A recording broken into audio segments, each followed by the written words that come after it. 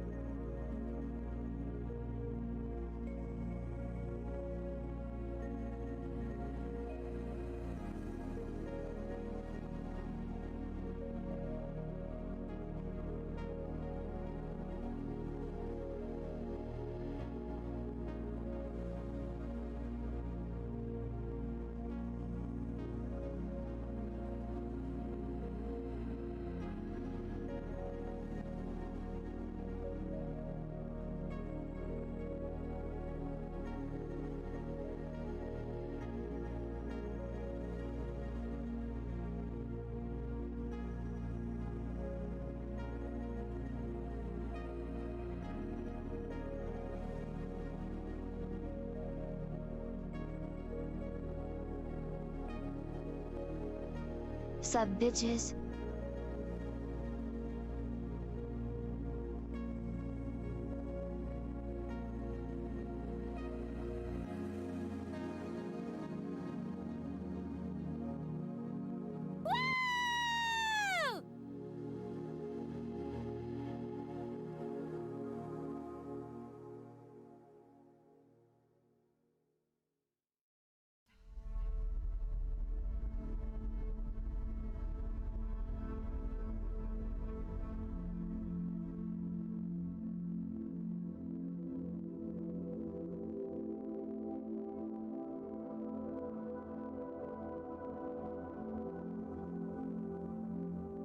Gee, it sure is boring around here.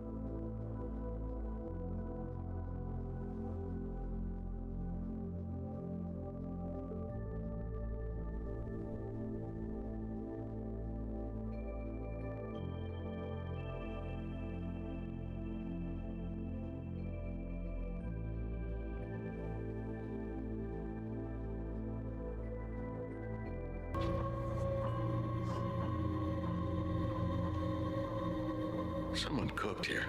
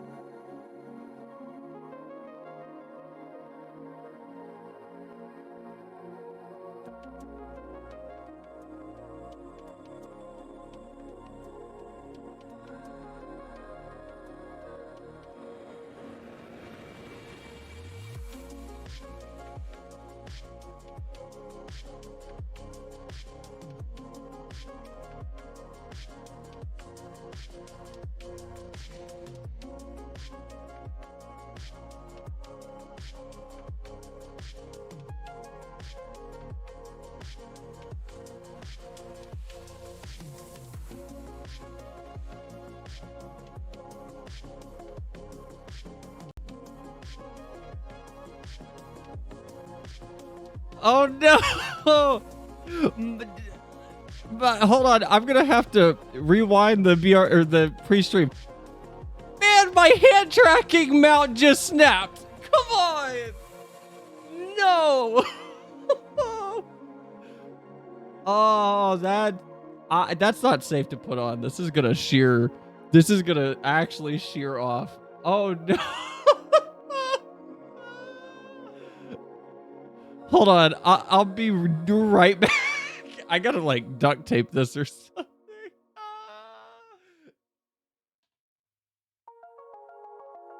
Jesus Christ.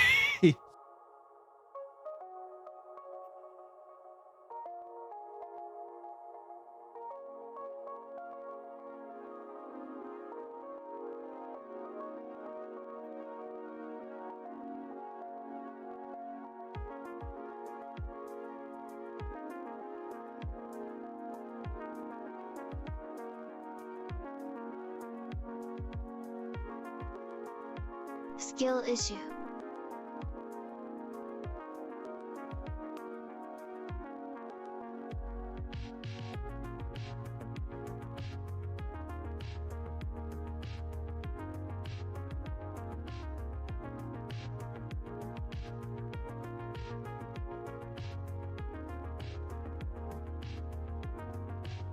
Man, I can't believe my hand tracking mount just snapped. Are you fucking kidding me?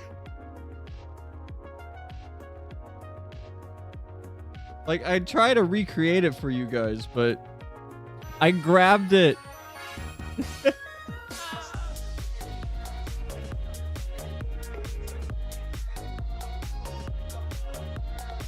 Oh my god. That redeem is so long. I grabbed it off of my, so I keep my hand tracker mounted to like my racing wheel. I grabbed it off of there and it just went. No. All right, I'm gonna try to give it a splint, or I don't know what you would call this. Hold on, I have tape. Hold on, I'm gonna try to fix this temporarily, and then later I'll epoxy it. Are you kidding? God damn it!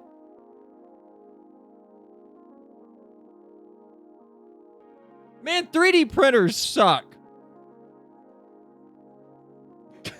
God. Like, do I even go over to the scene? You guys can't. No, just stuck here doing this for a second. Hold on. Hold on. Hold on. You had one job. Hold on. I gotta fix this. I gotta fix my hand track. It's broke. It broke. Man, now I gotta buy another one of these. Oh, I don't trust this at all to go on my neck. Oh, this is gonna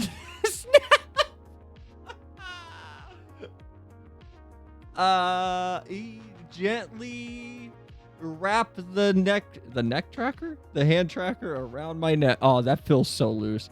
This is gonna fall halfway through the stream. this ain't gonna work.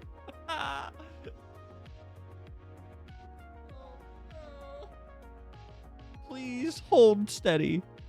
Man, what a bummer. Holy shit. Hold on, I gotta fix my model now. What a terrible start.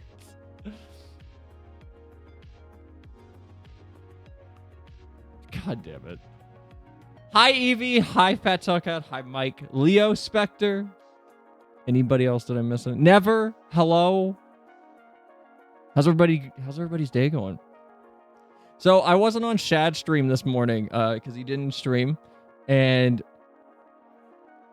we're gonna have to postpone Kingdom Hearts to next weekend.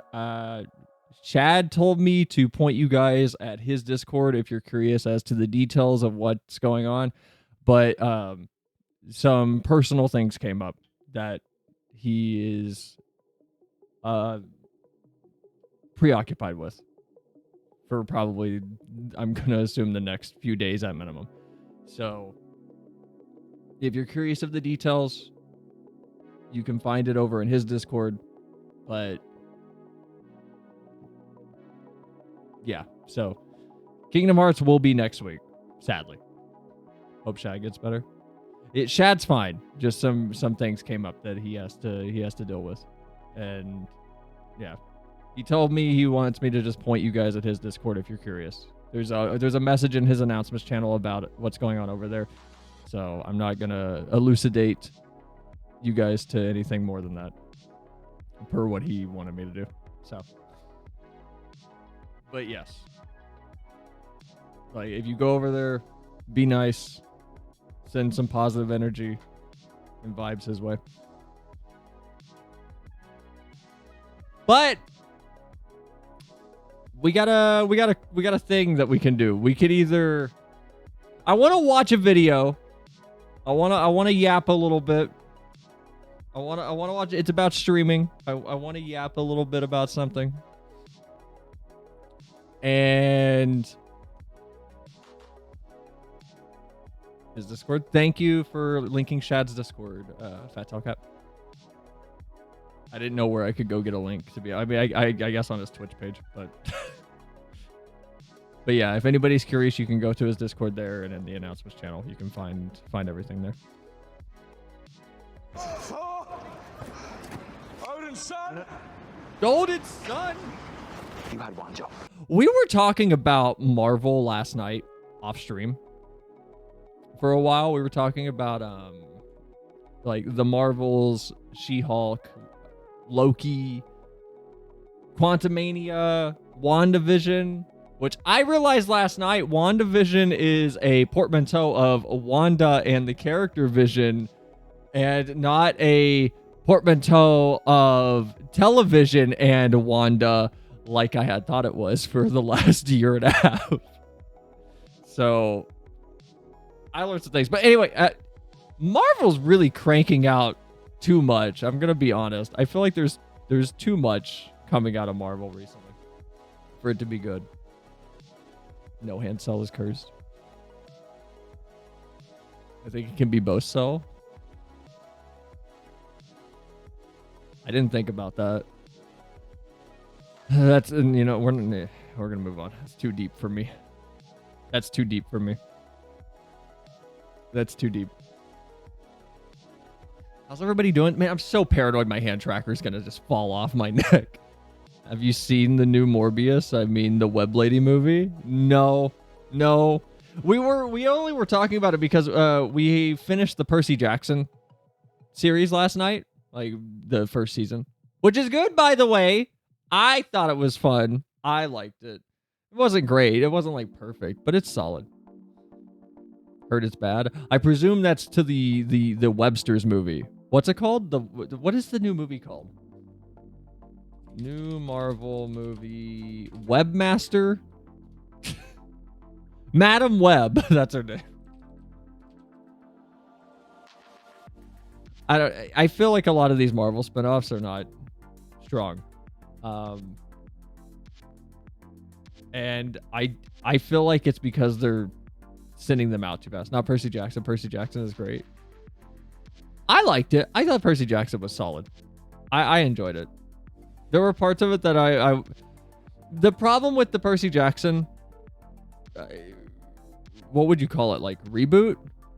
Like remaster? Like what would you call this? Because they've done a Percy Jackson movie before, but what would you like call it? Because readaptation? Remake?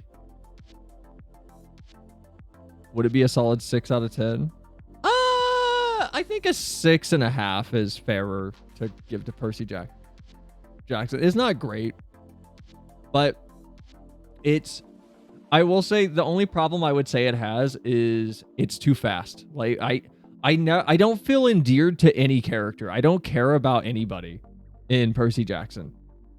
Everything happened too fast. I feel like it should have been a slower burn. And I feel like that's the issue Marvel's also having right now. Like, to go back to Marvel. Everything's too fast. And I don't mean they're releasing things too fast. I mean the things they're releasing are being told too quickly. Like the stories are compacted too much so that by the time you get to the third act, you don't care about anything. And if you do care about anything, it's always just followed by disappointment of the third act not taking advantage of exactly what we saw being set up. It's just something that we came to the conclusion about on our discussion last night off stream. But as someone who loves the books, I fully support the new adaptation. It's good. I like it. There's been a lot of weird hate, but I'm getting the same feeling of Harry Potter fans, like book Harry Potter fans. And when I say fans, I mean it in the negative way, where it's, man, they didn't adapt this part from the books. The movies are doing the books such injustice by not adapting the... No, there's a reason why Tom Bombadil isn't in Lord of the Rings, because Tom Bombadil doesn't fucking matter in Lord of the Rings. He is a broken character that would make the plot holes in Lord of the Rings even worse. Which I'm gonna point to the Eagles in Lord of the Rings. I think it's an absurd plot hole to even call it a plot, like to call a plot hole. It's not a plot hole. The Eagles are not just under Gandalf's control in the Lord of the Rings, from my understanding. And the eagle rescuing him from the tower, from Orthanc. That's not how it goes down in the books. So if anything, the movies just created this weird C plot where the Eagles were sentient and were communicated with consistently, where like they weren't just off doing their own thing. It's like, where are the dwarves during Lord of the Rings? Well, they're not concerned with the things going on with elves and man. Whatever. I'm getting in the weeds now.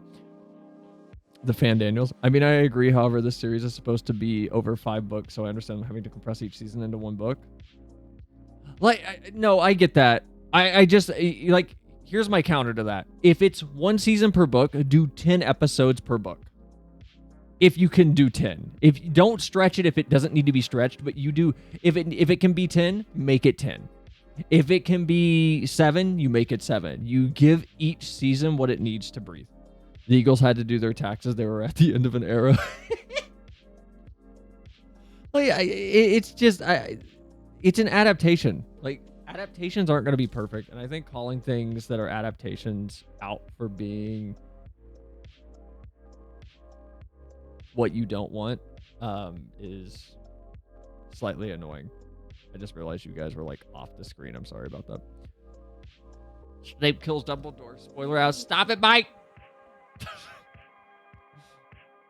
There might be some Zoomer that wanders past the VOD that doesn't know Harry Potter.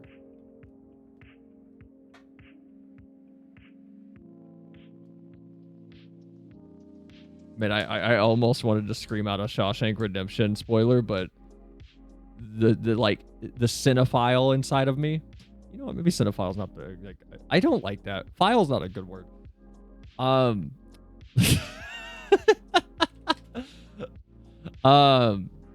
Like the fan of film in me respects Shawshank too much to just blurt out a Shawshank spoiler.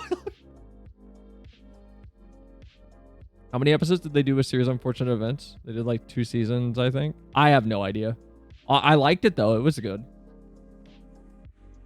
I feel like Series of Unfortunate Events lends itself better to being cut down or compressed more than something like Percy Jackson does, though. And maybe I'm wrong, but it's like a Wes Anderson story can be chopped up and played with more than like a Christopher Nolan story can. At least I think. Hold on though. Hold on, I have to take my anxiety meds. 1 second.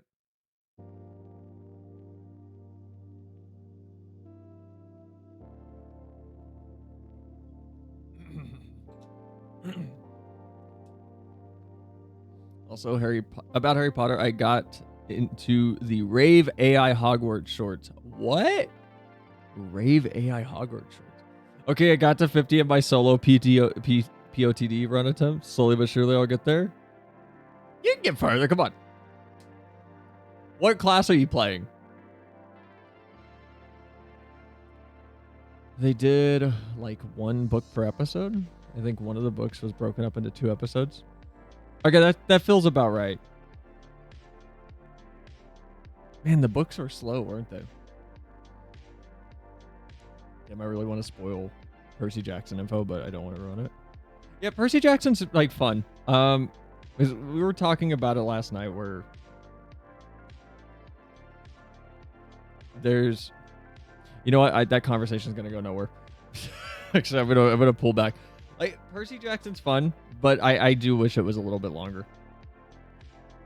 Just 2 more episodes, I think, would have been fine. I just never spent enough time with any of the characters to care about them.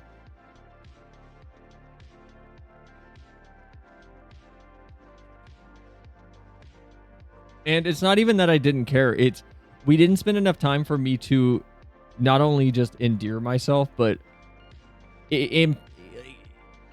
recall things. There are small details that I just don't remember. Still read the new books. It was the first book series that I liked. That's huge for someone with dyslexia.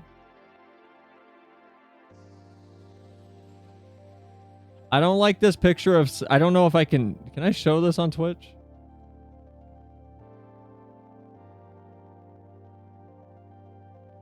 This isn't TOS. It's Snape upside down, and this isn't TOS. This isn't TOS, right? I'm not sure I like this. I'm not a fan of that.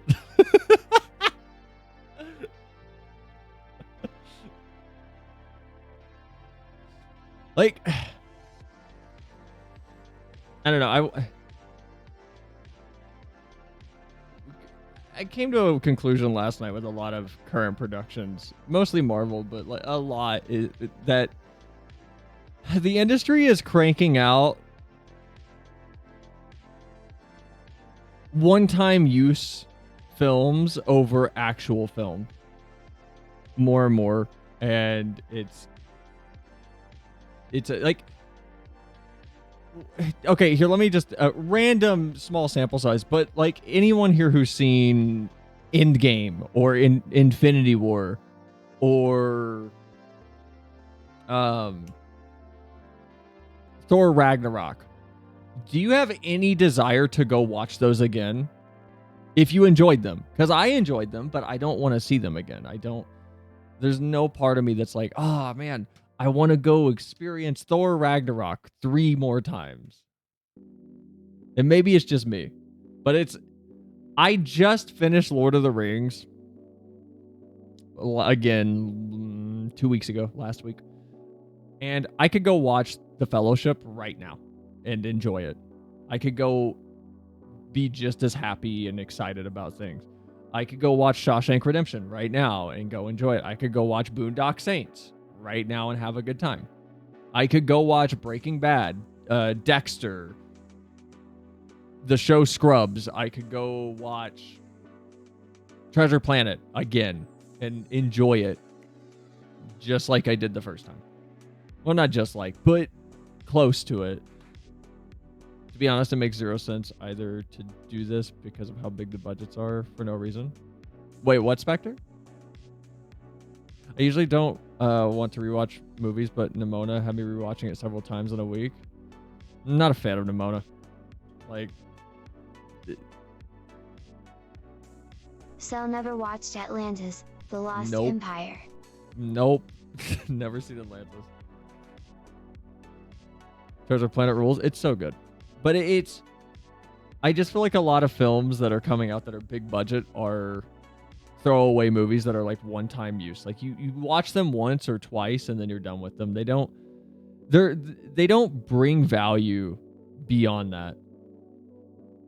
Like I can go watch Toy Story 1 and 2 over and over and still enjoy them.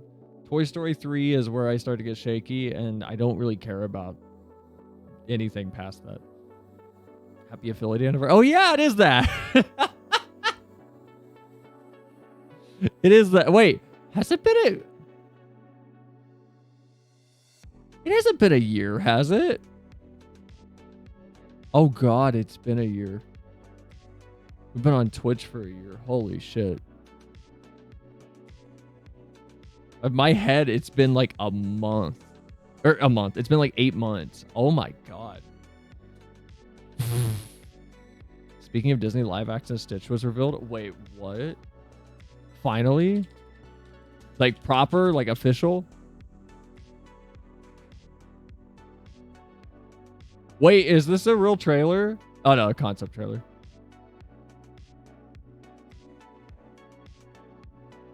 I would have enjoyed Nimona if it was animated slightly differently and the ending was not so soft.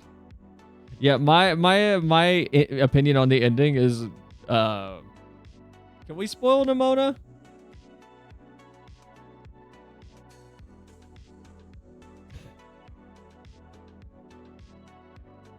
Okay, you know what? Here's what I'm gonna do because I want to talk about this. I want to talk about this real quick. Hold on. Here's what we're gonna do. Hold on. I have a good solid solution here. If I could figure out how to operate my streaming software. Oh my God, I am actually dying inside.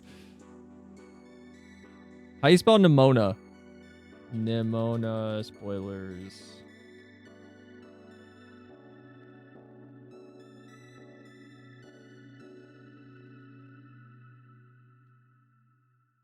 Okay, if this is on screen, we're going to be talking about Nimona spoilers. So when this is gone, you can leave. Or not leave. When this is gone, you can like come, you can re-unmute the stream. Someone help me. When this is off screen, when this is gone, unmute the stream. But if you don't want to hear Nimona spoilers, just mute the stream for now. Jesus. Okay, my problem with Nimona is if you're going to commit to having a character sacrifice themselves for a like greater good or for a net positive reason, and you want to have a happy ending or a melancholic bittersweet ending, but you still want to leave in hope that somehow they made it out because you don't want to commit, which I think is stupid. I think you should always commit, but that's another thing entirely. Like that's a narrative philosophy thing. That's not whatever. You can have it be open-ended by cutting Nimona short by about 10 seconds. The moment our main character guy opened the door at the end, we should have cut to credits. It should have cut to black and cut to credits because that's all we need. We don't need the second shot that reconfirms what the assumption is, which is Nimona survived by showing a glowing, I believe it was a glowing light coming from behind and the iconic sound that they had in the movie. You don't need to do that at all. It's condescending to your audience. It's condescending to your viewers.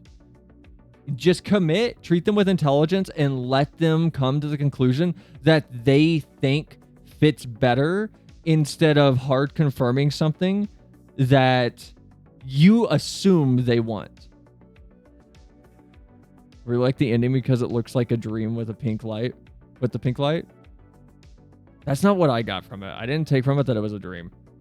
I took from it that they didn't want to commit to the sad ending because it's been a... I want to make sure I'm right before I like put my foot in my giant mouse.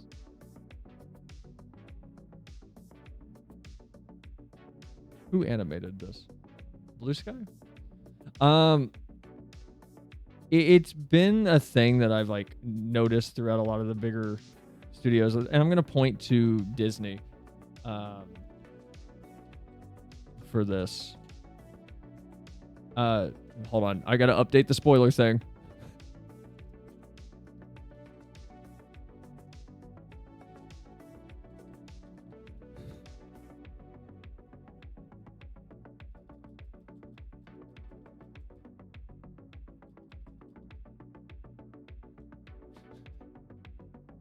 Okay. We're gonna spoil Soul too, so if you want if you don't want to have Soul spoiled for you, unmute when this is gone.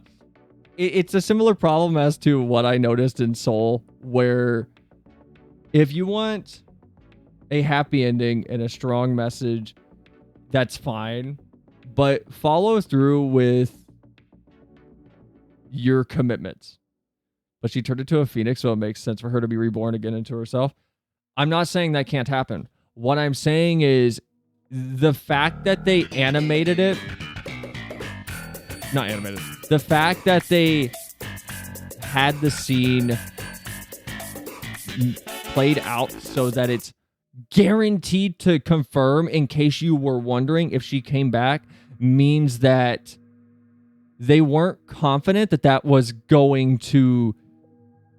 A, be the interpretation, and B, they weren't confident enough with the ending being strong because if it was so obvious that her just going, yeah, of course I'm back.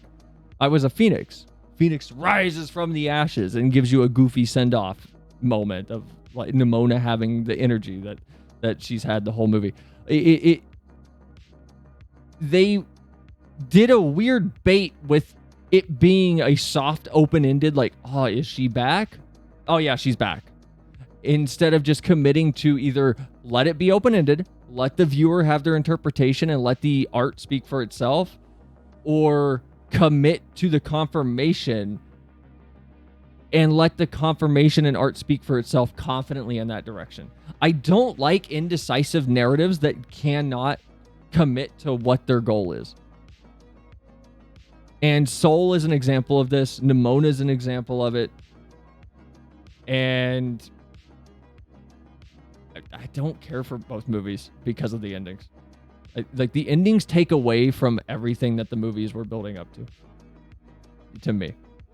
But I also can't just turn my brain off and not analyze every narrative beat when I'm watching something. How do you feel about the Walking Dead game season 4 ending? Don't know it. Have no idea what happens. Here, hold on. Let me hold on.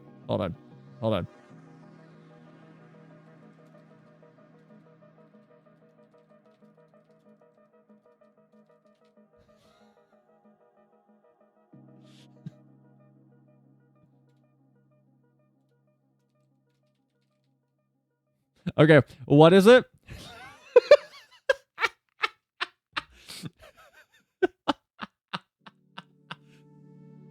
We're supposed to be doing FF or Infinitecraft. What's Walking Dead season 4's ending? Hold on. Walking Dead season 4 ending.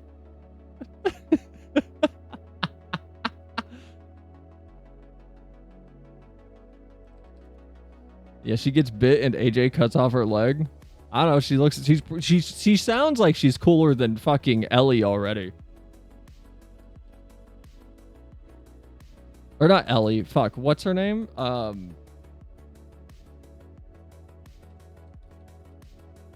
Who's the girl from Last of Us? Oh, it is Ellie. Okay, yeah, I was right.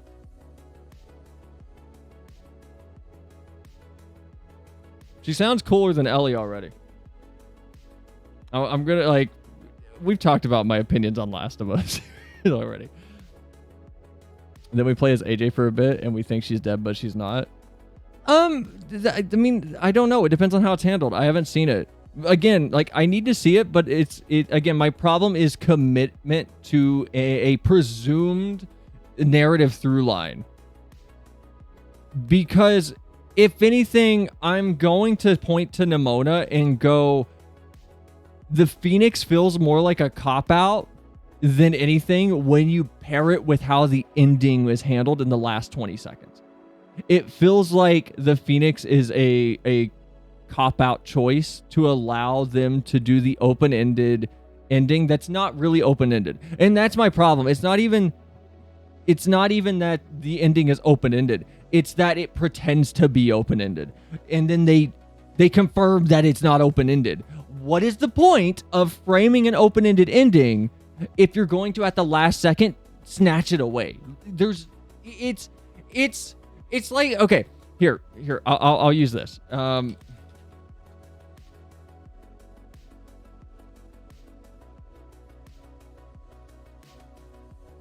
Okay, I'll use this as an example.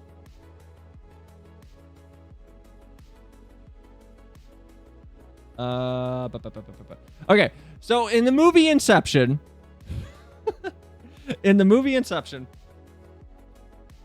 there is a plot thread that is Cobb, our main character, is attempting to get back to his family. And throughout the movie, you see people who have become obsessed with dreaming, and they want to stay... Spoilers. Yeah, Inception. Okay, fine. We'll add it to the list, too. Hold on.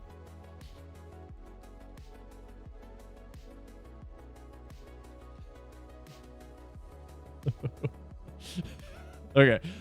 In Inception, there is a through line of a C plot going on that is people getting lost in their dreams willingly and wanting to stay asleep because they can have back realities that they can no longer participate in when they're awake.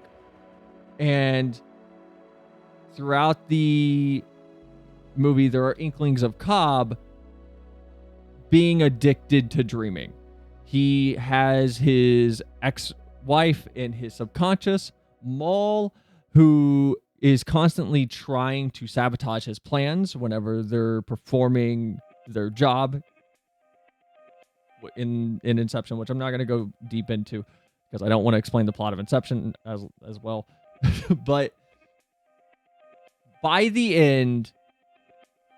Retitled the stream Spoiling Your Favorite Games. Hoot hoot. Here, I'll put spoiler. I'm not gonna bait people to come in and spoil shit when we're done talking about this. At the end though, after their job is done, you end up with a sequence that is Cobb back with his kids. In the whole movie, he has been trying to get back with his kids.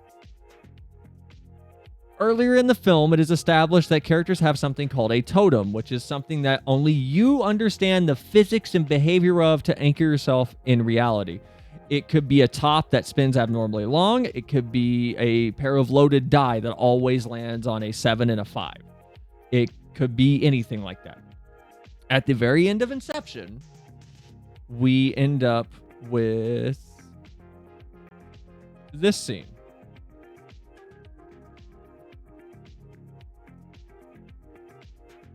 And this scene is one of the best examples of a modern day cliffhanger ending that is open to your interpretation. Is there any sound? Why is it muted?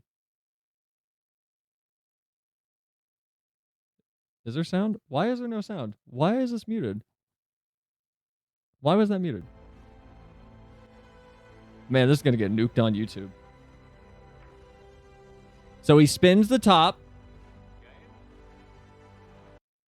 Did I just hear myself? No, I didn't. Okay. So he spins the top. You see his kids.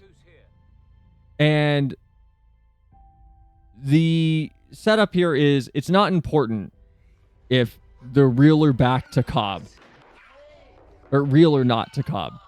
It's not important that he's in a dream or not to him. That's the assumption that is presented as a seed to the viewer. And we get a slow pan to the top, which throughout the whole movie is his totem and his confirmation of whether he's dreaming or not. It holds on it. We see it wobbling, and eventually it cuts to black here. And you don't get a confirmation because the important part isn't confirming if Cobb is back or not and if he overcame his problems. The important part is the viewer's interpretation of the sequence that you just sat through. What do you think happened? What do you think the character finally achieved? Like, did Cobb overcome his personal demons? Did he grow as a person? Is he back with his family? Did he get out? Did he attempt to get out and eventually succumb to those issues and decide, hey, I'll just sleep and have my kids in my dream? I can't get my family back in real life. It's not working out for me. Like if Nimona makes me feel like the top for the last 2 frames falls over. Like it builds up and builds up and builds up, and then the end of Nimona, the top does a really hard wobble to really sell like, oh, it fell, instead of just letting the viewer confidently come to a conclusion that they think fits the story they just sat through. And again, I want to be clear. My problem is if you're going to set up an open ending, commit to it. If you don't want to have an open ending, don't set up an open ending. Don't even have Cobb pull out the top if you don't want an open ending. It's still kind of open because he didn't check, so you could still theory craft there. But it's harder confirmation than just a, well, we want bait for sequels and tension, but we can't have it be a sad ending. It has to be confirmed it's not sad. It's more ruined when she speaks. I think the subtle pink glow would have sufficed, to be honest. I don't remember if she speaks or not. So if she speaks, then yeah. Then I don't need to make an argument there. All right, spoilers are over. You all can come back. It's safe now.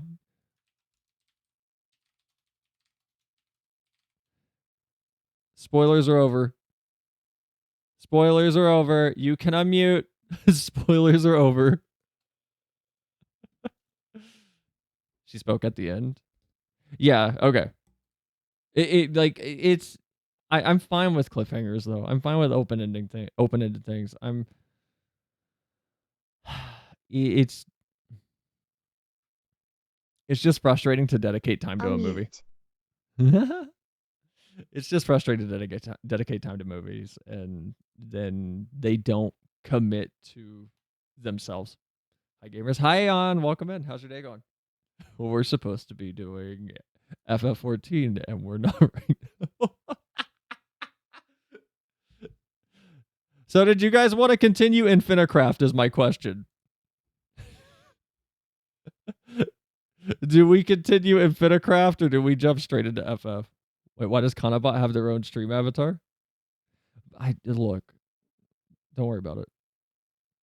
Sure. Okay, I'll move over. Let's see if we can finish up Infinicraft. Infinite Craft. There's 800 people watching people play this stupid game. This goofy ass game.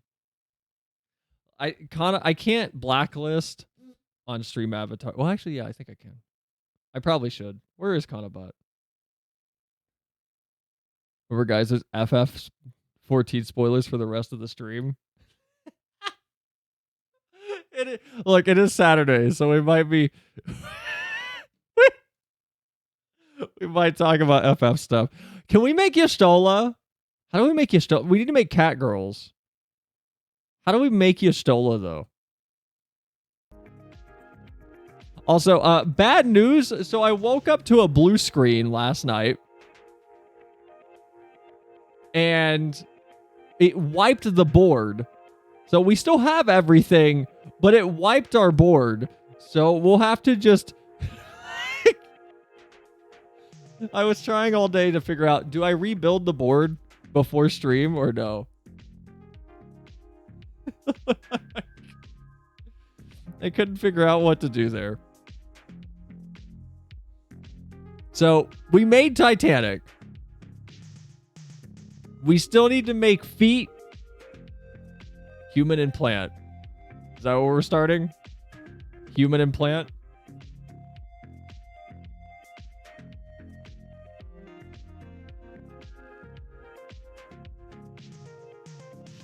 That's what we're starting with. Clean board makes it easier to organize. Yeah, I guess.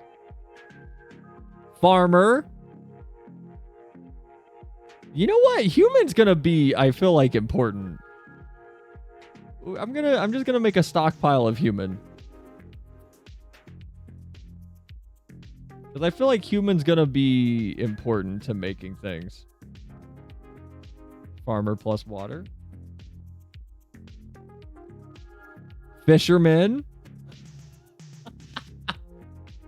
All right. What about human and fire? A phoenix. All right, human and wind. A ghost. Human and a mountain gives us a yeti. A volcano and a human gives us lava, so that's disappointing. Human and an avalanche gives us a snowman. Fisherman plus fish has to equal boat. Oh. Oh. How's your day going, Aeon? I don't know if I asked. I think I just said hi. Fish. Where is fish? Okay, we got too much stuff. Fish. Nope. But that gives us fishing. Finish moving, so just settling in. Oh. Did you lose anything? Did you manage to do the impossible and keep everything? Human and mud. Clay. Okay, that's boring. Steam and human. Engineer. Fishing can lead to FF14. You know what? Vivi's right. We're going to tuck that away. Engineering. Okay, we have an engineer. We need to make feet though. How do we point to like lower on the human body? Like how do we tell it like leg for example? Like do we make pirate and then we make like peg leg? And then human mixed with leg. Human plus ground. Sacrifice the fisherman. Human plus earth gives us farmer, so find a way to get a surgeon.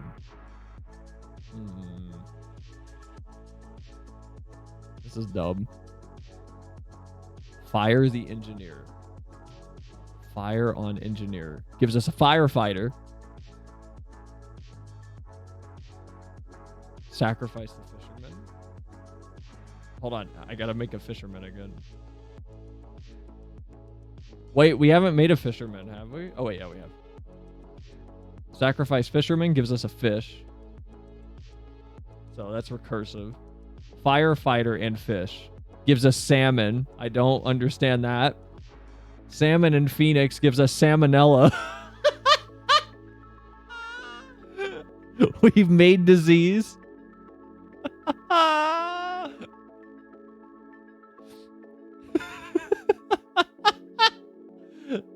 Salmonella and ghost give us a ghost, so that was pointless. Salmonella and farmer. Sick. All right, we have character statuses. Sick has been unlocked. A sick ghost. Sickness. This is not how this should be working. Salmonella plus human? Okay. We have a debuff. A doctor is sick plus human. Doctor and sickness is health. A human and health is doctor. Okay, that's recursive. Human and ghost. A zombie. A zombie and a humpback. A zombie whale. Doctor plus human.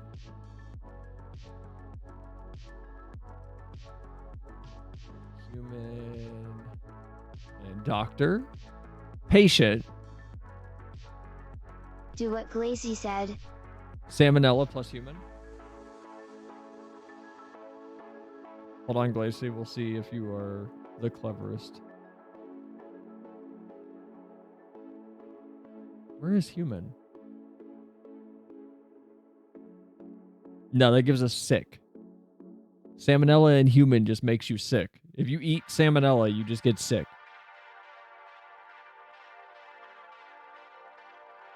What about a sick dragon? Sneeze. A patient dragon. A dentist. All right. I don't know where dentist came from, but we got dentist.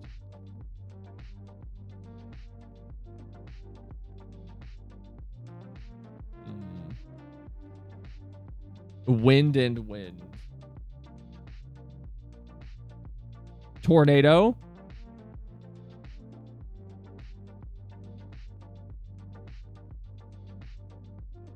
Hold on, do we have sharks? We do, right? A shark and a tornado. Sharknado. All right. Easy. A sick engineer.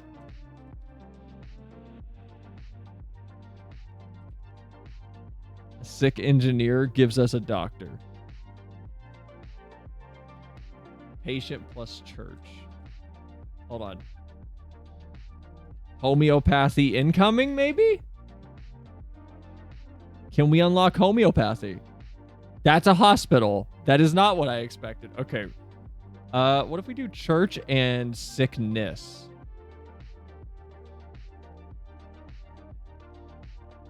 Church and wind gave us prayer, by the way. Sacrifice the doctor. Vampire. Okay, I feel like... What about Sharknado on a hospital? That just gives us Sharknado. I feel like this game would greatly benefit from the ability to control Z. Just to undo something so you don't have to go get the part again that you want. Let me move myself just a little bit. I'm going to move myself right there. Hospital plus salmonella. Salmonella plus hospital. Patient. Family plus sick equals epidemic. Oh. Can we make COVID?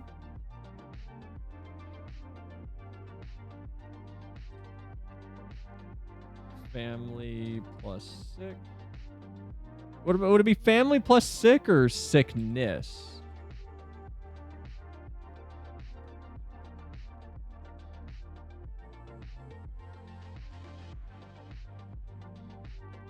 All right, hospital seems to just be the end of a chain for a lot of things. So what if we do hospital plus sneezing? Allergy? Allergy plus dentist is allergist. Doctor, firefighter plus prayer is angel. Like, should we just be slapping things together to see what we get? To see what we can expand?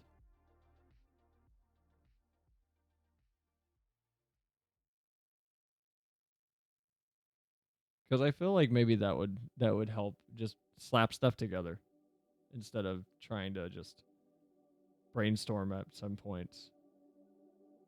Sick God.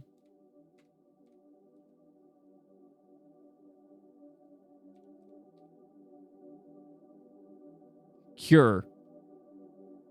So we have the concept of a cure. Chef plus hospital. Chef and hospital gives us soup. Soup and a Yeti gives us the abominable. Cure the earth? Hold on. Medicine. Alright, that's not what I expected. Vampire. Medicine to a vampire. Cure. Okay. So that's gonna just be recursive.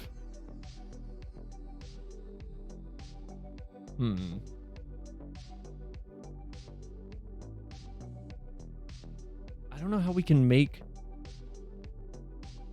Soup. Soup. Wait, where did soup go? But we've had soup. Hold on, we made soup earlier. Soup mixed with soup is stew. Wait, what if we do like stew and stew? No, that's disappointing. Can we make a knife? We have. I mean, we have sacrifice, but like, I don't know how we would make a knife, because the rules of like Infinicraft doesn't make explicit sense to me. We might have to start nesting doll some things. What do you mean?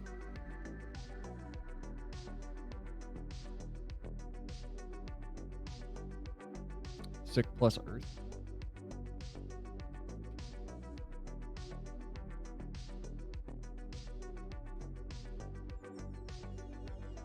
Dirt. We have regular dirt now. It took forever, but we have dirt. So that is actually probably a good thing. We can do things with dirt now. Dirt and fire. We have grass. Like clay, pottery, then pottery plus pottery. The problem is it gets recursive. So like here, if we do clay, we get a brick. And then if we do brick and brick, you get a wall, right? And if you get a wall and you put another wall, you just get a wall. So eventually you hit this recursive pattern of you hit the end of the chain, and the chain can only go backwards and then forward again, and then backwards and then forward again until you introduce a new element.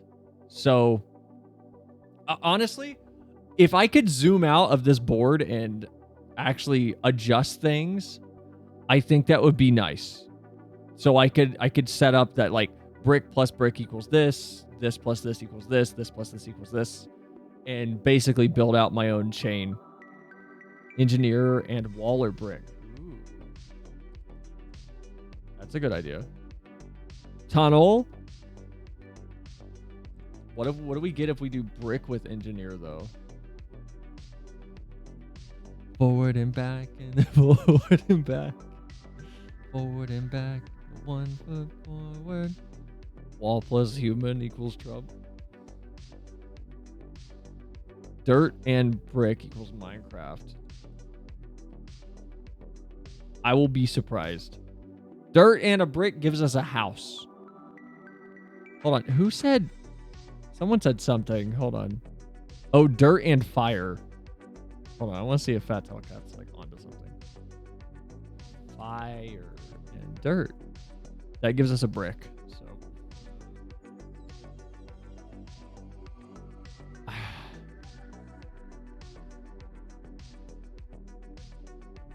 feel like we're at a weird sick house.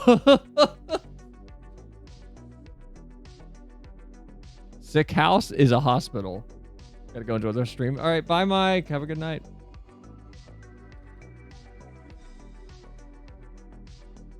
House and fire.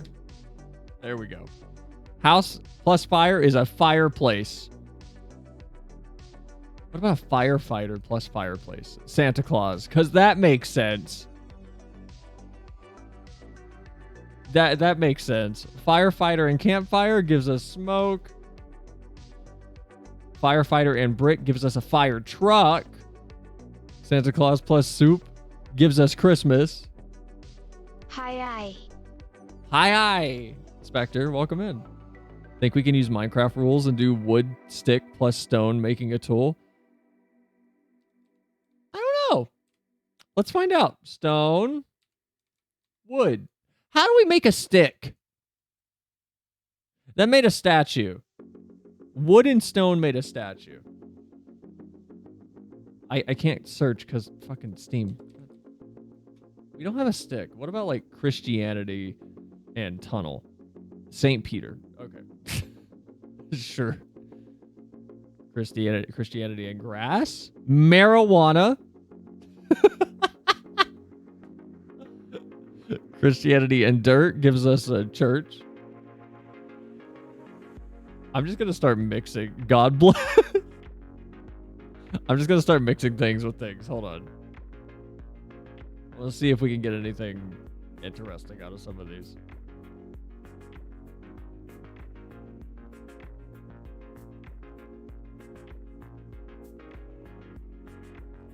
Christmas, Christianity with fireplace, Christmas, Christianity with a wall, crusade, Christianity with a fire truck, hell. Christianity with smoke gives us incense. Christianity plus zombie well gives us Moby Dick. Christianity plus vampire gives us Dracula. Christianity plus snowman gives us Frosty the Snowman. That actually checks out a little bit. Christianity plus hospital gives us charity. Christianity plus church equals religion. Religion plus charity is just back to church. Incense and cross plus fire. No, I don't know. Crucifix. Cross plus fire gives us a crucifix. Christianity is the duct tape of crafting. What the fuck? Hold on. Hold on. I'm gonna make a stockpile of Christianity. Okay. Now we're just gonna start slapping shit on Christianity. Water gives us baptism. Fire gives us hell. Hell and hell gives us a volcano. That was boring. Wind gives us church. What about a wave? Baptism again. Christmas plus church. Christmas plus church gives us Jesus. Aztec Christianity? Santa Claus.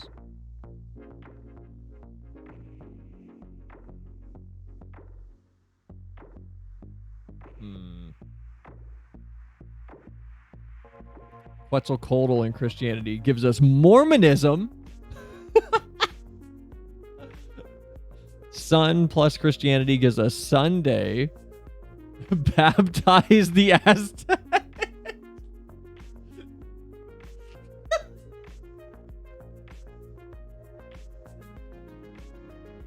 I don't know what this is going to even begin to give us. That just gives us Christianity. That doesn't do anything unique. Incense with Christianity is Catholicism. We must sacrifice Christianity. That gives us Jesus. Mormonism. If we do Mormonism plus human, do we get South Park? Human, Mormonism. Mormon. We got one Mormon. What about Mormons and...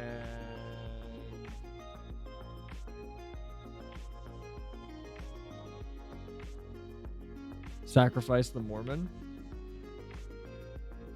Polygamy. Mormons and marijuana. Oh, hold on. Spectre's on to almost an alliteration. A Mormon and a singular marijuana gives us Mormonium. What is Mormonium? Hold on. What is Mormonium? Mormonium. Is this a thing?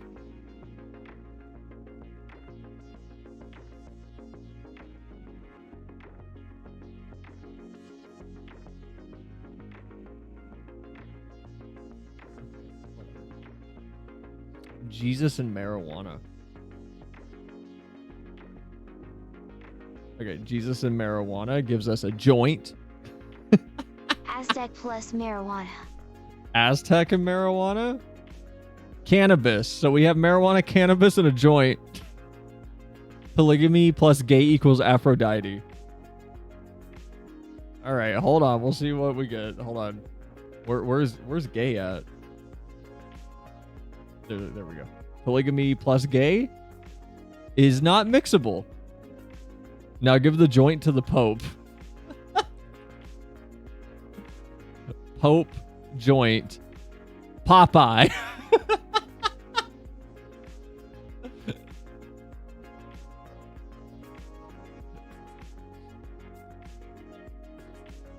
Gay plus marijuana.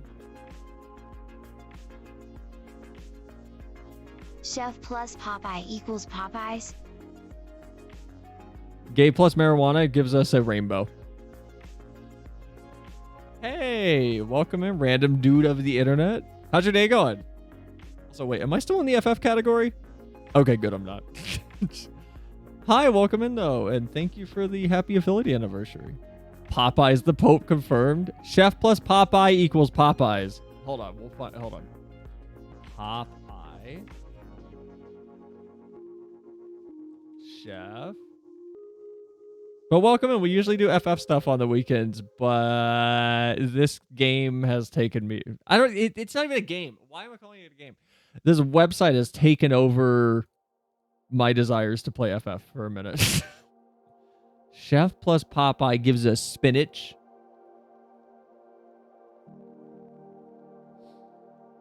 What about polygamy and Popeye? Spinach again. 2 spinaches? Spinach.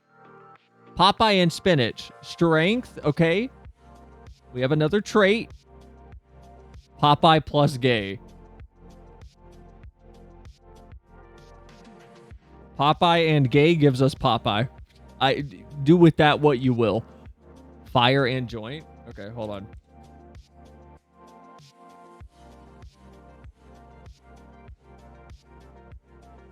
Fire and joint gives Sacrifice strength. Cigarettes. We have invented cigarettes. Jesus and smoking. Smoke.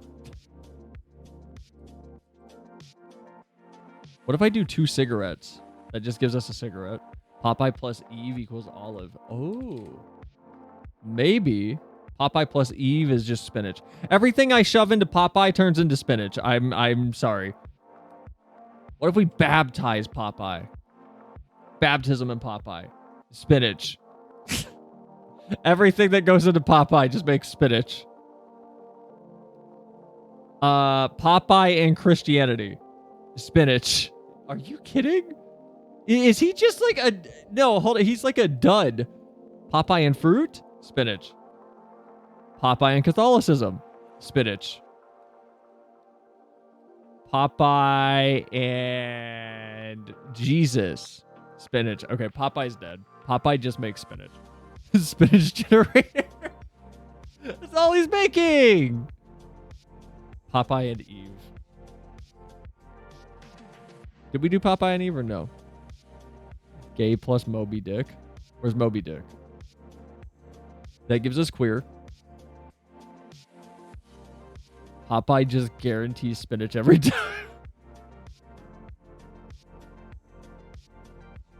Yeah, Popeye's like heavily cook the spinach. Ooh. Cook spinach. Popeye. Popeye is too recursive. Popeye just makes Popeye. And anything added to Popeye makes spinach. And anything added to spinach makes Popeye. I think Popeye's a dead end.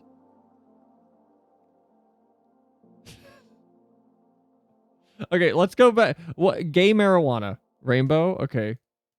Gay cannabis. Rainbow. Gay crucifix. A priest.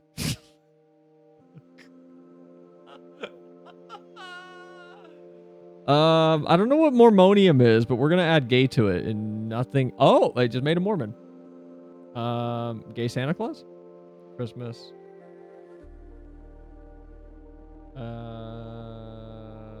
We already did gay Christianity. Weed Christianity. Rastafari.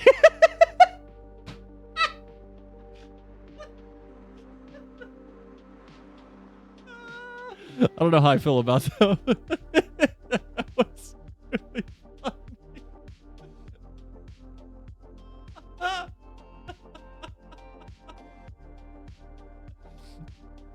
Gay St. Peter? Wait, where's St. Peter? We made St. Peter, right?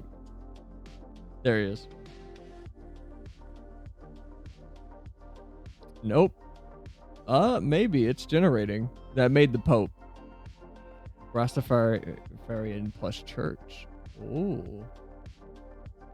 Bob Marley. So we got Bob Marley.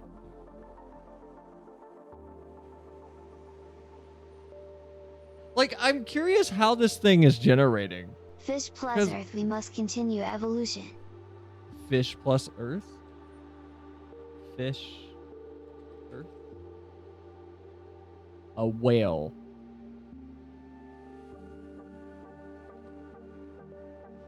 What about a whale with grass? Krill. What about grass with gay? Lawn. Like, I thought I knew how this was generating, and now I'm just more confused by it, to be honest. Like, the longer I go, the more I'm perturbed. Bob plus dragon. Lawn plus engineer. Okay, we'll try both of those. Hold on. Engineer. Lawn. Lawnmower. That's new. And then Bob Marley plus dragon gives us reggae. Cook the krill. Krill cook. Sushi.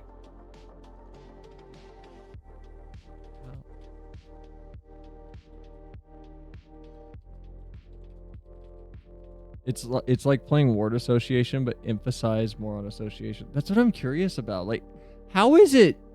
What is the way it decides? Sushi plus human. Human and sushi gives us sumo.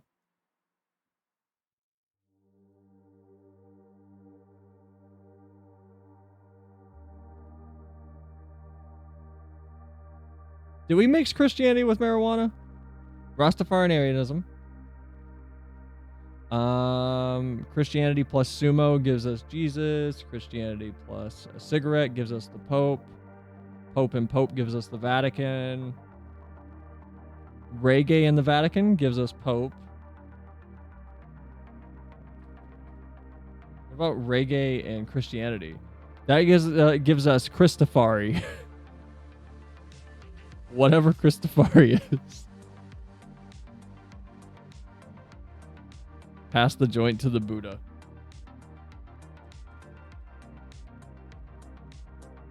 Buddha and Rastafarianism. Bob Marley. Okay. Buddha and joint gives us a stoner.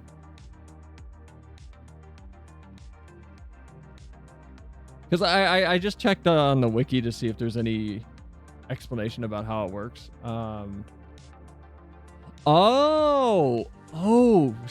no, okay, I was right. It is using AI.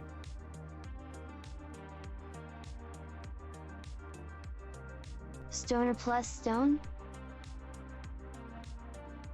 Stoner plus stone? Hold on. So whenever you combine things, it is apparently sending the two words to a large language model that then creates the elements that they could make.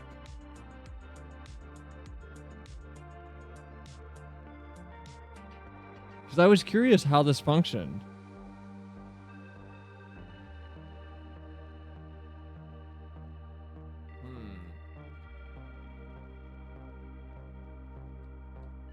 Okay, stone and stoner.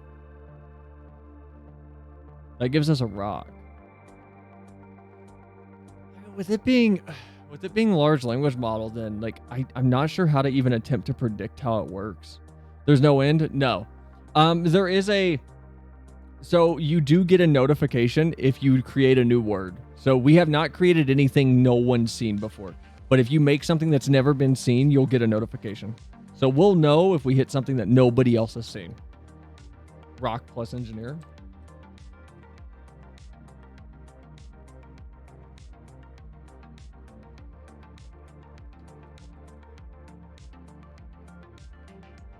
Stonehenge. Give a joint to the engineer.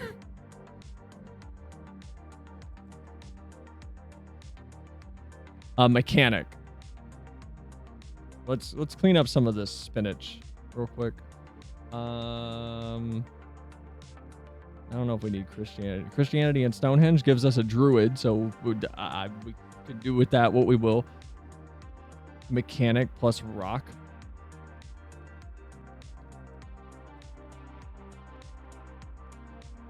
That gives us a stone. So druid and Christianity gives us a Christmas tree. A druid and dragonborn gives us a dryad. Druid and gay gives us Elton John. Okay. Now make the mechanic sick. Mechanic sick. Doctor. That checks out because a mechanic that fixes sick things is a doctor. The human body is just a biological vehicle.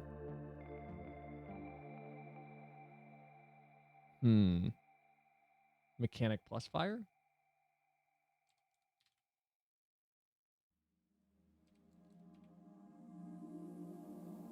That gave us an engine. We are but flesh mech. We are. Our brain is just a biological computer. We live in a simulation.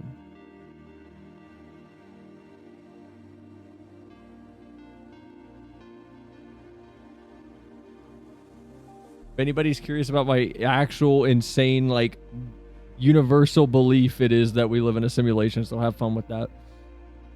Then it's time to sacrifice the mechanic. I feel like sacrifice is the strongest thing we have at this point. Here, you know what? Let's just sacrifice everything on this board and see if we get anything new. Let's just see if we get anything new. Sacrifice marijuana gives us a ritual. Here, I'll put everything new in the left-hand side. Sacrifice religion. Ritual. Sacrifice Pope. Jesus. Sacrifice Jesus. Salvation, which we've seen before. Sacrifice Christianity. Sacrifice, Jesus. sacrifice. Marijuana, ritual, Mormon, polygamy, Frosty the Snowman gives us snow. Hospital gives us blood. Sacrificing strength gives us war. Christmas tree gives us a Yule log. Christmas gives us Santa. Dryad gives us a tree. Sacrificing a doctor gives us a vampire. Sacrificing Elton John gives us burning love. Sacrificing gay doesn't do anything. Sacrificing Bob Marley gives us Rastafarian. Sacrificing engine gives us a car. It's always morally correct to gang up on pregnant woman. It's still a 2v2. Where did that come from? Where did that come from? Sacrificing Santa Claus gives Christmas. Oh, it made a chimney. Santa plus Santa equals Santa. Santa plus chimney equals smoke. Christafari, when sacrificed, gives Christ. Sacrificing Sunday gives football. I don't understand that one. Sacrificing fire gives a phoenix. Sacrifice crusade gives religion. Sacrifice Popeye, chef, rock. All right, I think that's everything we're gonna get, honestly, out of what we have. As far as like God End Engine for God Xbox. We're trying to make feet over here.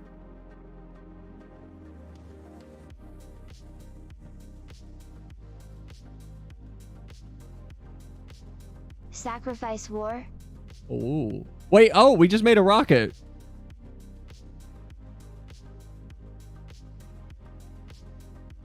Combining two engines gave us a rocket. What about two rockets? A satellite?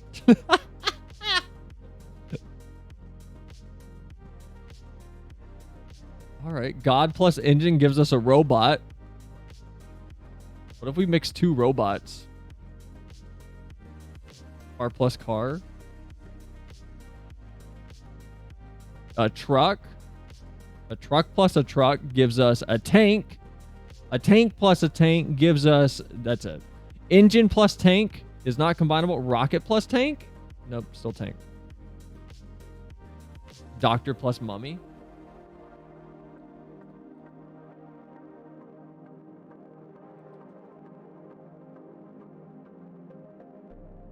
A zombie. What if we mix 2 zombies together? A zombie king. If we mix 2 zombie kings together, that's it.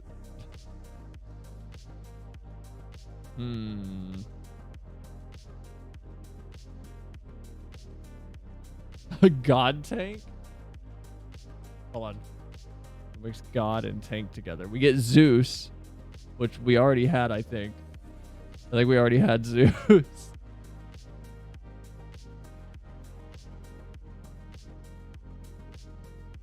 Huh. Burn robot to finally get steel. Oh, wait. Yeah, true. Robot and fire? Nope, that's just a robot. Who said something about war? Sacrifice war.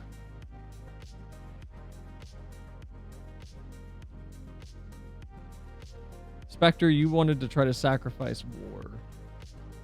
That gives us peace. We combine 2 war, we get a battle. Ritual tank for war, maybe? Ritual and tank. Nope.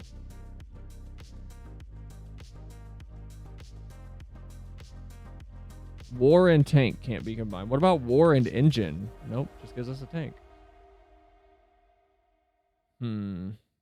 War and ritual? Sacrifice, so we're back at that. Make a gay battle. War. Peace and war? Truce. Truce and religion gives us peace. Truce and sacrifice give us peace. Truce and hospital gives peace. Truce and robot. War plus robot?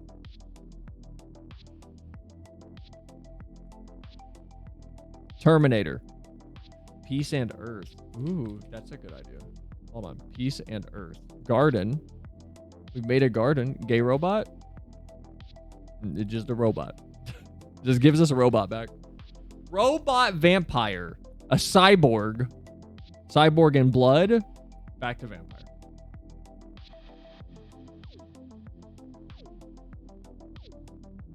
Garden and Eve. Ooh. I like that. Garden and Eve give us an apple. So, you know what? That checks. That checks out.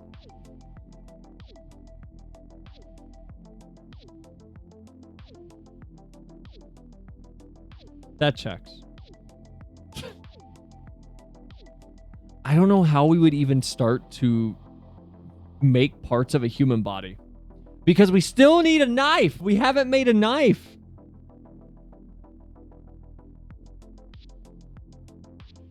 I don't know how you would get knife.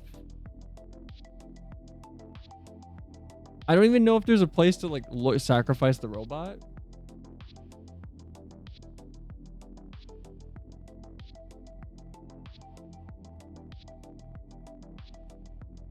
Have we sacrificed a dragon?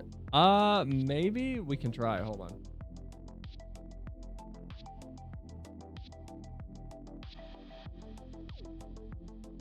Let me grab a dragon.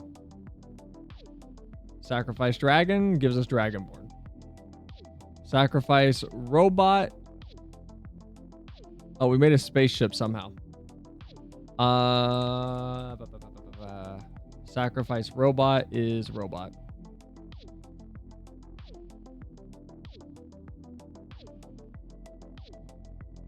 Battle plus tank somehow has to make an RPG. We could try. No, it makes war. Did we try sick dragon or sick god?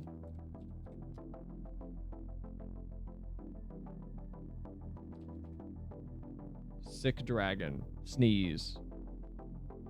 And then I believe Sick and God made a doctor. No, it made cure. That's what it made. Mormon spaceship gives us Kolob.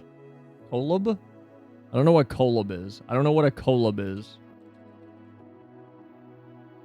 A Kolob is a star or planet described in the Book of Abraham. Oh, okay. It's a Mormon thing. I don't know what that is. What if we mix 2 phoenixes? Time to cure the robot. All right, cure robot. Cyborg. Cyborg cannibalism? That's a robot. Terminator human. Hold on. Cyborg. I feel like it's not as consistent as it needs to be to like easily make progress in any sort of logical fashion.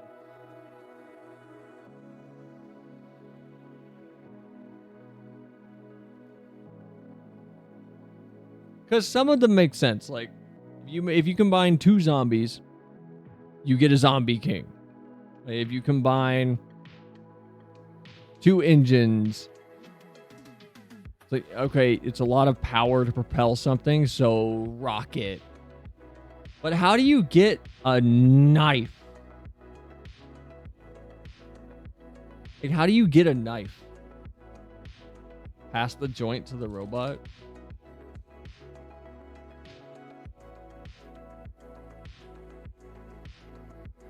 Cyborg. Zombie cyborg. I feel like I just need to start a Zeus bot. I feel like I need to just start combining things again. Onyx seemed to do unexpected things when slapped onto things. Okay. Onyx Garden. Gives a Sphinx. Sphinx and a diamond. Pyramid. A Zeus bot on Onyx gives us nothing. Buddha on Onyx gives us stone. Sneeze on Onyx gives us snot. Tank on Onyx gives us a tank. Phoenix on Onyx gives nothing. Kolob on Onyx? Nothing. Christ on Onyx gives us a cross. Football on Onyx gives us a ball. Peace on Onyx gives us the Sphinx again. Salvation. Gives us a snake. Onyx and hell for netherite. We do have hell now. That's obsidian.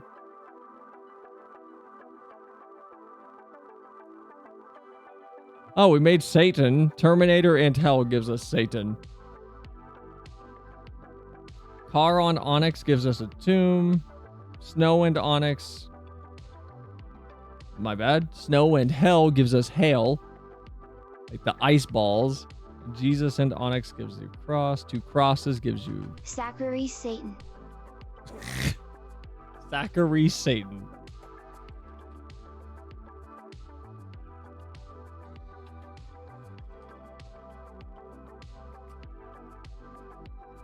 That gives us a demon. Burning love on Onyx is obsidian. Mummy on Onyx is Tutankhamun. Rastafarian on Onyx is Bob Marley. Yule log is fireplace. Tree is a tree. Have we reached the cat girls yet? No. I bet if you cure Satan, it gives an angel. Oh, where did we get Illuminati?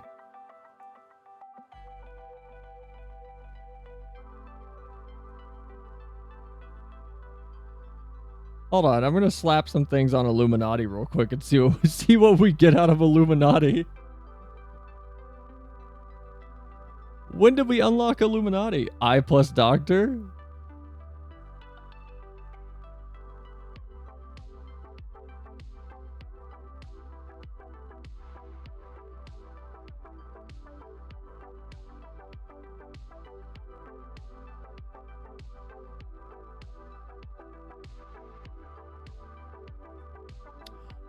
World War. Okay, hold on. Let's see. I plus doctor should just give us optometrist, right? Optician. I'll take that. I think you accidentally merge things when you're removing stuff. Like in the words of Bob Ross, happy little accidents. There we go. There's eye doctor. Maybe ritual and pyramid gave Illuminati. Maybe.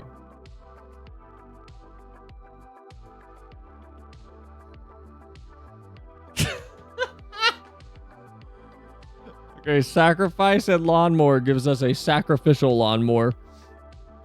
Whatever that is.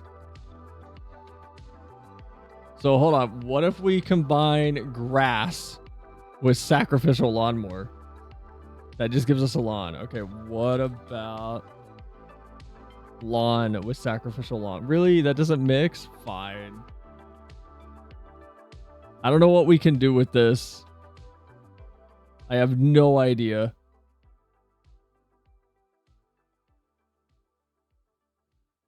Snot plus Satan gave us Snotten.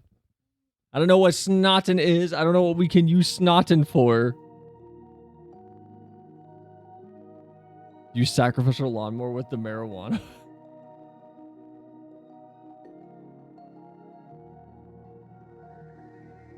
Oh, they give us Ozymandias. Okay, Sphinx with the sacrificial lawnmower gave us Ozymandias.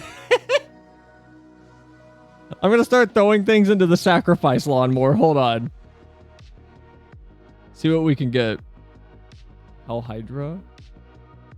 Snot and these nuts. All right. I don't think we're gonna get to feet. I'm gonna be honest. I feel like feet are unachievable, and I don't know how to get to Final Fantasy 14. I have no idea how to manipulate the language model they're using with these options, because some of these are so random to me.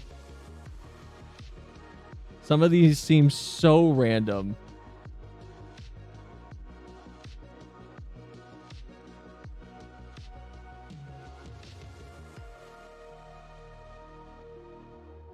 Not all of them are making sense anymore.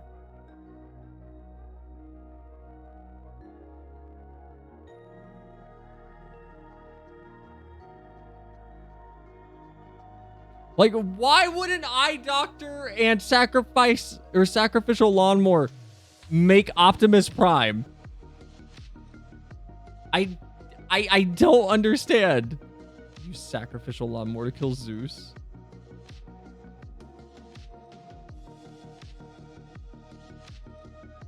I'm worried we're gonna find the goddamn Allspark before we find metal or a knife.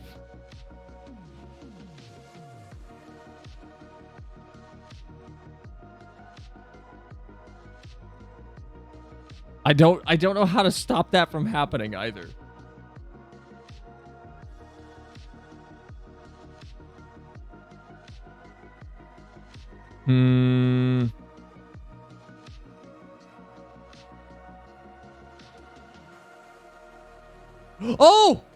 Oh, okay, hold on.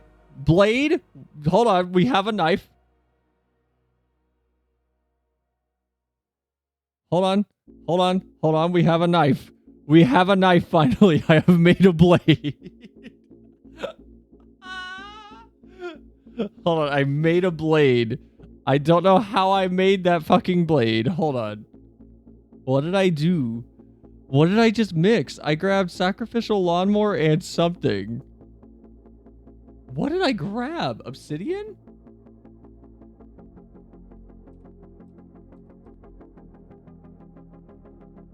What did I grab? Hold on, I gotta go back and check. I don't know what I grabbed.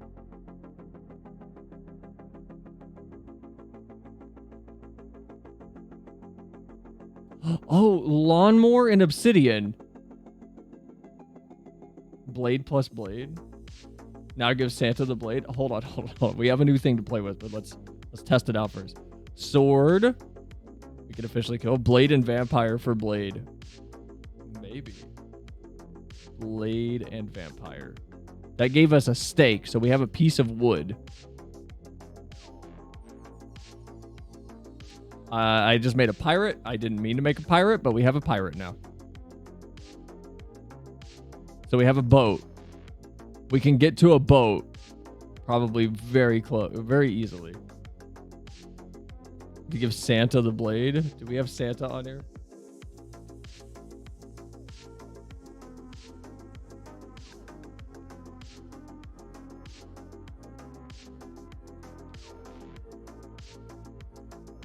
It just makes Santa Claus. Pirate engineer for games. Ooh. Pirate and engineer gives us a captain. So didn't give video games, but I mean, we got close. Ish. In a way. Not close at all, really. Vampire plus Jesus. I think that gives you Dracula. Also, hi, Elena. Welcome in. What does Vampire Jesus do? How's your day going?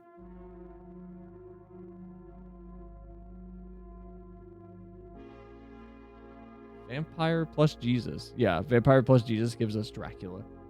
Steak and Dracula gives us a vampire. What about a vampire and a steak? Dust. So we have dust. What about dust and wind? Sandstorm. Sandstorm pirate? Sand pirate. Man, does anybody remember that really cool proof of concept film that was going around back in about 2011, I want to say, on YouTube with the whale hunters on Mars? Does anybody remember what I'm talking about? I'm gonna have to go like look to find this. Darude Sandstorm? What would we even begin to do?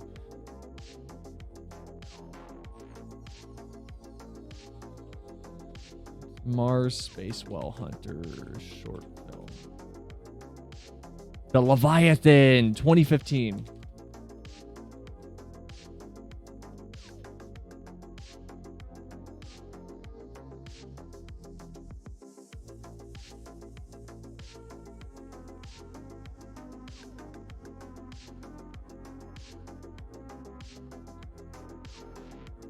Does anybody remember this? It's an old short film teaser from, 2015. But super, super cool looking. I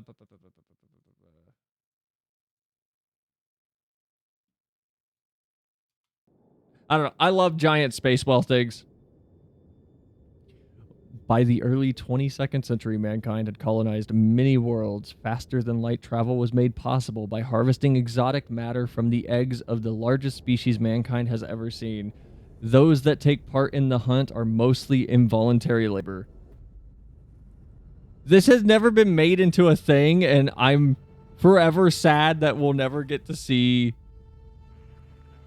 this concept as a full movie. Because this is everything I want out of sci-fi.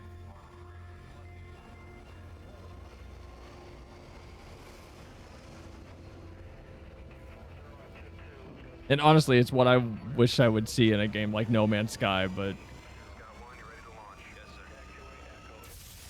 there's no way that a game's ever gonna capture this. Why are there no subtitles?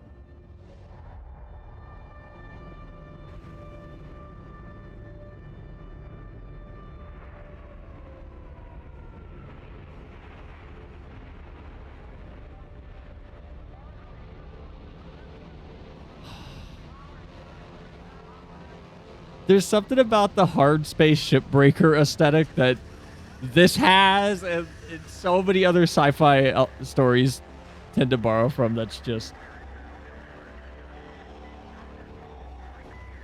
oozing with personality.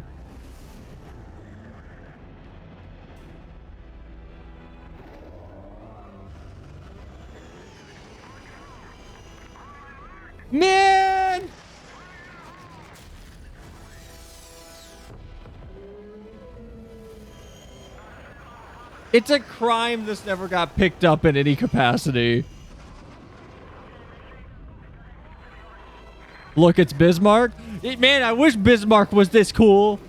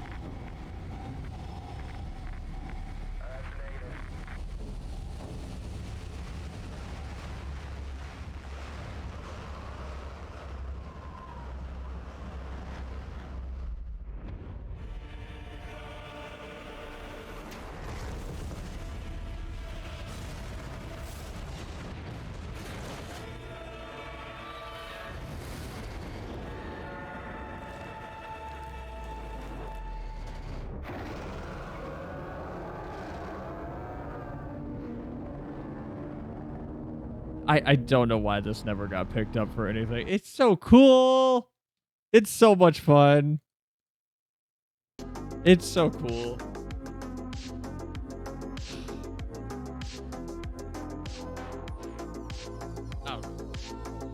I don't think we're gonna get feet, guys. I don't think we're gonna get FF14. I don't think we're gonna get to anything else that we need in a relatively quick fashion.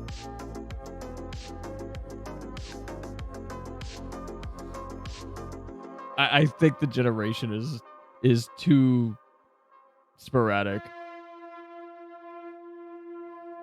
I don't think we're gonna get there.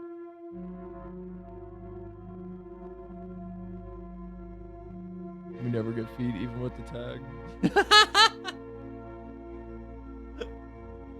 Look, I have had FF14 running in the background for so long.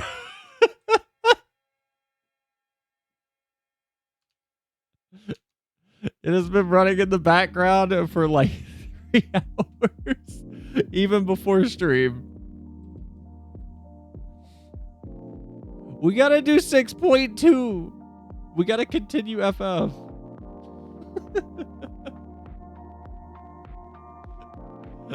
We gotta continue FF. Oh my god.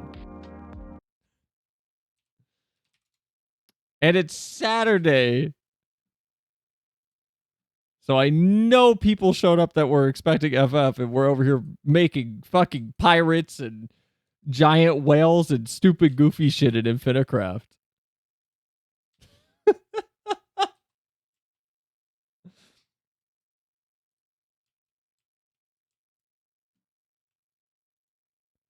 Oh my god. Where do we leave off? Hold on. Nowhere to run. I don't even know what did we do last time? I just remember Yashtola did froth and foam. That's all I remember. And where we leave off? OBS, can you pick up the game? Thank you. Jeez. You gotta get to the Void Sent home base. I don't want to talk to the Void Sent. I don't want to talk to Harper anymore. What's her name? Zero? Zero's so downtrodden and just like, ugh, money for my services, please.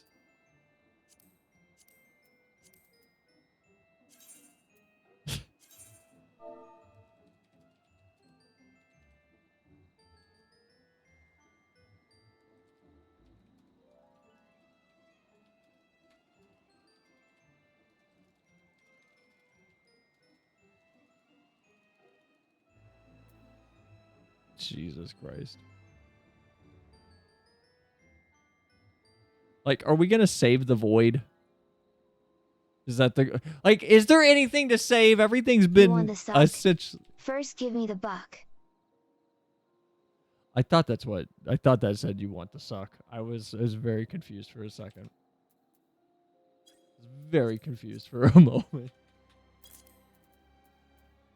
Man, pre-stream, like if we weren't doing Infinicraft for a little bit today, pre-stream, I wanted to talk about FF14's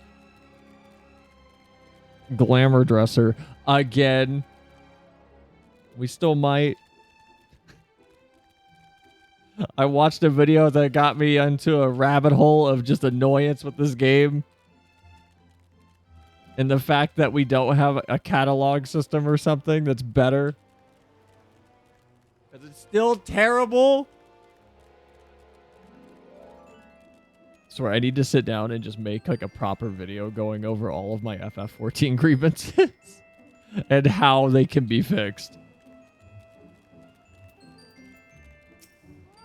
Because I was browsing a bunch of Reddit threads and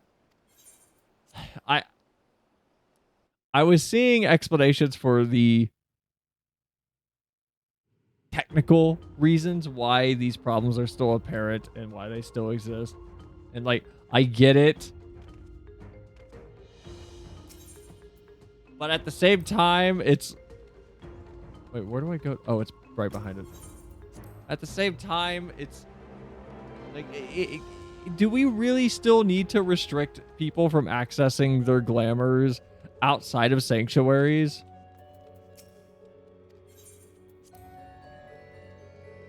Like, do we? And I don't know. From what I can find, the answer is maybe.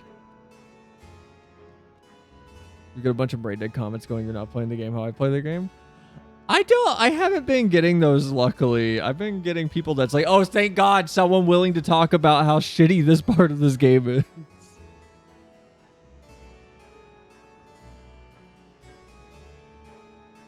I don't know if those pop up on mostly new threads and then they get like filtered out. Because I'm only finding old discussions.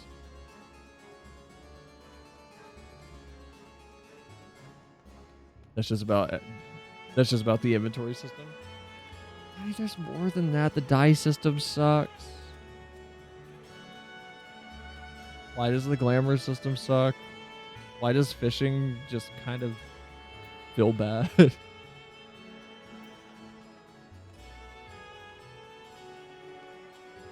Oh wait, I'm not dressed appropriately. Oh no.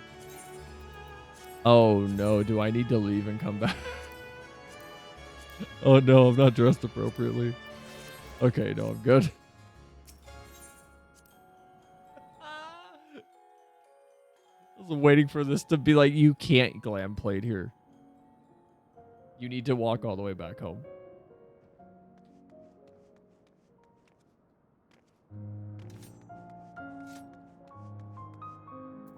Why can't I talk to you? You must be accompanied by 0. Oh, okay.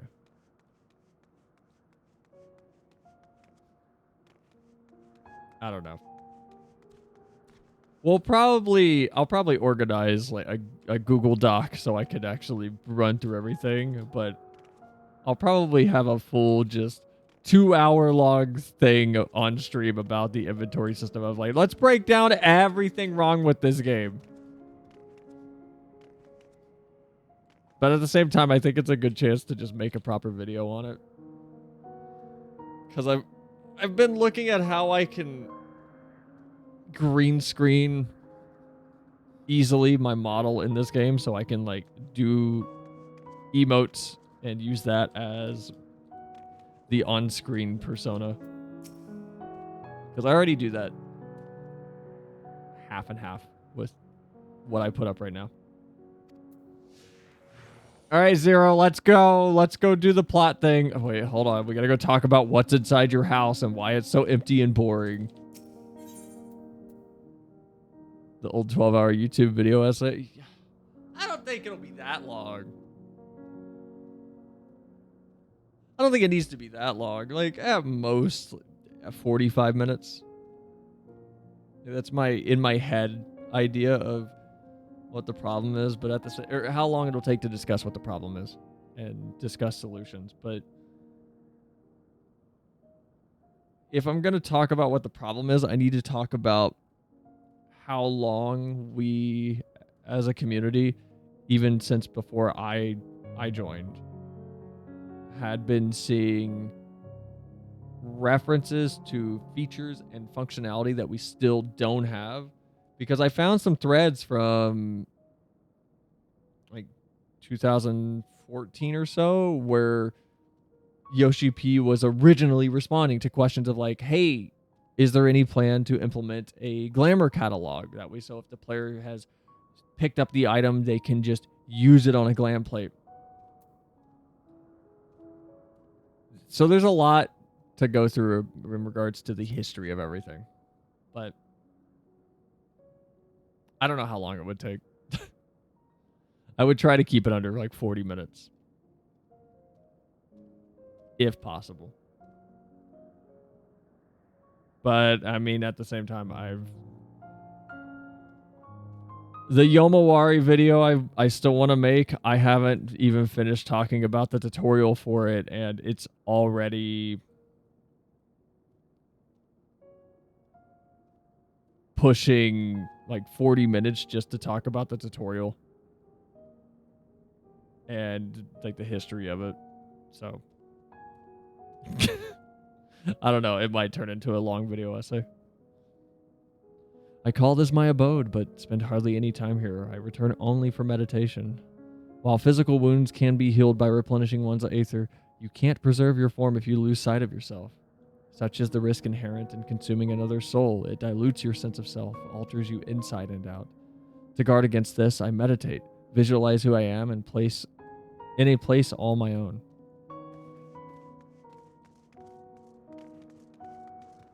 Said it before, I'm going to say it again. God, Emmett, and company really messed up the 13th. It is not good to walk around with her like that. You're her minion then. You know, I don't take minions. She has some questions and I want you to answer them. What other questions I'm asking? Golbez. I don't know that one. Only Skatak. Skatak? Skathach? How do you say that? When she led us beyond the veil, I grew scared and fled. Baby's first rejoining and they fucked it. Man, like, that's gotta be a damper on attitudes and morale. To be like, all right, boys, it's our first run. We're gonna go out there. We're gonna hit them hard and do it right, and then just make it unrecoverable in its destruction. It's gotta be terrible to have it mess up this bad.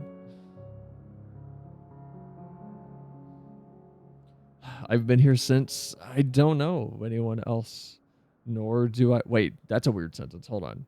When she led us beyond the veil, I grew scared and fled, and I've been here since. I don't know anyone else, nor do I wish to. That's all I can tell you. Skathak was a powerful voice who ruled over the vast domain. It's like that Rick and Morty, we were going on an adventure meme. How do you say Skathak? Is it Skathak? How do you say this? This is bothering me legitimately. How do I say this?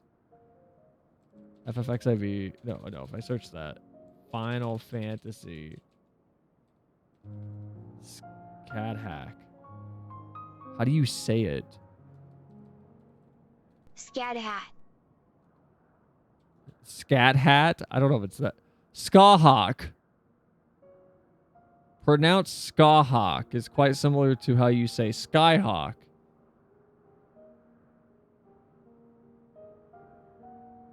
Okay. So it's Skahawk. Skahawk was a powerful voidsent who ruled over a vast domain. That was a long time ago, though, so I doubt that she'll have any connection to Golbez.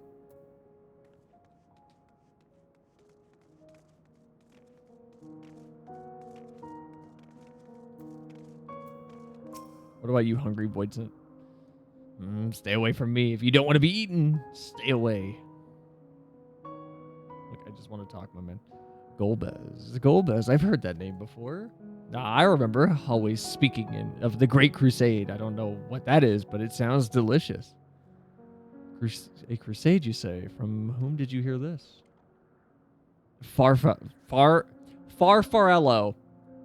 We gotta do something with these names. Farfarello, he was a minion of another minion. Went on and on about the terrible things that he saw. I see, perhaps Farfarello can tell us more. Anyone wanted to hear TTS say it? Just try to send it again. I can't, like, resend it, because the cooldown message is a complete rejection. This is the heart of my domain. Normally it's deserted, but you and yours have drawn everyone out. I don't recall this statue, though. However it came to be here, I certainly didn't wish for it. Skak. Ska.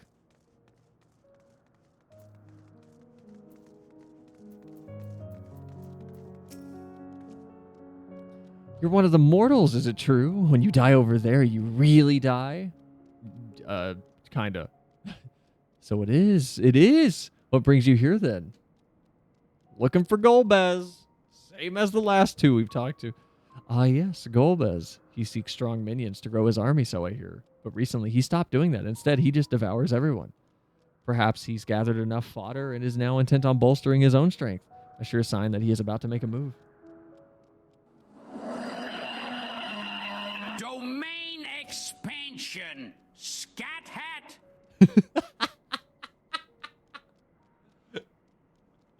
I don't know what they trained the Gilbert Godfrey voice on, but there has to be like a crowd cheering or something for some of that data, because he screams and makes a lot of weird noises. Satisfied with what you've learned, but let's step away before you become too tempting to resist. Is there anything else around here to like talk to her about? The other word has freaked me out. That was the domain expansion. It seems the rumors of Golbez have reached even my remote domain. Fair to assume that he's gathering strength for his crusade, whatever that may be. But I must say, I wouldn't have guessed that Farfellow once fought in Golbez's army. It's a miracle he survived serving an archfiend. I suppose this should explain. Or I should explain. Farfarello is the weakest among us, constantly in fear of being devoured. He seldom consorts with others. The only one he's comfortable with is Siriato. He's a fellow coward who runs the instant he senses a threat and won't stop until he's exhausted. When their hunger grows too intense, they feed on each other's aether, such is their relationship. But I ramble. You intend to seek out Farfarello, I presume. And I'll come with you. He's less likely to hide that way. Wait, so have they just finished or have they just figured out an infinite aether cheat? Because I thought you utilized your aether. Meanwhile, elsewhere. What is this meanwhile on the Island of Doom area we're at? Not only did the mortals conquer Troya, they defeated Scarmalione. I struggle to believe it. They're very small, my lords. They were aided by one of our world, who transformed Scarmalione's soul into crystal. Crystal? This one speaks of Memoria. Now there's something I've not heard for an age. It'll bring a pang of nostalgia to my breast and a tear to my eye. If the very notion wasn't absurd! Drifting ungone, drowned in darkness. That's what we all.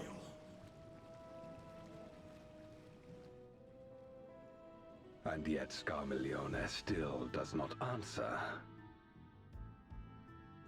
Were he alive, he would have returned by now. Well, he's alive. He's just a crystal, Pissed right? though he was, his ability to regenerate was without peer.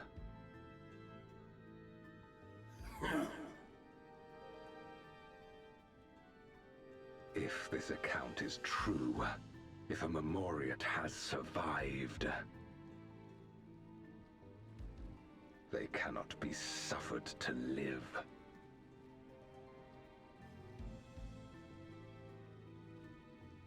Leave this matter to me, Lord Golbez. I, Barbaricia, shall strike down any who pose a threat to our plans. So are these just the 'Tis primals true, of this war? Like, you are a proven commander, well suited to leading an assault.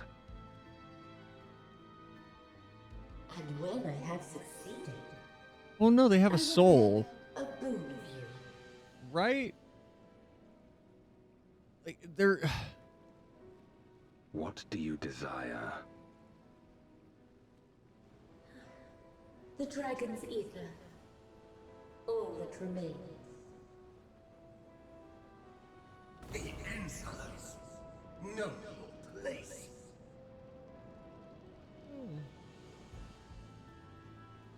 With respect, my locks are free as the wind, without incentive to sway me. I know not whither they will blow.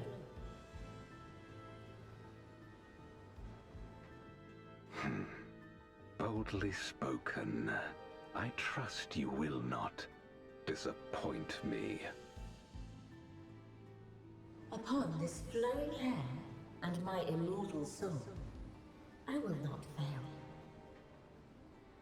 What the hell is this? Then go and impress upon these interlopers the futility of defiance. This is FF14 post Endwalker. My lord. It's Barbie. I'm gonna call her Barb. We got Scar, Barb, Ifrit, and World Leader. I don't know the other one's name. Like, it just are they? I'm curious how they got to where they are. How you doing, Varshan?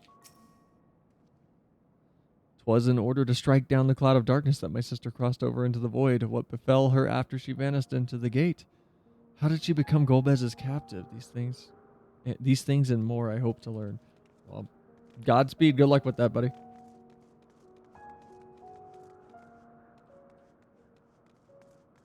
So these are new antagonists? For this arc, yes. But my question is like, they're all characters from FF4? Yeah, but how did they like come into existence here? Like, were they originally people or were they more primal like?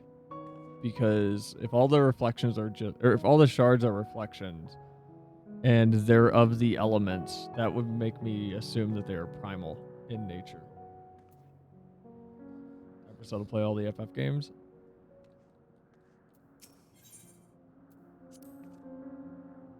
The void sent here don't answer to a master. They can do as they please. But all must answer to the hunger and seek out prey when they need aether, except Farfarello and Siriato.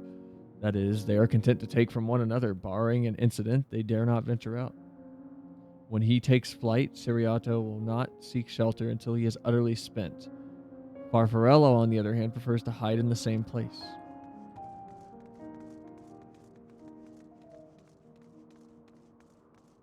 So what if Siriato's not here? Oh, hi. Did we talk to this one? I don't remember talking to the dog. So hungry I might die, but I cannot while someone's near. You're not devouring my... Yeah, okay, we talked to this guy. You'll find out your answer. Okay. Out of sight, out of mind. Probably some bull FF magic. FF14's magic is really well explained, though. There are no ass pulls in this game. Oh, whatever will I do now? Siriato, this is rather unexpected. Where is Farfarello? I can't make a gulp noise, I'm sorry. Farfarello isn't here anymore. He's left. Yes, that's right. Left? That doesn't sound like him at all. Well, he's gone, all right? What more do you want me to say? Did you eat him? Is he dead? And off he flees, as he is wont to do. But something about this doesn't sit well with me. What do you make of Siriato's behavior? What? Like, how am I supposed to know? I just met the guy. He seemed frightened. Perhaps someone had threatened him. Maybe? I feel like he ate him. I feel like he just got caught doing something bad. I doubt it. Had he been threatened, we wouldn't have found him in one piece. Or, wait, in one place. No, he would run in circles until he could run no more. That is his nature. So, as he says, Farfarello is gone, but that is quite unusual. Did he eat him? Gulp. Thank you. I'll let you do sound effects for me.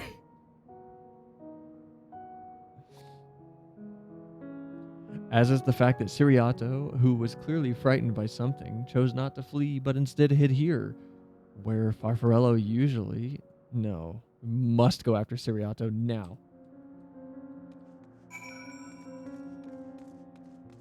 Alright, I'm gonna just presume that he ate too much ether and Farfignutin, whatever, Farfarello is dead.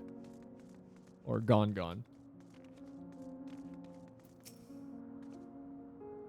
Siriato, we need to talk. There's no time. The wind rises. We must flee. The wind rises. What is he talking about?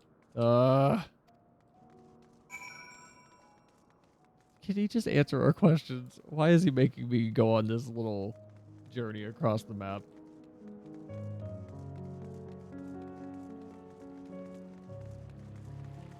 How's it going, Estidian? Pursuit. Is pursuit a sound effect? What's gotten into you? What do you mean the wind rises? When the wind rises, she comes, Barbaressia. Barbaressia? Who in the world is that? We must flee, all of us. There's no time.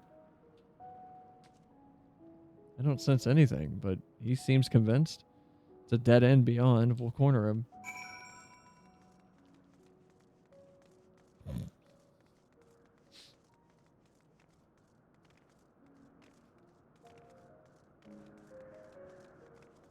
I wonder how hard it is would... making friends with the tentacle voided by the slime fountain.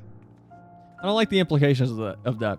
I wonder how hard it would be to set up a cooldown timer on ChatCat. Like a visible one. So that you guys aren't stuck sitting there going... Yeah, it feels like it's been 6 seconds. And then you click it and, you know, nothing happens. Like, I wonder how hard it would be to set up a little timer so that there's like a number down here. Like a really tiny number like that. That just kind of counts down on ChatCat. So you have a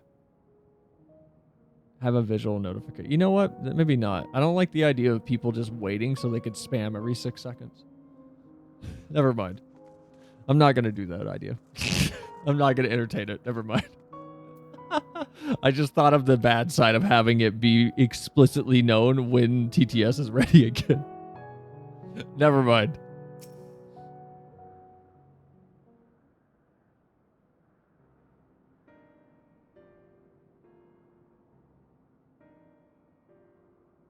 We're doomed. There's nowhere to run. What are you running from?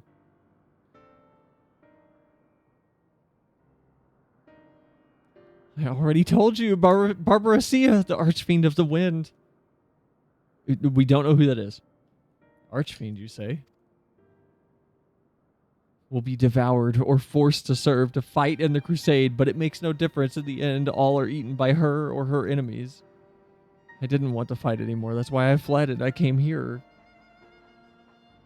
I see. That explains everything. Almost.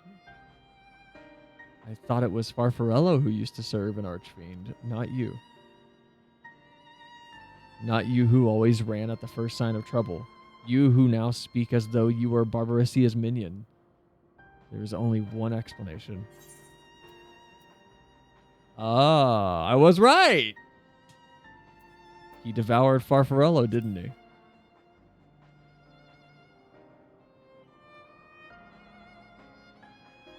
Indeed, that would account for his uncharacteristic behavior. So, is that the way of it? Did you devour Farfarello? And not just a portion of his aether, but his entire being? How did you know? We just explained how! It wasn't only your behavior that felt strange. You felt strange, as if there was more than you present. Now, I don't believe you would have lost control. More likely it was at Farfarello's behest. I can't hide anything from you. I admit it. Farfarello didn't leave. I ate him.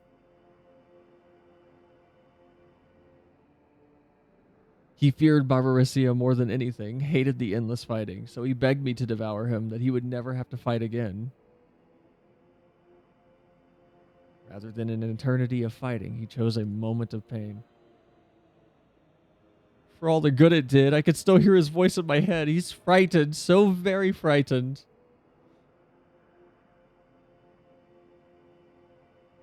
So, you guys can't really see it on stream, but her scythe is framing the camera right here, and it's very claustrophobic feeling. Like, are their designs inspired by anything in particular? Specifically this one, like the mask on the floating robe. Because it reminds me of... Who's the boss in Dark Souls 1 in the catacombs? Pinwheel, I think.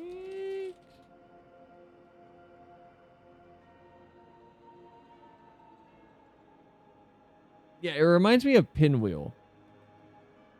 Nito? Yeah, no, not Nito. This guy. I found him. It reminds me of Pinwheel from Dark Souls. We still need to do Dark Souls 3. I don't know if you're still lurking, Spectre. I know you redeemed it. We might start Dark Souls 3 next week at some point. I'm trying to think of what day I want to like do it on though. We might start Dark Souls 3 in the next week or so. Now that my Sundays are freed up from Dokapon, I'm trying to slowly get back into the swing of solidifying things. And now that Kingdom Hearts is in at least decently full swing. Oh, that? What do you mean, oh, that? Pinwheel has such a good backstory. It's so sad. Pinwheel's backstory is really good. He's just trying to keep his family alive. Love Pinwheel's backstory. When you're eaten, your essence is blended with that of your devourer. And though you have no control, your consciousness in part endures. Were this a world where the wheel of life and death still turned, the soul wouldn't linger so stubbornly. In time, it would return to the great flow. But here, there is no such end, no escape. All know this. In making his choice, Farfarello must have been desperate indeed. And now that desperation has joined with Siriato's fear, driving him to act erratically. This place will become a battlefield. We don't want to be eaten, neither me nor Farfarello, but there's nowhere to go. Nowhere. Like, okay, I was going through threads for the shards and what the reflections are. And essentially, the conclusion that I found is the reflections are not reflections of the entire universe, but are instead the immediate area around Aetheris. Like, they are implicitly the local planet and star. It's not like the whole galaxy, and it's not the universe. Because if it was, there would be conflicts with how the dragons function. And I'll need to read up on this again to like fully flesh this thought out. But my question is, in the 13th, why is it that we're in this floating sea of clouds and these characters haven't, tried to venture out into other regions of their local solar system? Because we ventured out to Ultima Thule, and yes, we used a starship for that basically, but what is to stop a spirit from doing that? Because they explain that if you die, the stronger person will essentially try to capture your lingering aether that's just kind of hanging around. And sometimes I believe it was last stream, smaller entities will wait for other things to be taken down and then try to pounce and get their ether as they're dying or after they've died. So what's to stop the ether from drifting out further and just going in a random direction and finding another planet where there's a species like the Aya or whatever the other two that we ran into were elsewhere in the 13th? Because if it's just the local areas, by them disrupting the balance around this Aetheris and we get the 13th, stream's going down.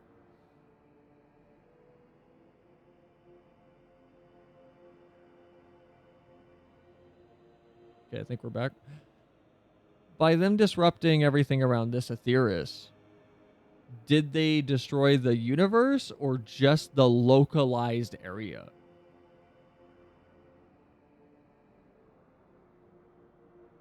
Because the whole plot of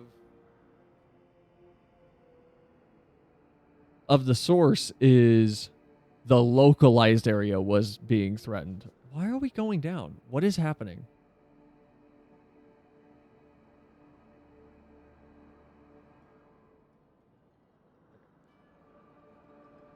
And that doesn't make sense to me. Truly questions to be asked. Like, I don't know if we're even going to get answers to that, but it's...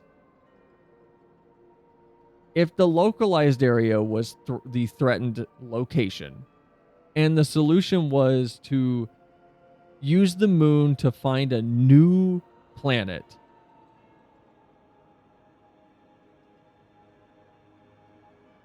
then why can't that happen on the 13th? Why is everyone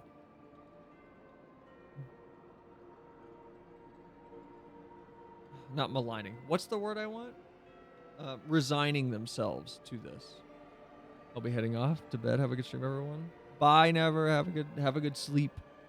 Thanks for coming by. And the whole Dark Souls universe is fucked. Dude, it's so messed up.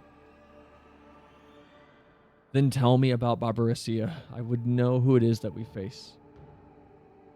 It's too late. She's as good as here, and no one can escape her winds. No one. We're just gonna turn around and she's there?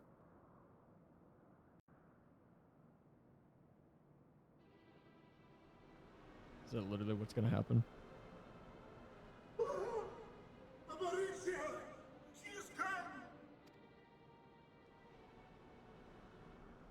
Literally what's gonna happen.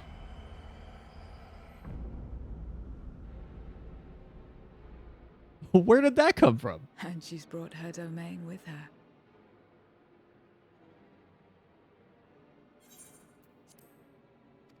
The Archfiend's after you and yours, I shouldn't doubt. Perhaps you should go and find them. But be warned, whatever this is about, do not expect us to get involved.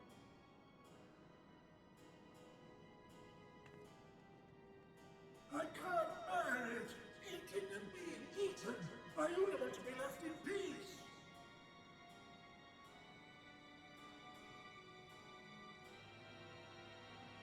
You and me both.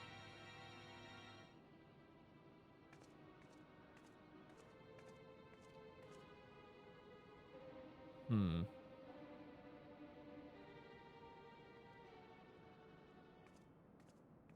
of the archfiends approaches. They must have been tracking our movements. How? She's here. It's literally Garuda. Garuda's cooler looking. You're boring.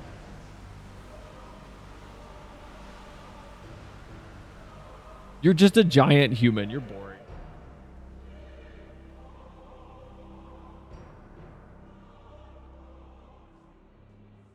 Excellent.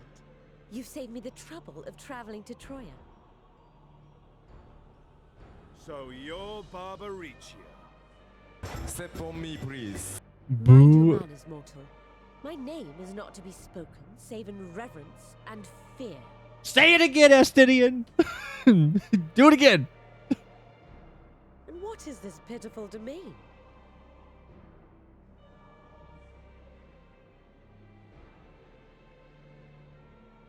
Pitiful that you is. I will put you out of your misery.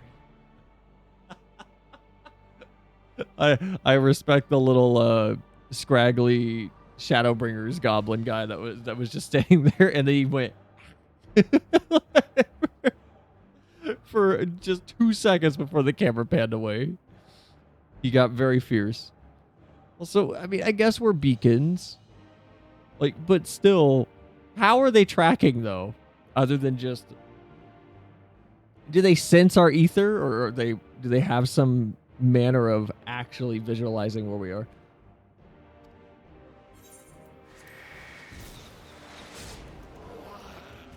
No, I like the little scraggly thing. Why would they not go inside immediately? Why are they just standing? Or they literally just stood there and let her do that.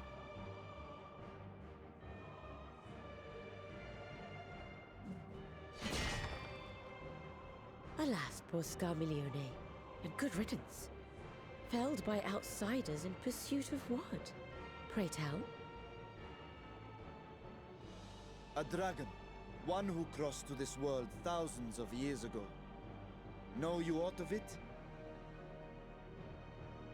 A dragon, you say?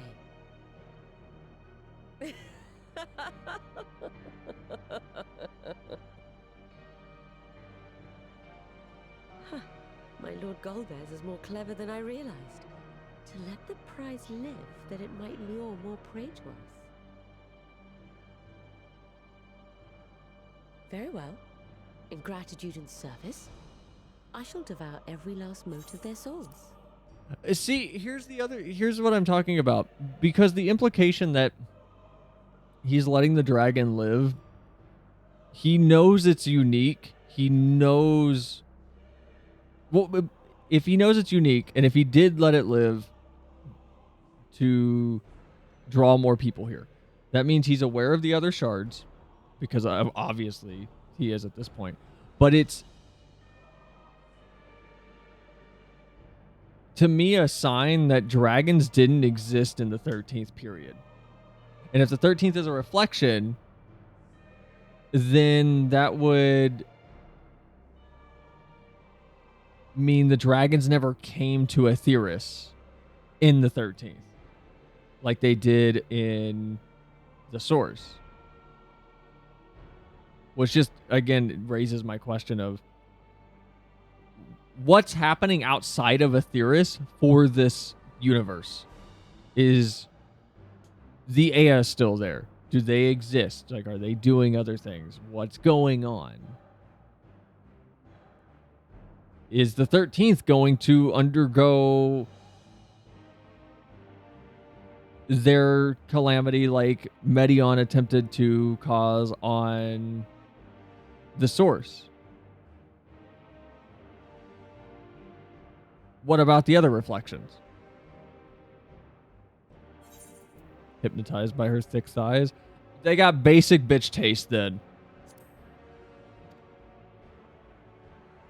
She's boring looking. Where is Ashdaya? Huh. You even share its scent. How curious and irresistible.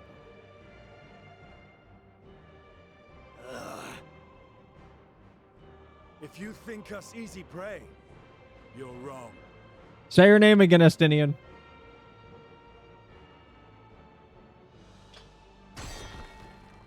Unlike Scarmiglione, I need not skulk in shadow to claim what is mine.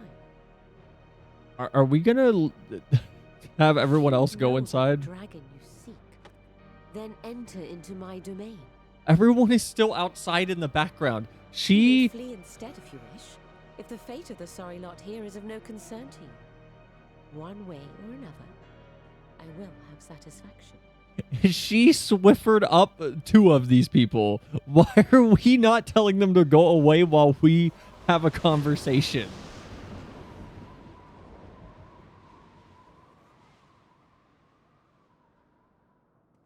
What's the plan then? I don't know, for a group that was explicitly, we run away at the first sign of trouble. Boy, they sure just froze in place and made no attempt to survive. Maybe time is different there. Yeah, so, like, sure, but does that mean that, well, does that mean it hasn't happened yet? Does that mean that they fucked up the 13th before Medion has even had time to come to Aetheris in this shard? Go after Barbarissia. What else? Indeed. Yet she will have the upper hand in her domain. We must be no less than fully prepared. We find her and get our answers.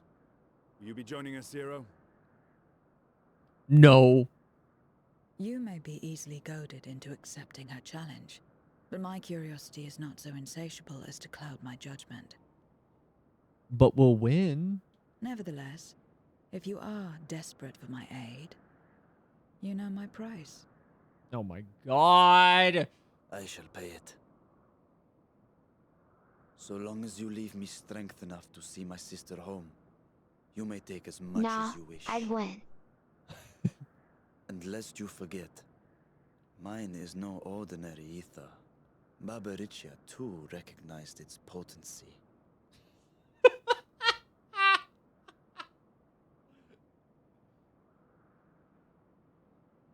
Very well.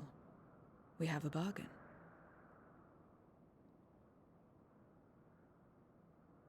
Don't describe his ether as potent, please. Anyway, like, I guess the key here is Medion a Source exclusive event? Because if Medion is Source exclusive, then it's a moot point.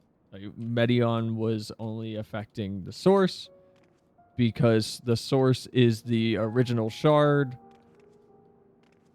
and the 13 reflections are reflections of the Source, which is why Medion affects only the Source. However, I am then curious about dragons, where it's, again, are the dragons present in the other shards? And if they aren't, where are they?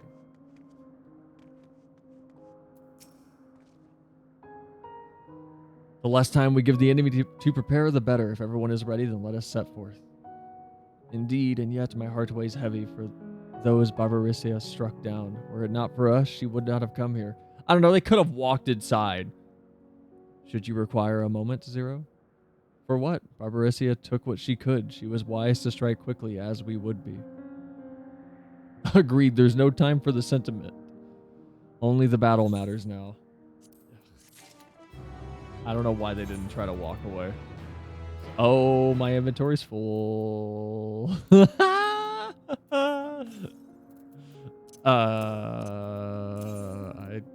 don't need these right now. I can just get more of these fragments. This is why I shouldn't run Boja before streaming. Damn, Sal, you live like this? Yes, I live like this. It's very comfortable. A word of warning, Barbarisia spoke as if she would give us answers if we were to defeat her. But even assuming she'll talk, which I doubt, I trust I needn't tell you how foolish it is to give an archfiend a second chance. Best to seal her away at the earliest opportunity. If you wish to peer into her past, the Memoria will suffice. I can't wield the power at will. Oh yeah, I can't. My like echo doesn't work properly. Wait, so if Memoria is the echo for this world and they called it Memoria,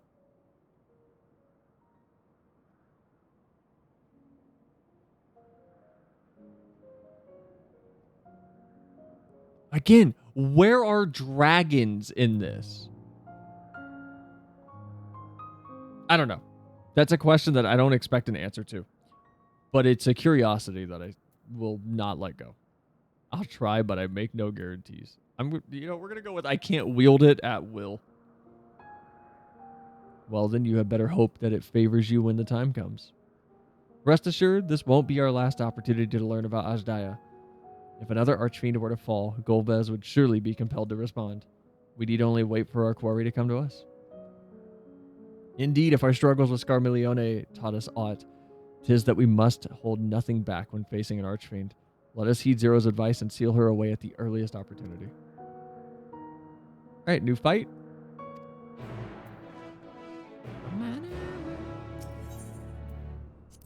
The Nisrock.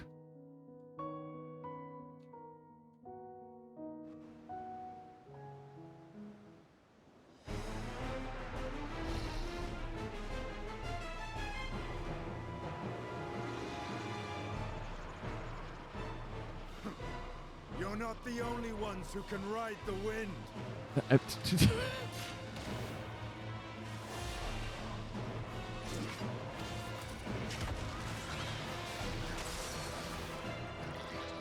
What if Astidian misses? What if he misses? How does he recover as a dragon?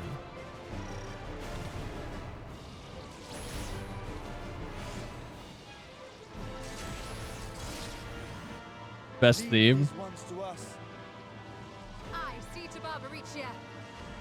Barbaricia? That was Barbarisia.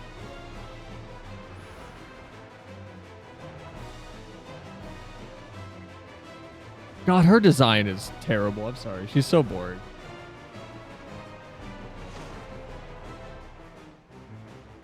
I like Scarmilione's theme better.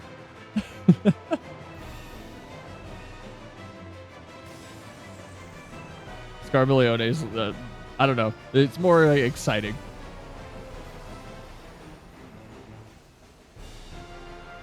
This is good, though.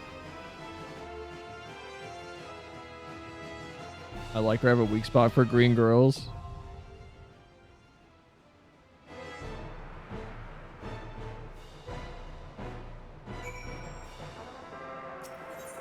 Ooh. Ooh. That was a good callback.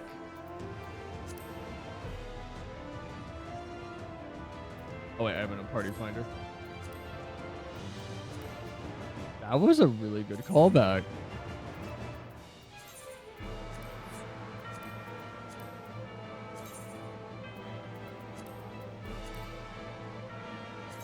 Oh my god, I cannot navigate this menu right now.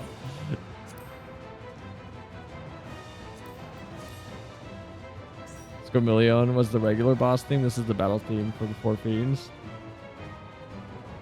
They really thought Scarmillione were lesser? Wait, what do you mean?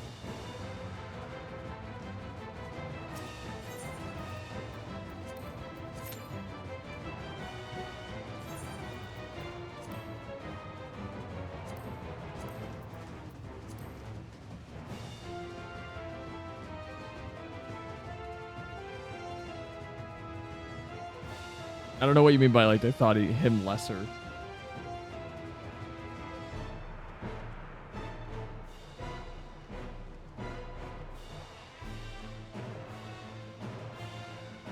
Do you mean he's part of the Four Fiends, but he didn't get the Four Fiend theme? Thought he was basic fodder. He didn't need the Four Fiends theme. Yeah, but he got the better theme.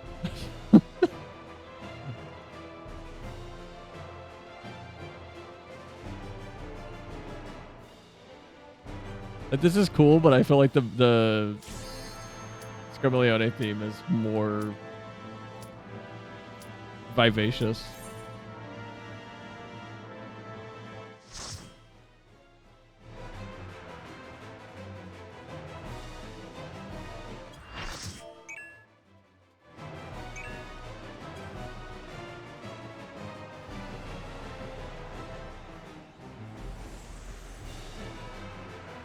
We'll see once the fight starts. Yeah, don't show us climbing the stairs.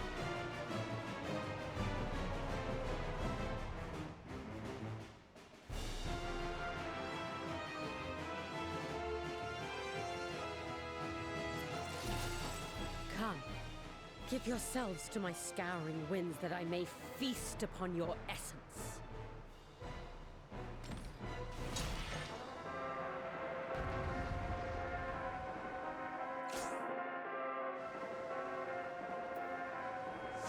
This is a solid callback to like the OG theme though. I like the little fade out to the 16-bit theme. My head shimmers with anticipation. My hair shimmer. Bro, if she's about to be like, my hair quivers with excitement.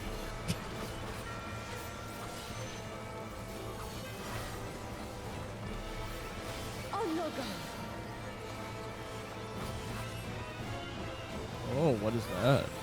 That's interesting. Ooh.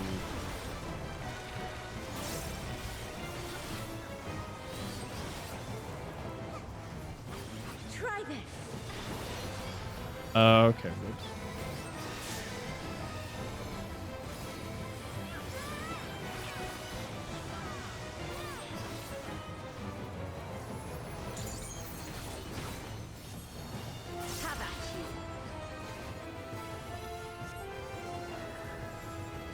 So is this out or in? Oh, okay, it's in. Okay.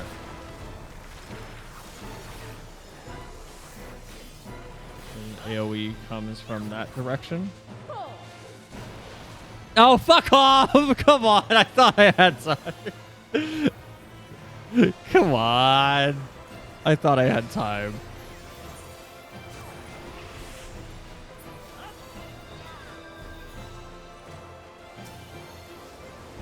God damn it. My locks are as the wind.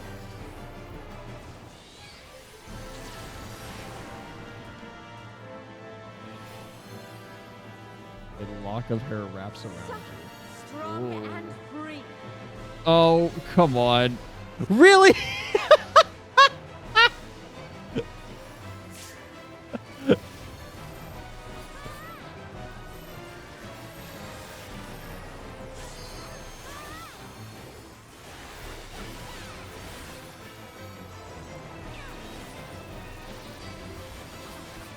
Okay, from the sides. Try this. I feel like I shouldn't be there. I feel like I should be...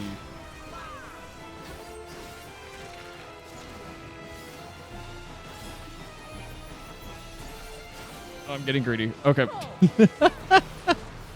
No, what are you doing? Please stay away. No.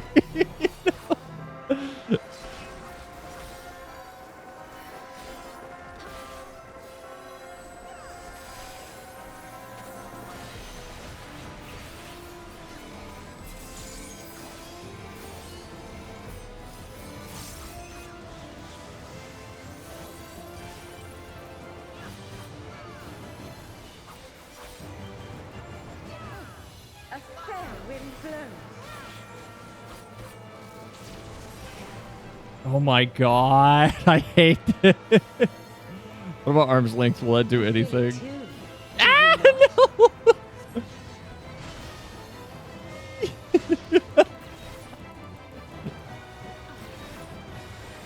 Oh, exiting the circle makes it pull on you. Okay.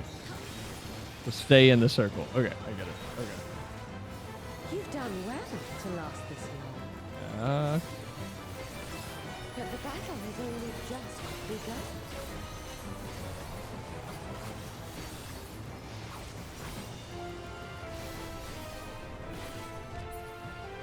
Ooh.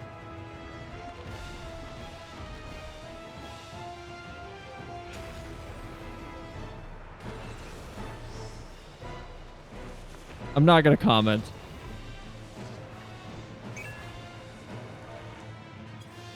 Someone what in chat is though. I'll slaughter you all. Step on me, please. Can you see her? Oh no. Dodge this if you can. Okay.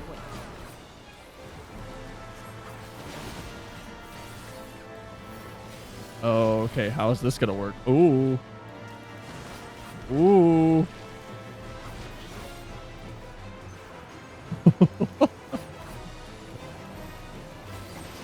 What is this? What do I do? What do I do? I'm just gonna stay away from people. I'm just gonna hang out and do my thing.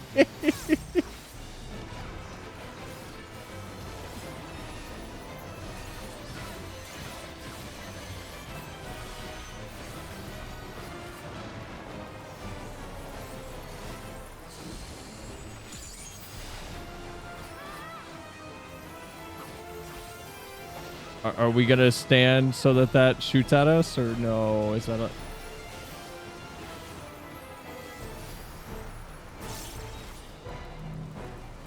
Okay. Dude, stop! Stop! Stop! You fucking... We had a nice thing going! Why did it... We had a nice positioning going. Why did you have to cross over? Feel my fury. Know your place.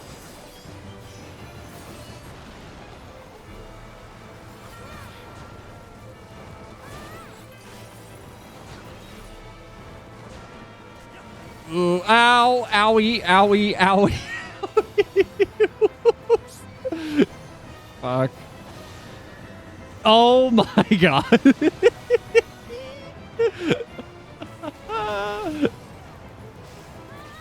Ah, come on. I wanted her to hit the little conical AoEs with that. That would have been overwhelming.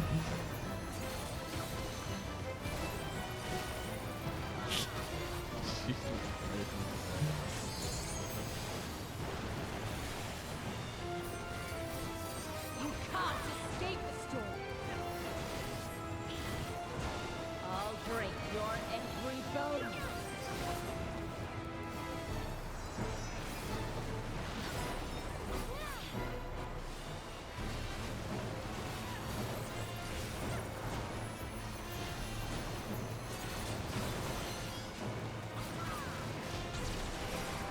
Oh my god.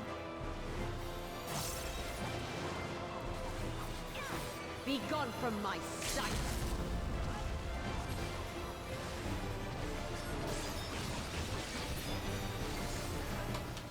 Yay. That wasn't that bad. No, I will not be denied.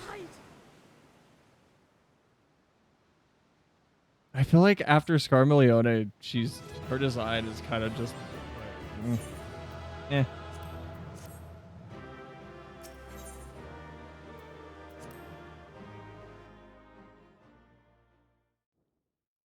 Scarmilione was like a cool demon thing. There's still time. With more of the dragon's ether, I can yet.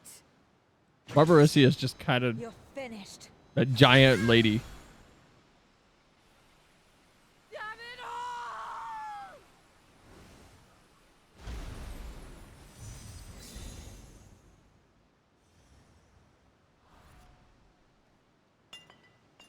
The fight was decent though.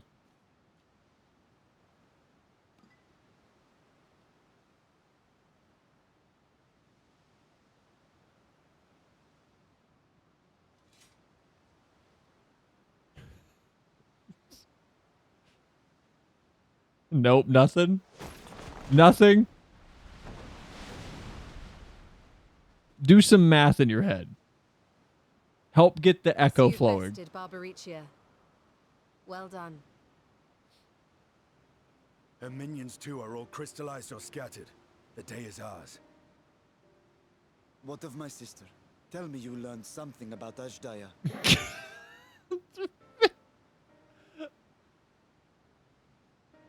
I'm sorry, man. The echo just happens. So the Archfiend and her crystal yielded not. It's not a button. I can't turn it Our on. efforts have not been entirely fruitless. Vana never taught me You have how. deprived your sister's captor of another powerful champion. With Zero, we may yet challenge Golbez and his minions. Indeed. We could not have come this far without your aid. Thank you, Zero. I but fulfilled my part of the bargain. And now I will have my...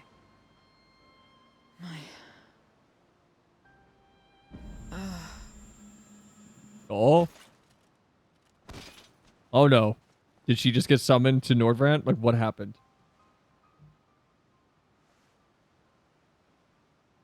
Her ether is nearly spent. Perhaps unsurprising. Back to given how Reese a much mouse power in my she house, used. so I had to order McDonald's. I wouldn't want to face another Archfiend without her. We should hurry back to Zero's domain. How much power did she use? Agreed. Eager though I am to continue, it would be unwise to risk our lives for the sake of haste. Also, how does ordering McDonald's solve the... Hold on. Those feel completely unrelated, but welcome back.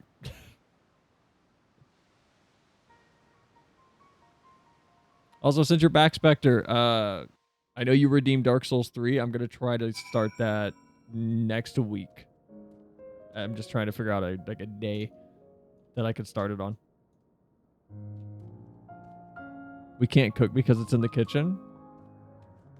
You can still cook. What? Is it like in the oven? So you don't want to turn the oven on?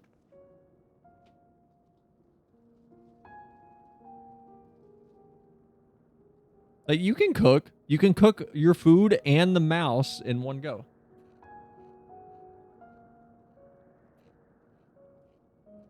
That is an option.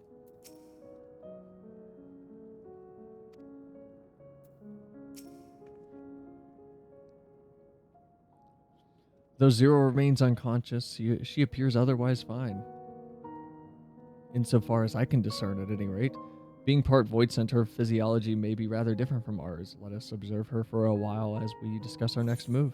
I don't know, my brothers just don't want to.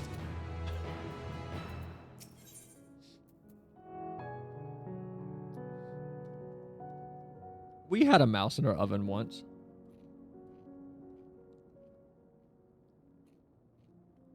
And one time we cooked. And we found out the mouse was still in the oven.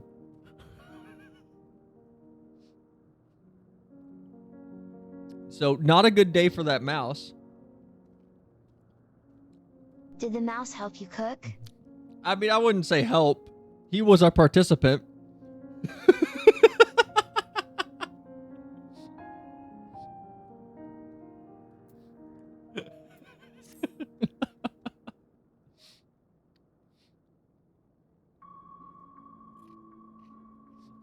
Yeah, we got the Orange Jolly Rancher of the Codex. Wait, really? Oh. How long do you suppose that she'll stay that way? I don't know, man. She's like part fucking apricot or something. I don't know. She's barely a Makode or a Hior. MGS microwaves.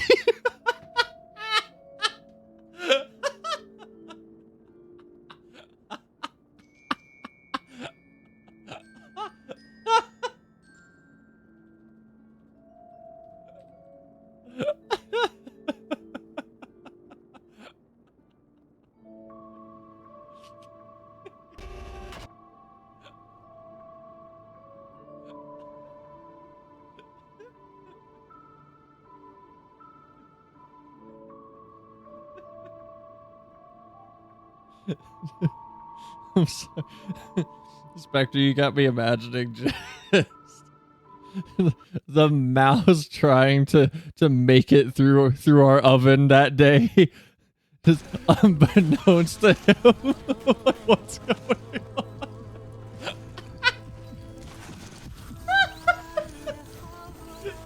It's super fucked up to laugh at, but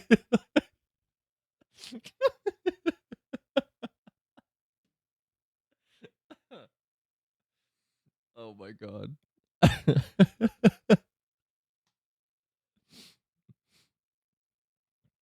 Isn't an apricot like a fruit? I mean, yeah. I don't. She's part void scent. I don't know what that means.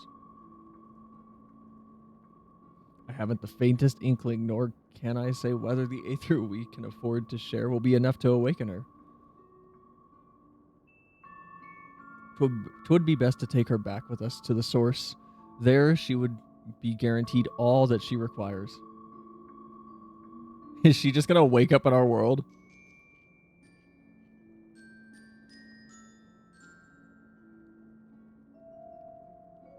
Zero cannot give her consent, but it seems that we have no choice. The alternative would be to leave her here, defenseless. Should she later desire it, we can bring her home. All right. Zero's coming to Gridon? Yeah, Kugane. Where are we? Charlene? Brazilhan? Selinia, might I ask you to hold on to Barbaricia's memoria?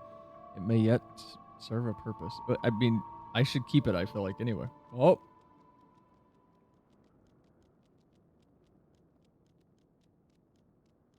Oh, what happened to her?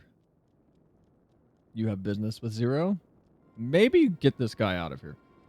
We have a newcomer, a former minion of Barbaricia. Let her know when she wakes, will you? Barbaricia's minion? Why not go and find this newcomer so we have something to tell Zero, if nothing else? Maybe don't send Varshan. May I trouble you to join me, Cell? With luck, we might learn something of Golbez. Maybe don't send Varshan. I feel like Varshan, in his potent ether, as they called it, is not something we want to have vulnerable. Back from power outage? Oh no. Like brownout or like storm power outage? But welcome back, Ayan.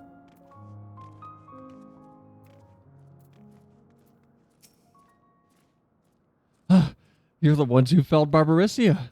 I won't make trouble. I'll obey, so please let me stay. If you would obey, then tell me all that you know of Golbez. There isn't much I can tell. Only the archfiends are allowed into his domain, wherever that is. None but they know. Also, my rabbit tried to go into the kitchen because apparently they kill mice. Did not know that. I would just get either no kill mousetrap or like a quick kill mousetrap and just do what you got to do.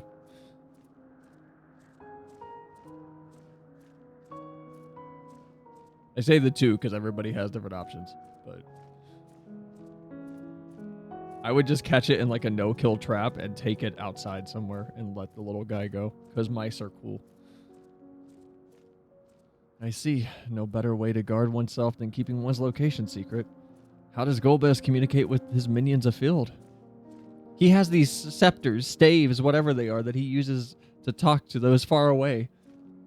Not unlike link pearls, at least in function. That will be all. My thanks for your cooperation. My thanks to you as well for affording me the time. I'm satisfied, so let us rejoin the others and head home. Whenever Barbaricia moved her domain, some would get left behind. No such worries here. Man, my man's talking like he's already moved in.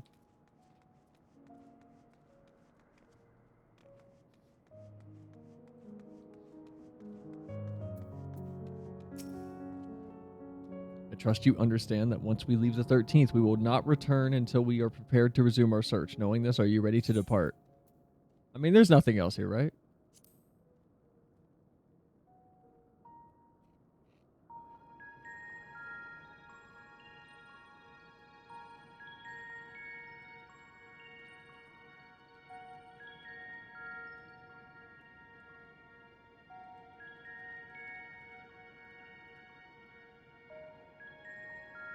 I'm just gonna put that in chat because I don't think me saying it will do that justice. I'm just gonna put that in chat though. Back to Troya then, and thence home. Who's gonna carry Zero?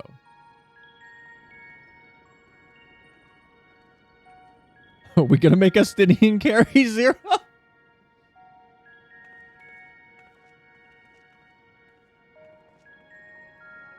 I guess he is.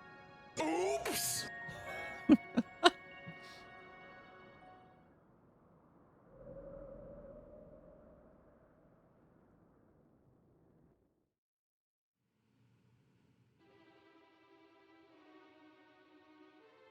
Oh.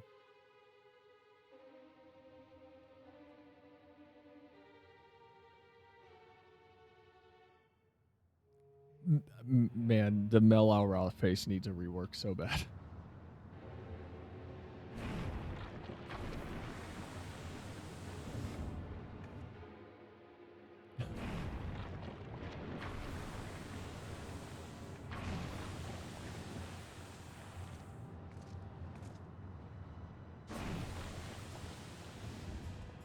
Ah, you're all safe. Someone cooked here. What? Are we going to talk about the fact that there's another person, or?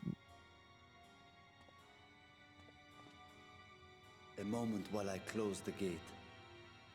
Shouldn't we shrink down the Astafo? Astafo? What's this thing called? Atomos? Atomos.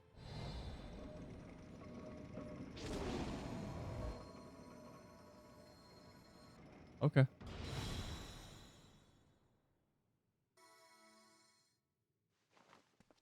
There.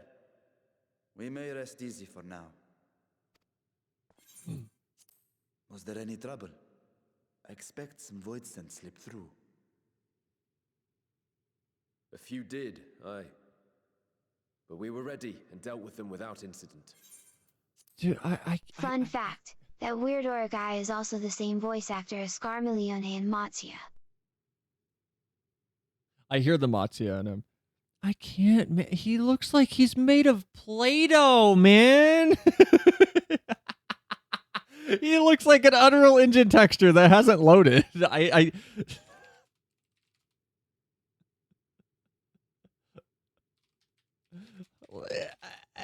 can't with this Mel Aura face. I don't know what to search to find it, but it's like when you turn around in an Unreal Engine game, and the textures are not ready. Like the textures are still kind of scared. They're not ready to be like viewed yet. He just has that look to him. I'm trying to find it, but I can't find it. MIP streaming. He's why the game is redoing lighting. It's just, I don't know. It's just not good looking. Like this isn't the exact same thing, but it's the same level of just quality difference of what we would normally have, and then his face. It's not great. When I saw that, I could feel every Estinian lover going, "It should have been me." There are Estinian fans? That is well. I cannot thank you enough for your vigilance.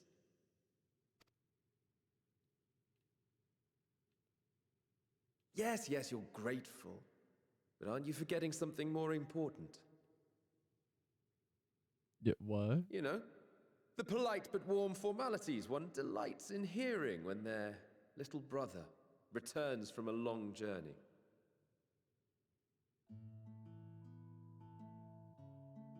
Iterashai? Or what is he supposed to say? I'm confused. It is good to be home again, among those who I love dearly and missed so much. And we are glad to receive you, Vashan. Welcome home. It's been 84 years. chambers have been prepared for your use at Megaduta. Let us take Zero there at once.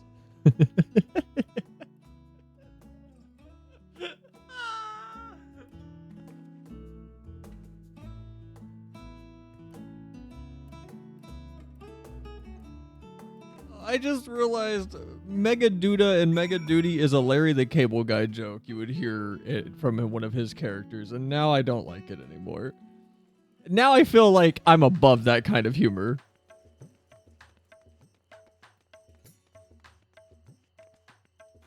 I can hear Mater saying, like, Mega Duty. Back at Mega Duda being said. I could hear it. I could hear Larry the Cable Guy. But are you? I'm like a little bit above it. I won't say I'm a whole lot, but I'm a little above that humor.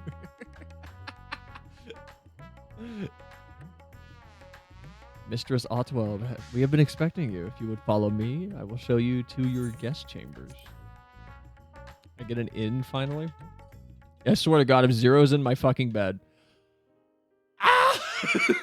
God damn it. Our mission took many an unexpected turn. I am relieved that Where's my bed? returned safely. But before you all enjoy the rest you have earned 12 times over, I would consult you on one last matter. Zero. No, 1.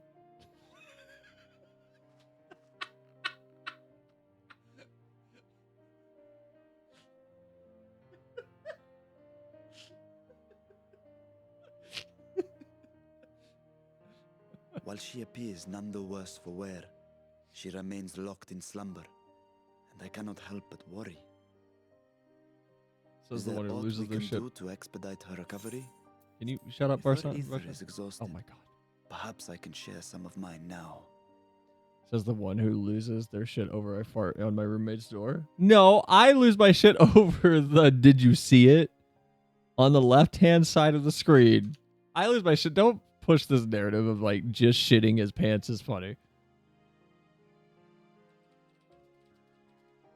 There's more to that joke. There's way more to that joke.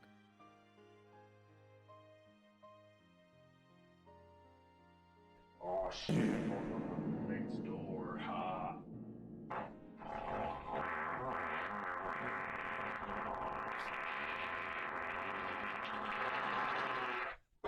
Did you see it? On the left side of the doorframe, barely visible on camera, a white translucent mist-like shape slowly creeps into the frame. As it appeared. So, what do you think?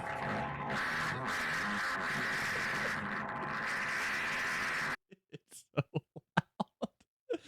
loud. It's so loud.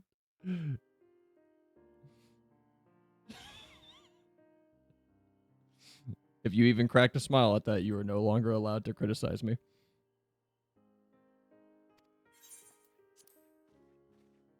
In the wastelands of the 13th, one can only replenish ether by taking it from others, be it by trade or by force. Maybe we need to get them ether batteries. In contrast, the source is rich in ambient ether. Simply being here and drawing breath, Zero will absorb what she needs. Okay. But wait. No, the rule was that you restore your ether by eating food and breathing. When was that established as like the efficient method of restoring ether? I get like being present. Yes, you passively restore, but shouldn't we be, I don't know, getting her on an IV drip and just injecting food into her? Like, I don't know. I'm still impressed that guy had all the gas for whatever in that far. I feel like before every one of those videos, because that guy's YouTube channel is, I think it's Ass Ripper like 1983 or something. I presume he has some kind of pump and he just fills his colon up. That's just my guess, though. I believe so. She will awaken in time. And when she does, give her something to eat. Judging by her form, she should also be able to derive nourishment from food. She will awaken when the next patch I know is ready. you promised her your ether, but perhaps she might appreciate fine Harnish cuisine more. I don't have ether, but I do have these things we call curly fries. Do you want to try a curly fry, Zero?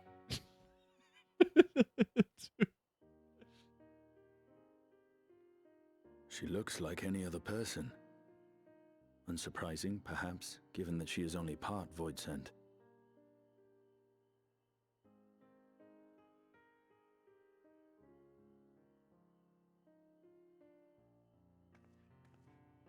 Zero said before that Xenos had altered her essence. A change wrought, I suspect, with the power of darkness. It Fresh acted from upon the part Arby's. of her that is void sent, rendering it dominant. Thus, we were able to reverse it with the power of light.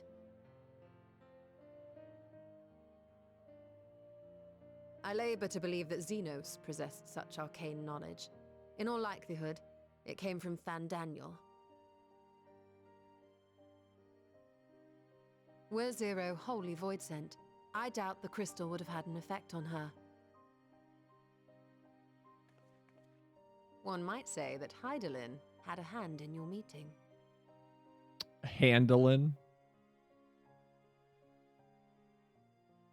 Today I learned people pump gas to fart. Think so? It's no exaggeration to Yeah. say that Zero has proven herself invaluable. A boon from Hydaelyn herself. Her cooperation may come at a price, but whatever it is, I am willing to pay it. Exhausting though it may be at times.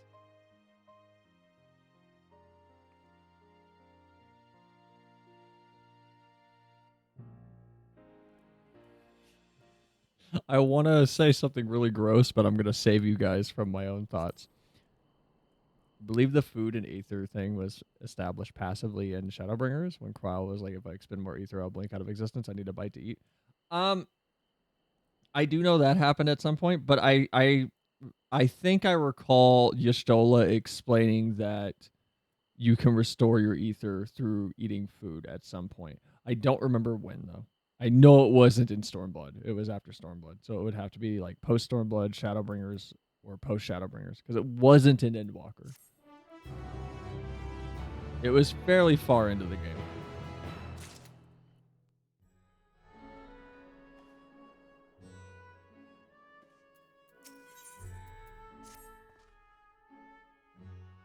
Wait, what did that even say? Whoops, I missed that. If I may excuse myself, I wish to pay a visit to the High Crucible. While the scales functioned admirably, it would be prudent to have them inspected for signs of degradation. And by all means, I shall do the same for this vessel. Then I'll go and meet with the soldiers, share with them what I have learned of fighting Voidsent in the 13th. What of you, my friend? Have you any immediate plans? I'm just worried about Zero. Nothing in particular. I don't like Zero yet. Zero's still annoying, so nothing in particular. In that case, might I trouble you with a small task? I wish to have food ready for Zero when she awakens, you see. Would you be willing to go to Merid's Mayhain and ask for suitable refreshments? Do you guys have curly fries? Excellent. In the meantime, Nidhana shall watch over Zero. She's already en route. Let us each tend to our respective businesses and reconvene anon.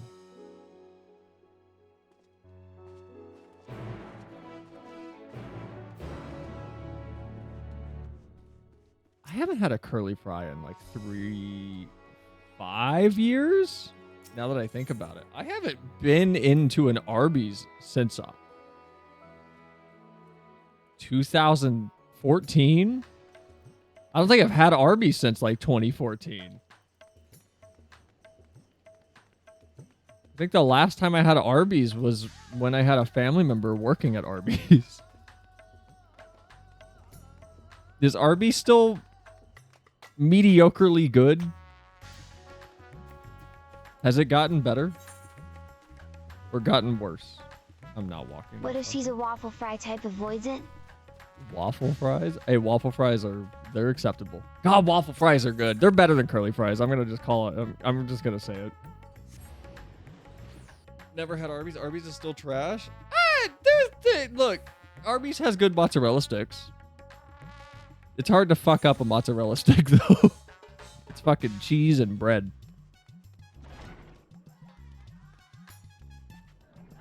It's hard to mess up a mozzarella stick. Welcome to Mary's Mayhane. Please make yourself comfortable. I need... The other sides are good. Their sandwiches suck. I feel like Arby's is... Like, when you go to the Curly Fry restaurant and you order Italian food, you can't be upset when the spaghetti is bad. What other Italian foods are there other than spaghetti that I could use for an example? Is lasagna Italian?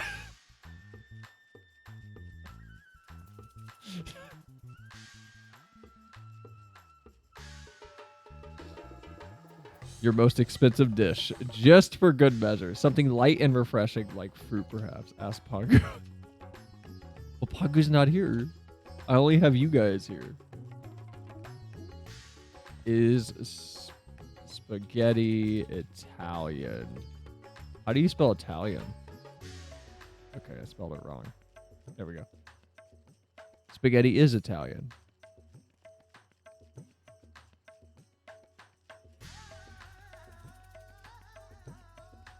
Never mind.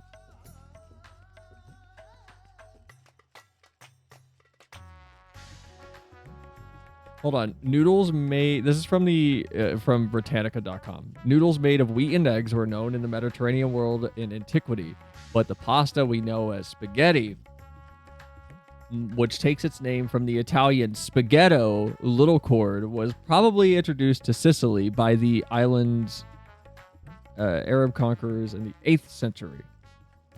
My mother always pronounced it as Italian. Italian? That feels southern. Do Italians call it spaghetti? Spaghetti is Milanese and Lombard translation of spaghetti.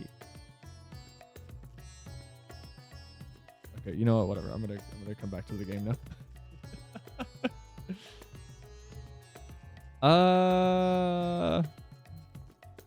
A modest quantity of a living mortal's aether should suffice.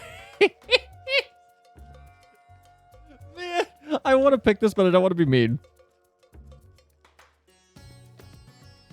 I feel like something light and refreshing is the good option, but this one's funny. We're gonna go with the modest quantity of a living mortal's aether. I'm afraid we don't serve that particular delicacy. If I may, I would recommend something gentle on the stomach, like these apples here. They've just come in, and I can guarantee their freshness. Afterwards, once your guest feels better, she's welcome to sample whatever else we can provide. Just let me know. Really? We're bringing in apple? Man, if I was waking up and I was sick, I would want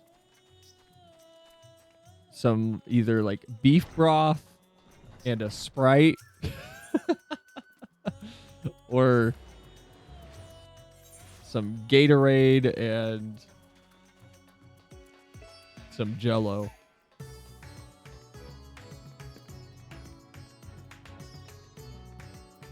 I feel like anything else is too much.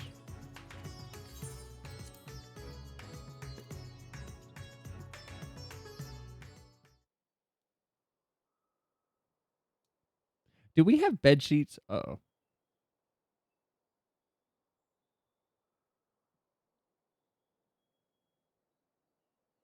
This has got to be weird for her.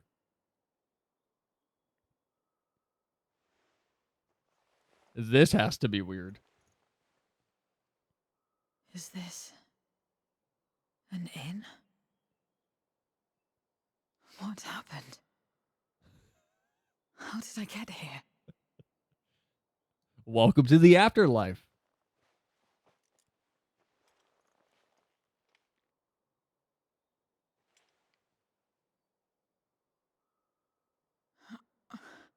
There's no time. I must rejoin the battle. I must...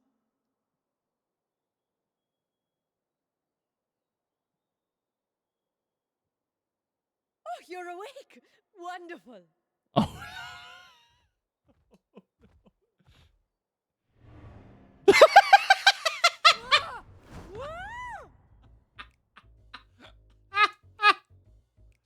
What is this? Some sort of fiend? A fiend?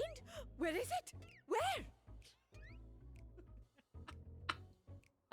But this is no time for jokes. You're in the source, my dear. The world next door, so to speak. The others brought you here after you collapsed. Man, Nidhana is on it. I'll fetch them at once. Wait, just a moment.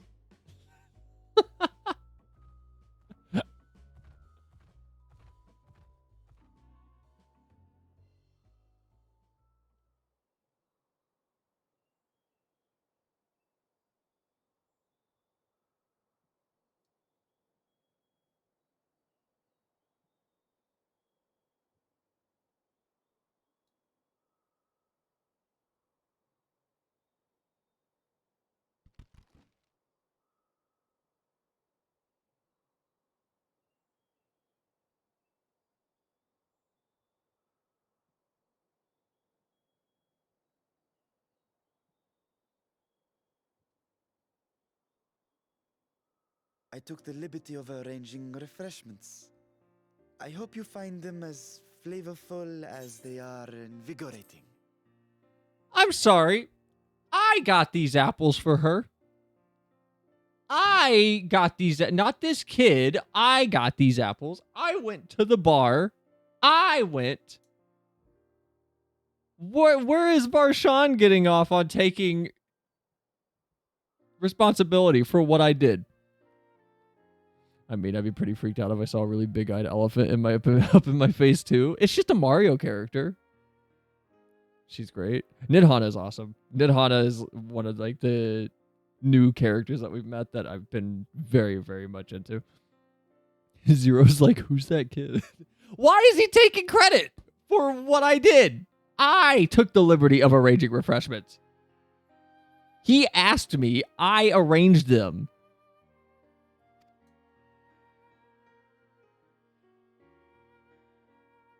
This isn't what you promised.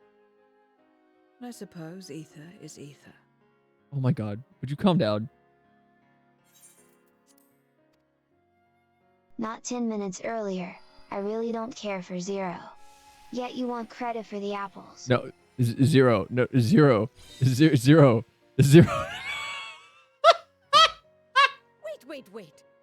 Don't tell me you don't know how to eat? I took what I needed from it. What's the problem? No, you eat it. Where's the enjoyment in that? You're supposed to bite, to chew, to savor, and then swallow.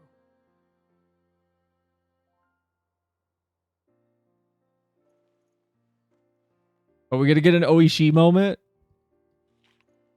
Umai? That's the way. So, did it taste good? Oh no, can she not taste food? I don't know. Oh. The long years without eating may have dulled your sense of taste. Well, we void scent have no need for such when consuming others. There are some who speak of taste when describing the quality and affinity of their prey's ether. But I loathe the act. Taking ether in small amounts like this is one thing, but diluting my essence, diminishing myself, I'd sooner die. And I have died, countless times. You have? But what happens when you do? Can we talk about how much fun Gosetsu would be in this environment? The same character that when we walked up to to Sadu and her tribe, he went, "You believe in this?" I want Grandpa here for this. I miss Gosetsu. I miss his callous candidness of just raw reactions to absurdity. Ghost Huts is great. I want him to be here. Instead, we got Grandma Nidhana now, who's super nice and cool. 10 minutes earlier, I really don't care for Zero, yet you want credit for the apples? That doesn't matter if Zero likes me or not. It's just I did a job and someone's stealing it. Not much.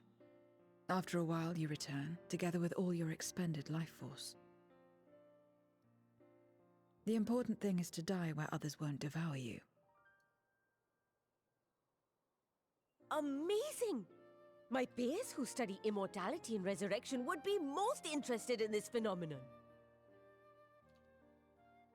The question of taste aside, I am glad that you are able to partake of food like us. I dare say it agrees with your personal preferences. That's true. You can keep giving me the same on a regular basis. Zero exists on a diet of Very apples, well. confirmed. As my guest, I shall see that you do not want for comfort. And Is she gonna... one other thing. You gonna take another bite or just leave the rest of the apple there? We brought you to our world without your consent. And for that, I apologize.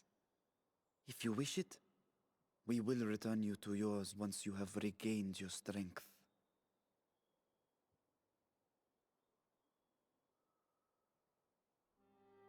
It's fine. I have no reason to go back.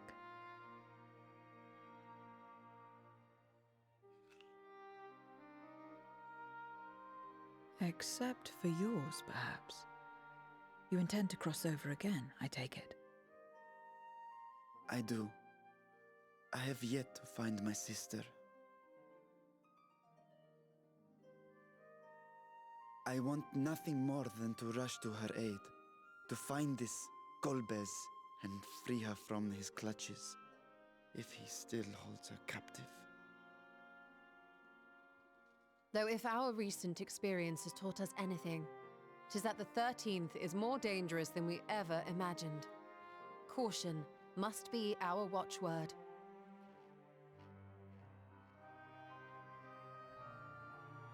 Better late than never. In the short time you spent in our world, you left a trail of chaos in your wake. That happened. You managed to return in one piece this time. But don't assume you'll be so lucky the next. Rest assured, we will make no assumptions and spare no preparation. Speaking of which, while we rest and ready ourselves, I ask that you tell me more about your home. In return, I will tell you about ours. I will show you my domain, Radzet Han.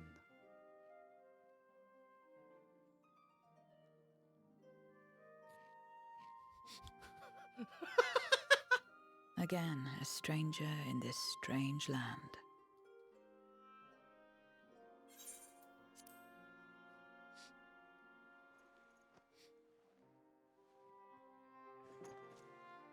I have a condition. You must come too. I mean, I am the main character, so that makes sense. No, I want Zero to meet Puddingway. Dude, we gotta show our low turrets.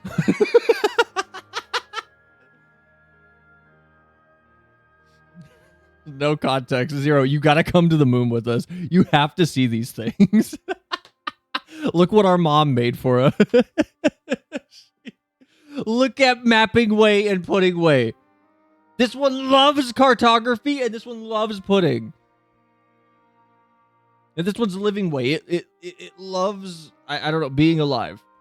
What is Living Way like? What is Living Way's whole thing?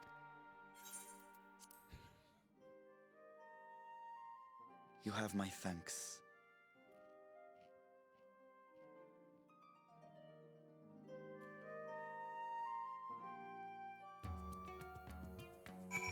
Alright, Zero's starting to grow on me. I don't dislike her as much. Living Way's shtick is helping others find their purpose. Ah. Ah! So we should show Zero to Living Way. Living Way can be Zero's therapist.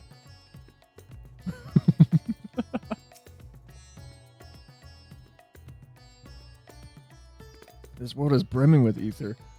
I feel invigorated just standing here in the breeze. Glad I am to hear that. So, is there any place in particular that you wish to see?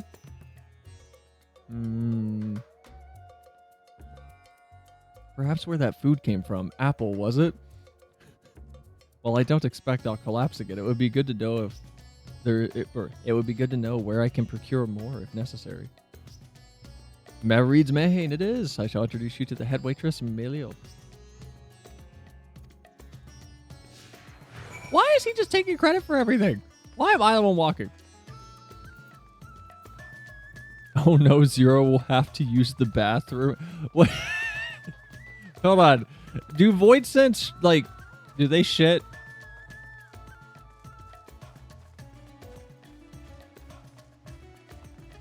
And if they do, who's on teaching Zero how to use the bathroom duty? I don't want that job. Do we leave that to Varshan?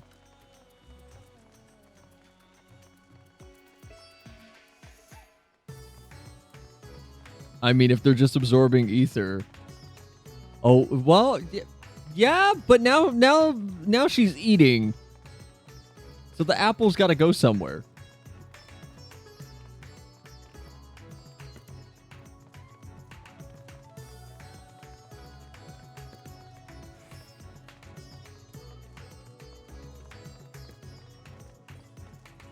Who's on my mini map? Oh. Disband. Party finder. Recruit. Ooh, this is cool. I don't think I've ever been on this bridge. This is pretty.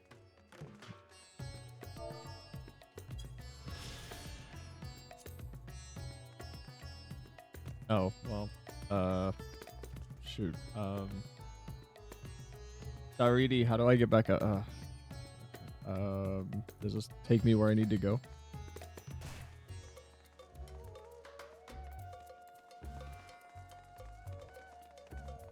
I wish there were more conversation points with Zero through here.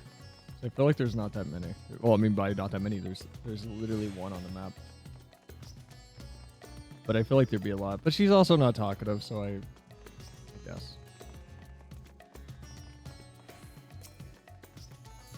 But it's a chance for like us to talk. Even if it's just like Varshan and me.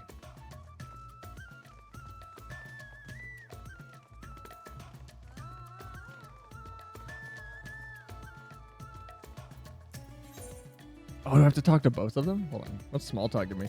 While bound to Xenos, I never saw vibrant cities like this. Only ruined places, not so different from the void. So Xenos never went outside. This is the place. The air is different here. And I speak not of the heat. There's a texture to it, a fullness unlike that of elsewhere. You smell the cooking, I believe. Hannish cuisine is quite fragrant. Fragrant? Quite fragrant. Is quite fragrant and delicious. I hope you will agree. Varshan, what do you have to say? We could attempt to introduce Zero to Mavreed herself, but Milio is more likely to be available.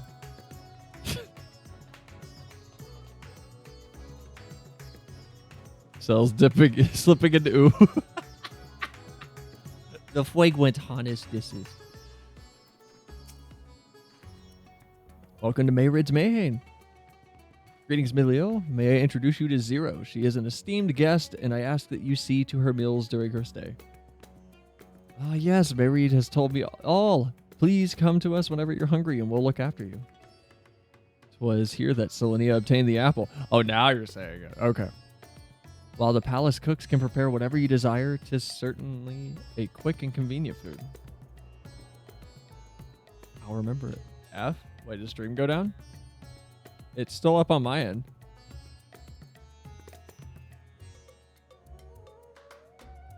So well na atwu. I'm gonna read that exactly as it's typed. I'll remember it. Who are the ones there moving their bodies about? Is it for some ritual related to eating? The dancers, they move their bodies to bring pleasure to those watching. It is a form of entertainment, part of our culture. That's an I, not L. So that's not a that's an I, not an L. Selwana? Selwania. How needlessly complicated. We void set prefer simpler pleasures. That may be the way of it now, but your world too must have had such complicated diversions once. I don't remember. Well, let us move on. I suppose we visit Balshan Bazaar, where the goods all over the world... Wait. I propose that we visit Balshan Bazaar, where goods the world over may be found.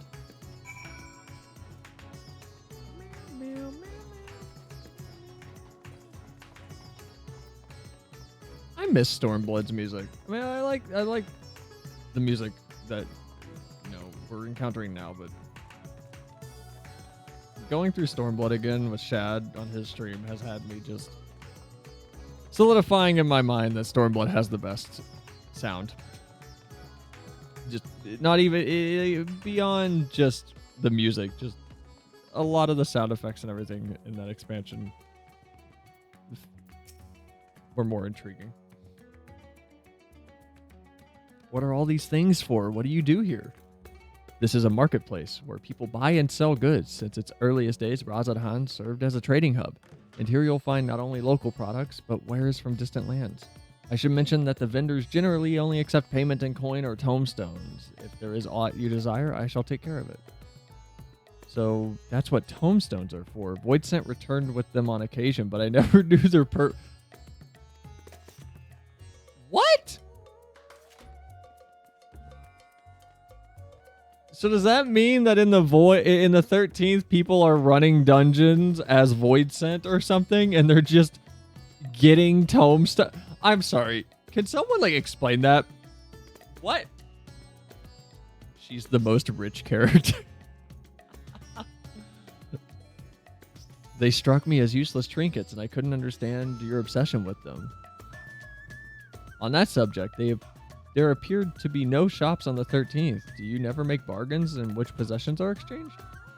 We do, but rarely. We strike bargains when we want something done. If we desire an object, we kill whoever has it. I see. Your bargains may be likened to employment, I believe. I shall bear this in mind. With that, let us continue on. I propose that we head to the High Crucible of Alchemia.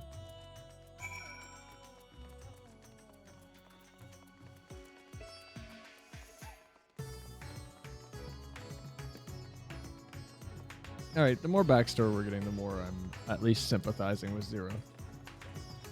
The more I'm like understanding what's going on.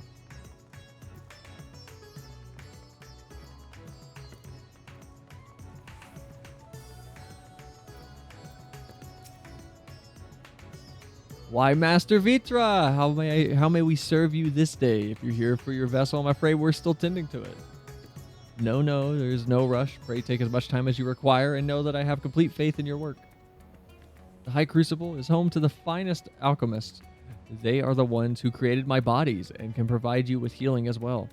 Now that I think on it, you weren't at all surprised when I changed forms. Were you aware of my nature from the start? That I was a soul occupying a vessel not my own?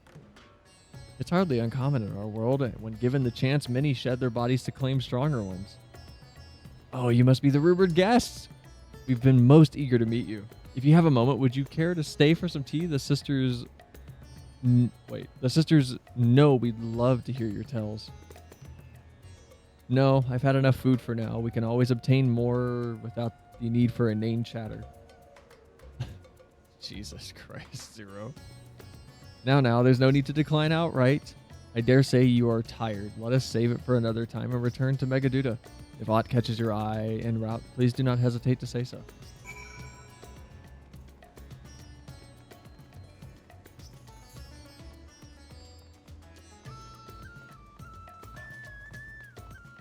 I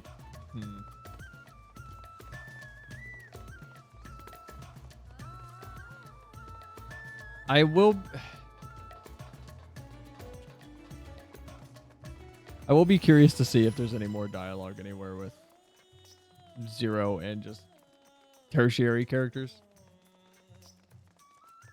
Because I watched the Dawn Trail trailer and I don't remember if like we saw her in it. So I don't know if she is going to remain after 6.0 is done. I presume not. I presume this arc is going to end up in a situation of the 13th is her home. And she doesn't want to abandon it. But I also don't, I have no idea what kind of through line we're going to establish that will allow us to save the 13th. Because how do you bring back Aetheris if it's gone?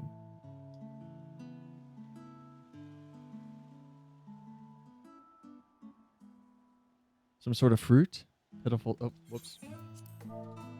Pitiful things, though I imagine you need to eat a lot to derive any satisfaction. These are mulberry trees. While the fruits are indeed edible, more important are the leaves which we feed to silkworms. Without the creatures, we wouldn't have the silk to make our famous Thavnarian weave. Furthermore, the bark of the tree also possesses medicinal properties. You would be hard-pressed to find a more useful plant.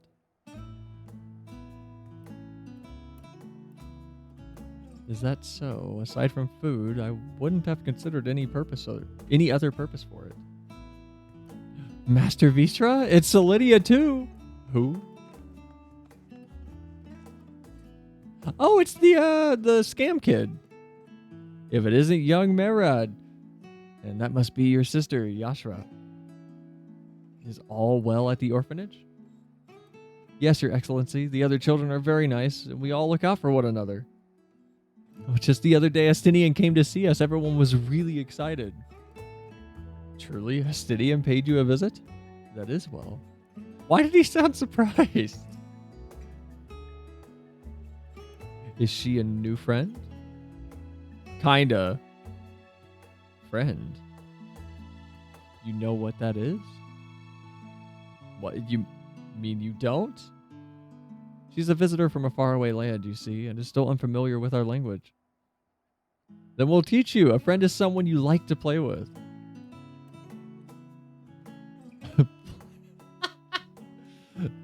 Play with. Oh no. She only knows friend from Xenos, remember? Oh yeah. Yeah, okay. Xenos seemed to be enjoying himself when he fought you. Is that the same thing? More or less.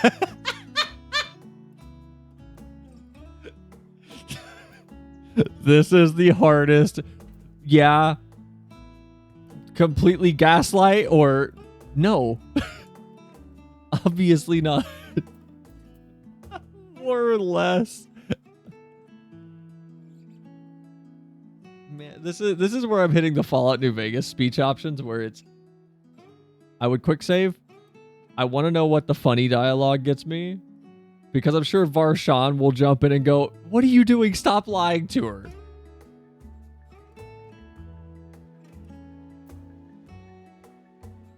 I don't know. Maybe experiencing sarcasm is good for Zero.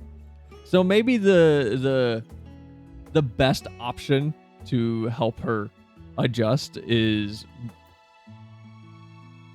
to make sure sarcasm is available. I'm overthinking the dialogue in this game, but I'm just thinking from like a narrative perspective of what would they do? I'm going to go with more or less and see what Varshan has to say.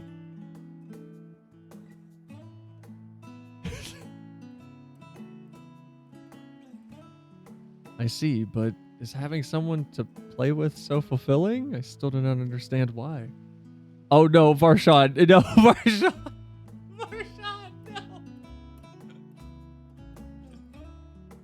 Varshan did not jump in with the rebound. No, please. Don't let her spiral on this. Why he traversed the great expanse. Why he risked life and limb for you. It's not really sarcasm. It is sarcasm, though. He's not touching that. He's giving that to you. No! But it was like, even my like, it definitely, even the little finger point it was sassy. Come on.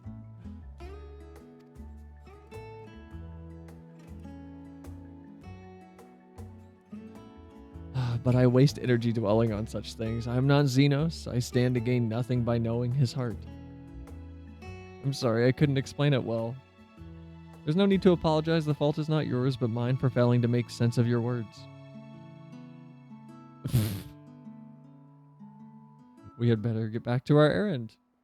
Goodbye. It was nice meeting you. Bye, Merid. And I forgot your name already. The sister. Scam Kid and Scam Sister.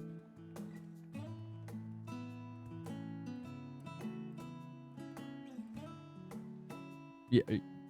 What was there more to that? Oh, okay. That was it. What is a friend? 'Tis a seemingly simple question, but the answer is anything but. Only a child, innocent and pure, could reply with nary a moment's hesitation. Through Xenos, I thought I understood the ways of your world, but the more I learn of it, the more I realize how little I actually know. It's all so strange, your behavior, your reasons. I find myself baffled at every turn. But the feeling is not unwelcome. I'm learning, bit by bit.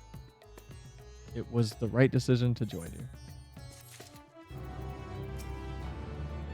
Darkness warped all life in the void, even plants. Only now do I recall flowers and the value that they held. Oh, memories are coming back. Buried memory. A gentle smile plays on Varshan's lips. I believe Zero's time here has been rewarding, and 'twas in no small part due to your company. My thanks for agreeing to join us. Come, let us return to Megaduda.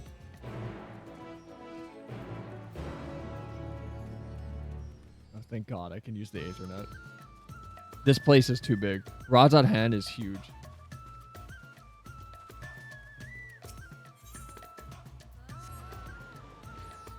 Like, I feel like I don't need to use the Aethernet at Limsa, Gridania, or... Yeah, I use it in Nuldah, but I don't use it often. It's only when I need to get to the upper floors. Everywhere else I feel like I can walk to. Unless it's Ishgard. Ishgard is annoying to traverse.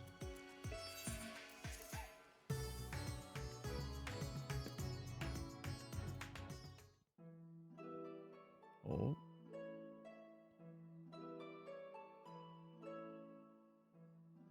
Has she had chicken nuggets before? So, what are your impressions of Radzatan?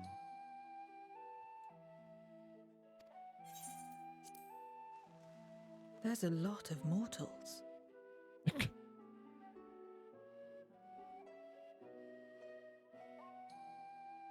Considering your origin, I can see why that might be your first observation. Though they would call each other people, I think. Yo, he brought out pizza here? If you wish to know about our fair city, I should be glad to place a guide at your disposal. You know what? Props to the spread of food. I'll show myself around. There's only so much about my home I can share with you in return, after all. We have chicken, we have apples, we have some sort of, I'm assuming, like a cheesecake with strawberries on it. There was pizza behind the cheese, and then some other type of meat, and then soup. That's a lot of variety. While I remember some few tales of the past, I cannot speak to their authenticity. But if that is enough, then I will tell you of the events that saw darkness engulf our world. Ooh. The Contra Memoria. Big plot dump.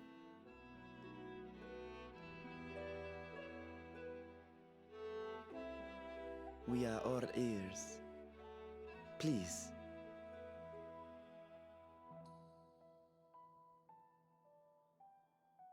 Long ago, light filled the world and all was at peace. But then the servants of darkness came, and they bequeathed a black art unto men.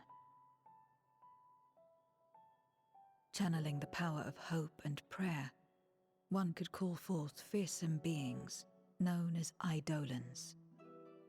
Primals? The Asians. And these Eidolons are surely primals. Thank you, Yoshtol.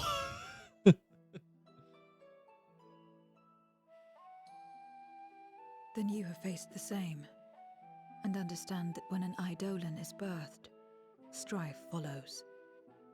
And in such strife, the weak are the first to suffer.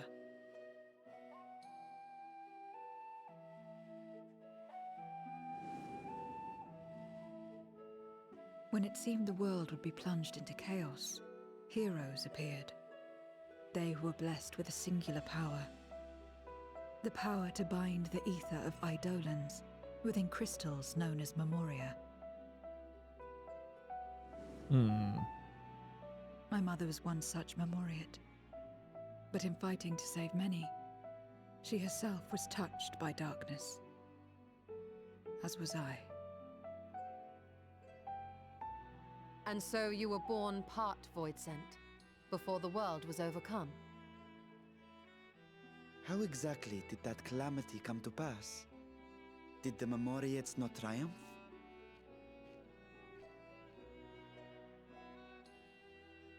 They did. They expunged the seeds of chaos and restored the peace, only to find themselves seduced by the darkness they had sealed. Need to call Coco Bussy to resolve this.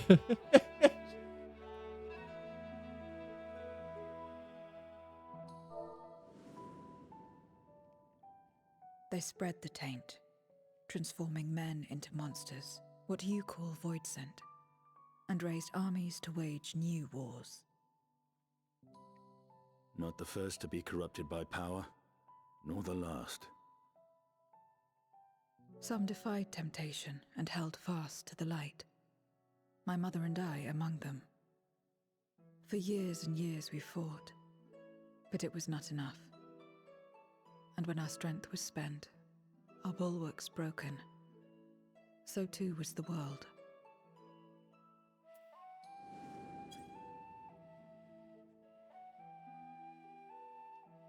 The flood of darkness.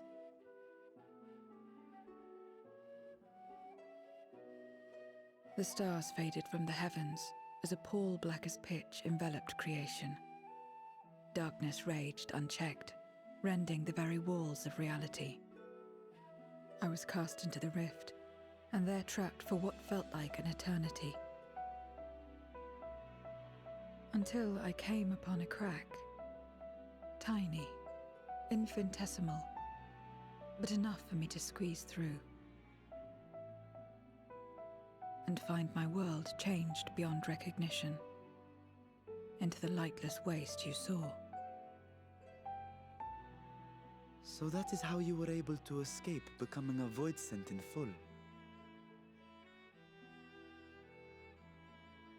I suppose I should consider myself fortunate. Were I like most others, I wouldn't have lasted a day before being devoured. We, the lost, are better equipped to survive in a lost world. So, I'll wait till after the cutscene. I have questions.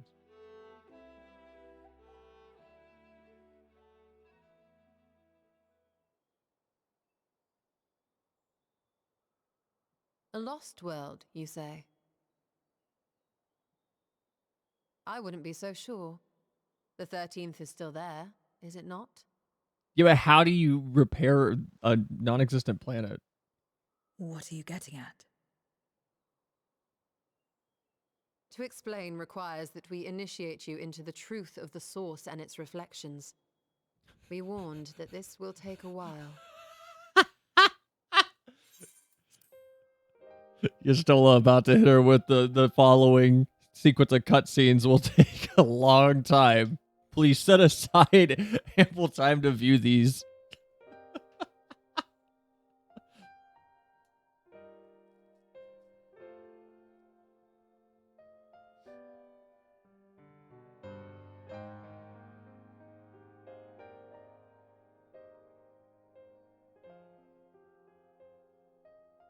Then, unlike the worlds that have been rejoined, mine still...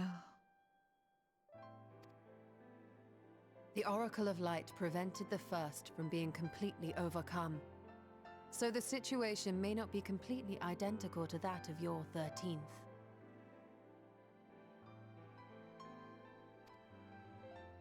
But the fact remains that we were able to restore a measure of balance to a world brought to the brink of destruction.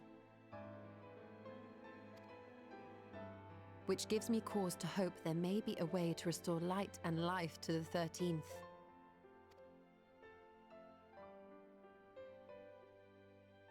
Of course, these are only possibilities. I offer no guarantees. But having experienced what we have, I dare say we are more qualified than most to speak on the matter. Wait, I don't understand. Why would you say these things? As if you mean to... But the sole reason you came to the Void was... To find a dragon, aye. And in light of what we've seen, we'd be fools to strive for more. But we Scions, former Scions, begging your pardon, have a habit of not leaving well enough alone.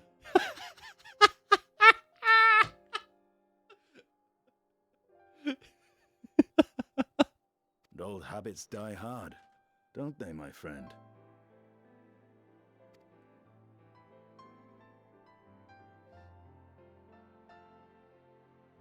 Restoring the light would serve our efforts to find and free Ashdaya. There is no reason not to try.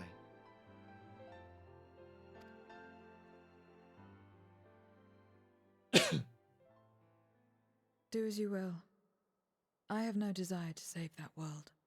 That's not what it sounded like a moment ago. Be that as it may, we will have need of your power when next we face Void Scent. Bless you. Thank you. You know how it works. If you want my help, you must pay my price. All right, someone get more apples. Time for Scions 3.0. So, if there is no light, I guess my question is, where was Hydaelyn in all of this for the 13th? Because there was an Oracle of Light in the first. Wait, which one's Norvrant? Is Norvrant the fourth or the first? Oh my god, I'm gonna have an aneurysm. Hold on, let me check in the Discord because I'm stupid and I cannot remember this. The first? Okay.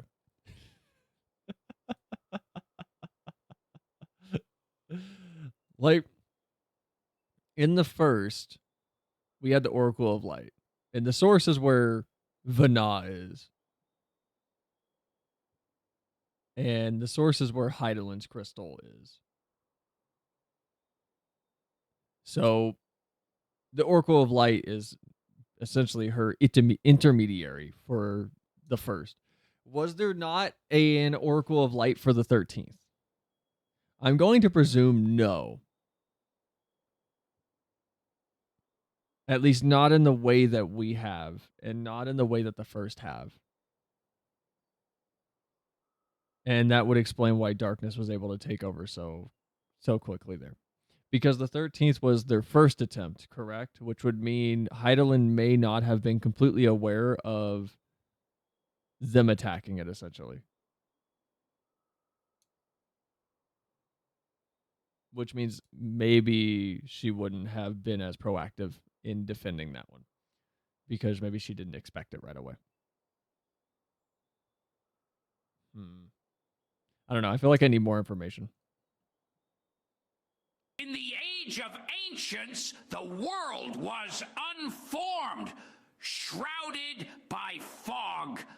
A land of gray crags, arch trees, and everlasting dragons. But then there was fire, and with fire came disparity. Thank you for that, Gilbert. I don't know. I need more information before I can come to a conclusion on this. And now that you've drawn Golbez's attention, it's going to cost you more. A lot more. Bro, we got apples for days.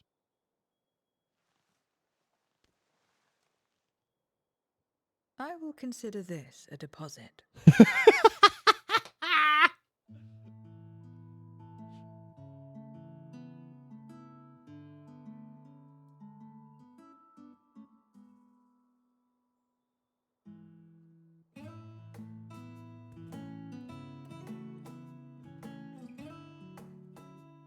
Zero is such a tsundere at this point in time of Do what you want. I don't care about my world. When literally one sentence before that, she may as well have lit up at the prospect of saving it. Though our time in the void was short, we managed to ascertain... Fucking God, stop it. We managed to ascertain that my sister yet lives, and it cannot be overstated how fortunate we are to have met Zero. Bruh. You good, Spectre? But the greater blessing is nevertheless you, my friend, for your encouragement to embark upon my search anew, and your help in overcoming the challenges thus far. She is perfect Menhera girlfriend material. What is Menhera? What the fuck is that? What was that? We gonna talk about that? What was that?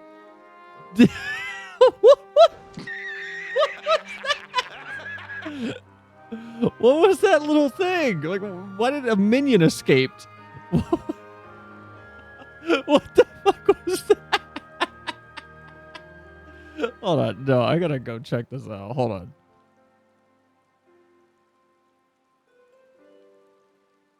Was that a void scent? What?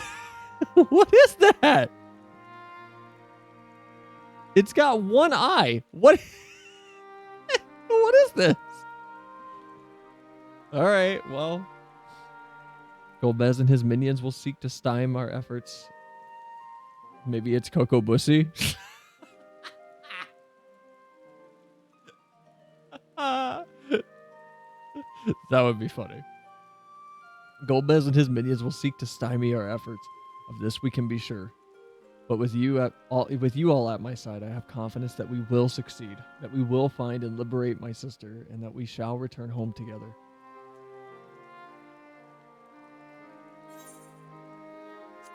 Man, I miss Dragon Age Origins. That game was fun. I mean, I'm sure it doesn't like hold up perfectly, but that game was fun.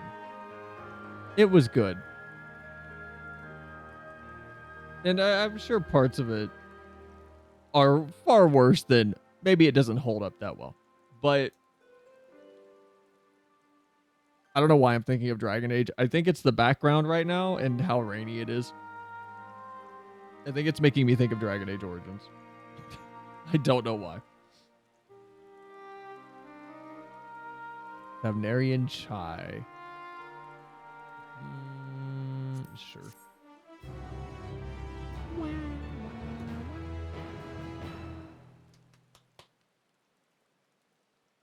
Still want to know what that little octopus thing that got out was. Meanwhile, and what is the Hell Hydra thing? Is like in the Island of Doom. The G.I. Joe thing? Is it G.I. Joe? Or is it like Space Lab 2021 or 2047? Or 2020? I don't know what that show was called. Sea Lab 20 something. First Scarmiglione, and now Barbariccia. Useless, the both of them. You say that, but maybe we're just really strong. It was no lie. They conspire with a Memoriat. And their search for the dragon will lead them here. The war looms nigh.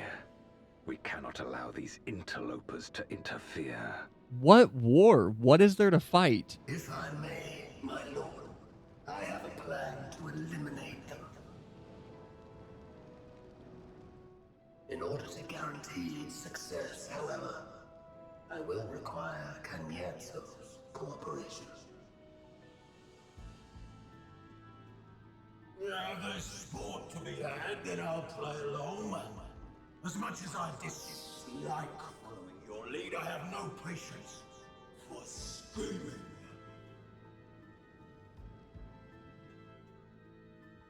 Well and good to have confidence, but do not forget the cost of failure. I mean, the cost of failure is they die. I will see the dream to fruition. Even should I be consumed by my own flames, I will pave the way for one and all. Or, well, not die, but crystallized. Then I will trust in your oath and your plan. We will give you cause to rejoice, my lord. This I vow. Ha-ha! Some excitement for a challenge.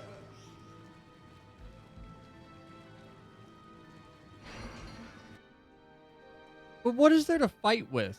I don't understand this. He keeps talking about this war is coming, but we haven't seen any other forces. And I'm kind of surprised I haven't seen anything that would imply that there is a battle going on. No sacrifice is too great, even should my 4 archfiends be lost. Is he I trying to will restore? not halt my steps. Is he trying to restore the 13th? The prison of passivity is an obstacle to my cause, and so you must fall. What irony that the blessed damned should set us free.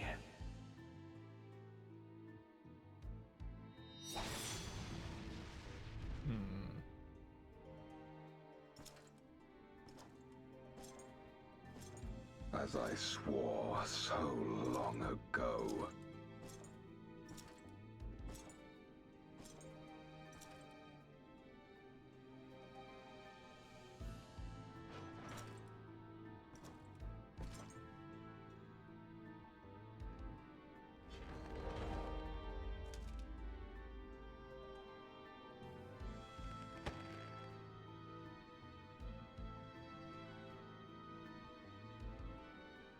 The gate lies open.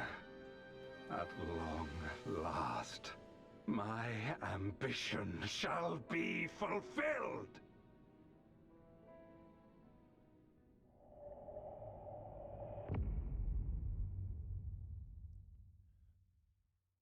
I'm not gonna be surprised if he's not explicitly evil. We've had so many characters and villains that have seemed evil, but their reasoning is sound. Or, you know, you understand why they think their path is the path that they should be following. So I don't know. I don't know if he's evil or not yet. Also, where is the compendium at again? It's in collection, right?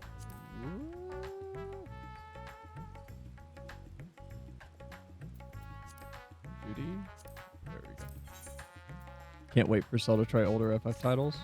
What is that? Like, is that something to do with like an older FF?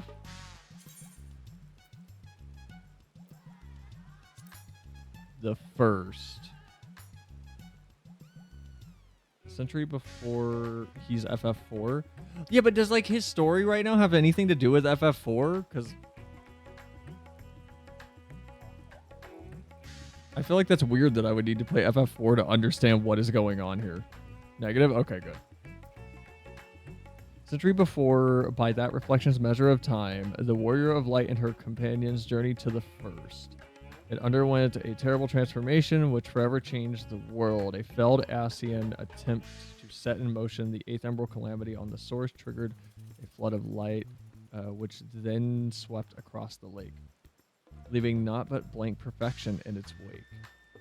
The tale of the flood is one of hubris and tragedy. Hoping to restore peace to the embattled world, brave warriors of light fought and felled the Shadow Keeper, steward of darkness, but in their decisive victory unbalanced the cosmic scales. Though Heidelin's agent, the Oracle of Light, managed to stem the ravenous tide and prevent the first utter annihilation, much was lost. Only Nordvrandt, a region the approximate size of Eorzea, remained habitable.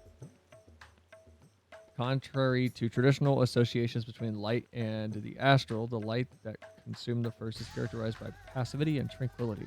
what scholars of the source would term umbral polarity. Thus did the lands claimed by the flood, known as the Empty, come to reach a state of stasis, utterly bereft of etheric activity.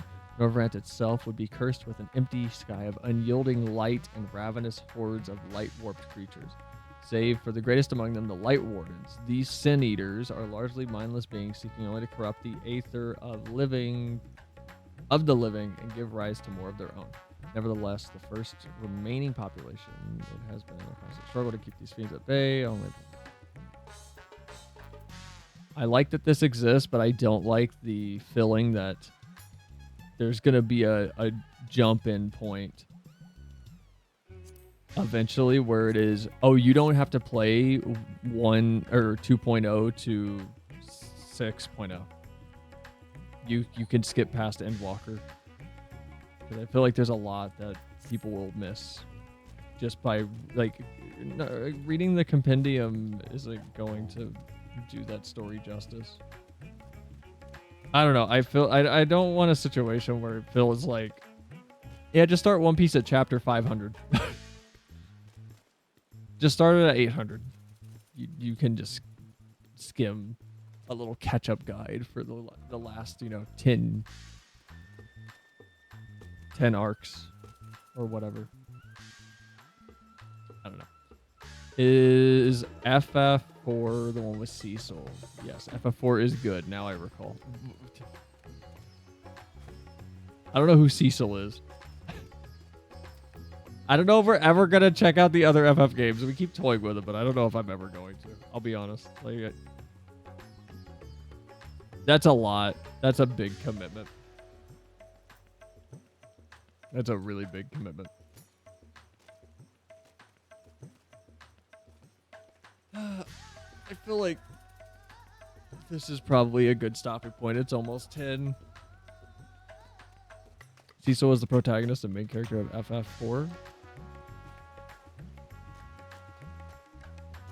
I don't know why it's sitting in my head that having a named protagonist in an FF game is weird.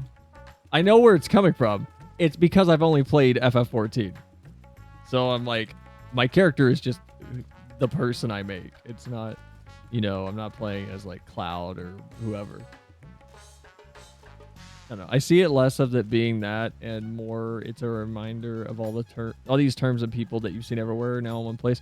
It is, but I swear there was a question asked by someone during a live letter, and Yoshi P's response to it was essentially, will there ever be a plan to introduce a new jump-in point for new players so they don't have to play all the way from the very start?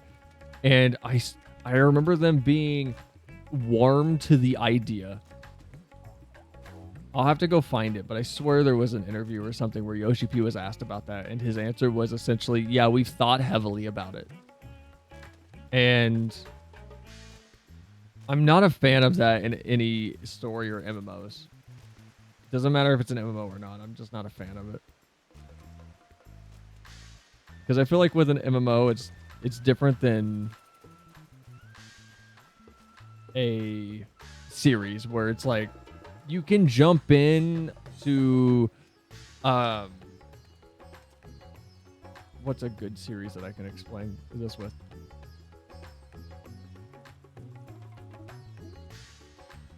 You can jump into the Soul series at Bloodborne, and you're not going to miss anything. They're all Souls games. You can jump into Dark Soul or Demon Souls with well, no, that's a bad one too. I was going to say the remaster. I'm trying to think of a good one that I can actually create a through line with and not just an Do ad not hoc jump in at rushed Bloodborne. comparison. What do you mean? Bloodborne's great. Maybe Far Cry is a good example. You can jump into Far Cry 2, Far Cry 3, Far Cry 4. And you might see characters that you've seen before in some of them, but none of them are implicitly tied together. Whereas with an MMO, I feel like they are tied, like these arcs are tied together. You know, if Endwalker ended and we didn't see Y'shtola again, and we didn't see anyone but maybe like Estidian again, then I would be like, okay, I can see that point. But there's so much time spent with Estinian and Y'shtola and Alizé and Alphanaud and Graha at this point. Ryle. I don't know if there's like a clean break anywhere. Man, we haven't seen Alphanaud or Alizé in forever, though. I just realized that we haven't seen them in forever. They've been gone. They have had no participation in 6.0.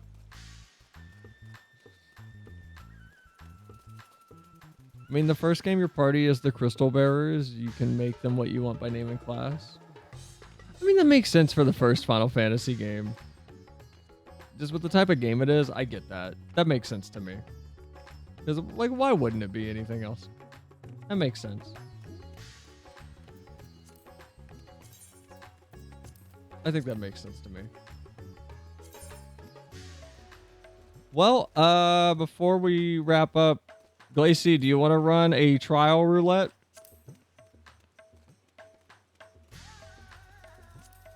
Since you're on. If you want to, accept the party invite. If not,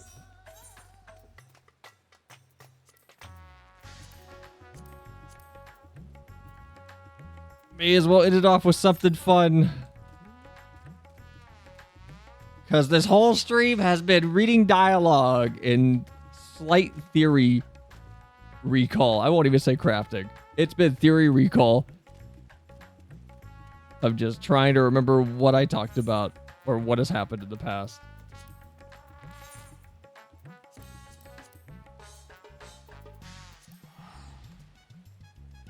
Oh my god. Oh, no, I wanted to go do my thing. Oh, I was going to go get my gold saucer ticket. I mean, we have been crafting too.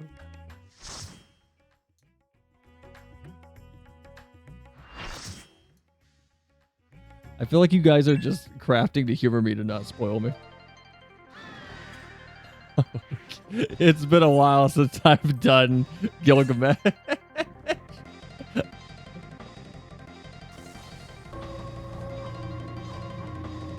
It's been a minute since we've done Gilgamesh.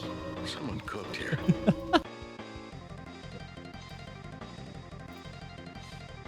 Oh, is there someone new here? I think our Gunbreaker's new. That is Gunbreaker, right? Is that Gunbreaker?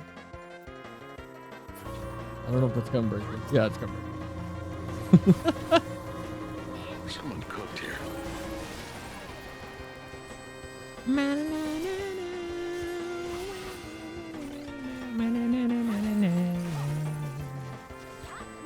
oh, level 50 Sam is so restrictive. I miss Hildy, Nashu, and BB. What do you mean GG? Who the fuck is BB? You don't even know who he is. You don't know who GG is. Should we stay away from each other? I don't remember how this works. Do we need to, like, close the gap? Close gap? Come to me, please, little Lalafell. Thank you.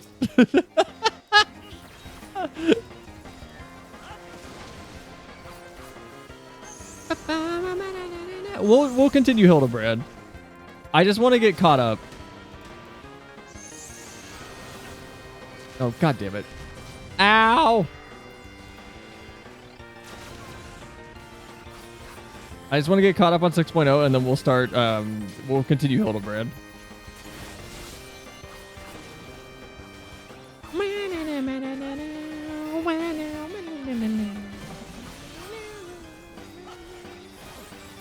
Because Hildebrand was a lot of fun. I miss it. And we have a bunch of Hildebrand to go through. We got to go through Stormblood Hildebrand and Shadowbringers Hildebrand and then Endwalker Hildebrand. BB is the final form. GG as in big boy. Oh, big? You mean the one where he suplexed? Suplexed our boy Hildebrand?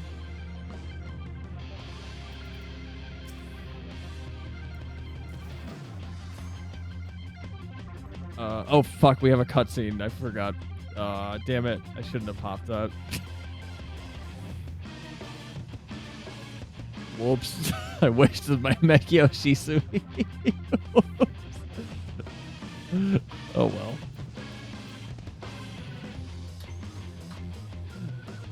Yes.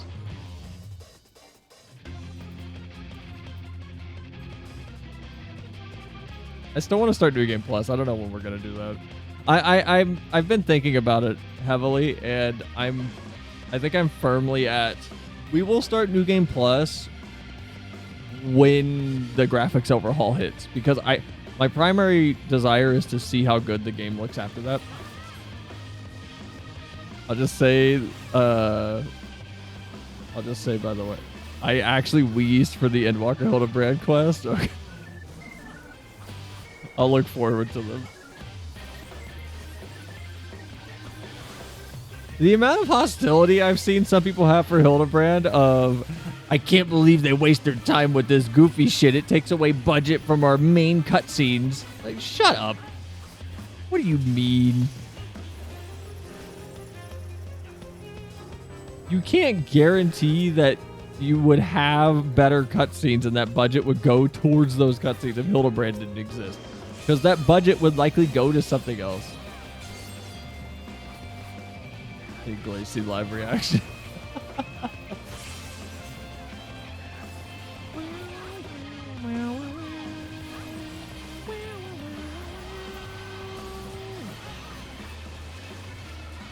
Hildebrand's AoE patterns were always really pretty.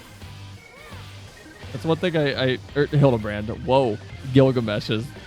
That's the one thing that stood out to me in this fight was I found the patterns very, very pretty for some of his attacks. Not these, obviously. These are boring, but he has a very floral, very floral pattern. Oh no! Well, this is gonna hit me.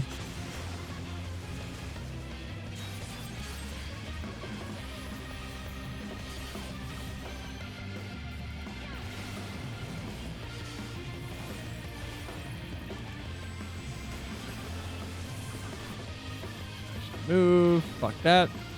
And then in. I don't know why the tank just took him out there. Without Hildy, we would not have the test cutscene tool and emotional support for the dev team.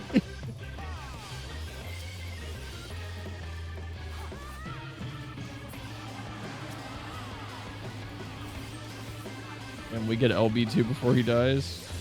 Definitely not. Oh my god.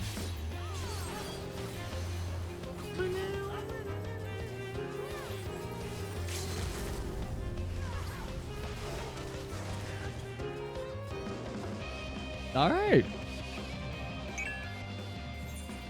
Bye, Gilgamesh. See you later, buddy. My favorite side character. Is there anything in here? Oh, the Enkudu thing. Yes.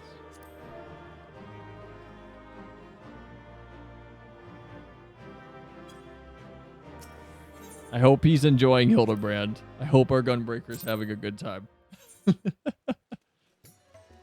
What do you mean no player comm? I did so much work.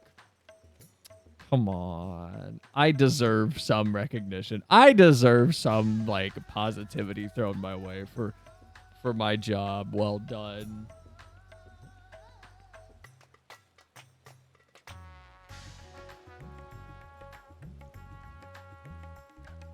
Plus Hildy's what they used to test the limits of what they can animate.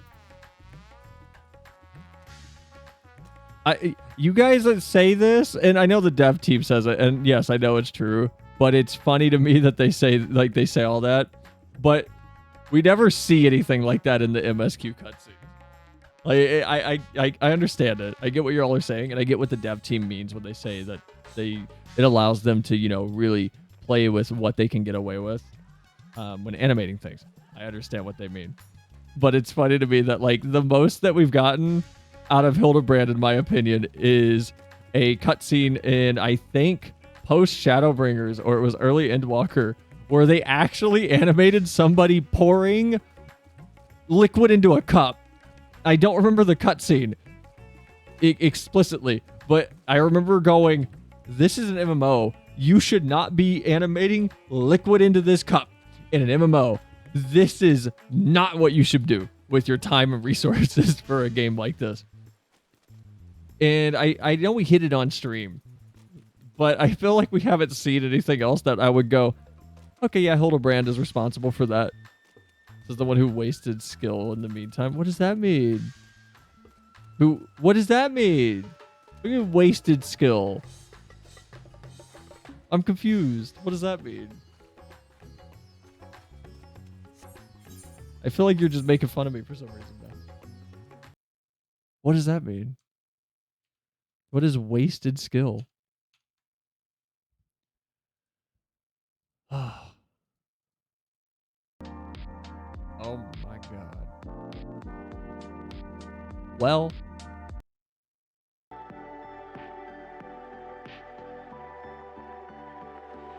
It is almost 10. Flim Bonds, our native streamer friend, I don't know what native streamer friend means, is playing Terraria on Twitch right now. So I'm going to send you guys over to Flem. Tomorrow there will be no Kingdom Hearts. Again, Shad is going through some unexpected personal things right now. So if you see Shad, go be positive. Go be nice to him. We will be back with Kingdom Hearts next week though. So tomorrow I'm probably gonna just do more FF. Probably yap a little bit because there's still stuff I want to talk about. But go check out Flem. Go say hi. He's super cool. Monday, I don't know what we're doing on Monday. I have no idea. I haven't figured out what I want to do yet. So we might just yap. We might just talk.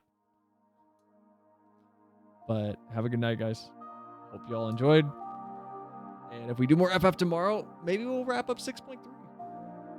And then once we get all this pesky MSQ garbage out of the way, we could start with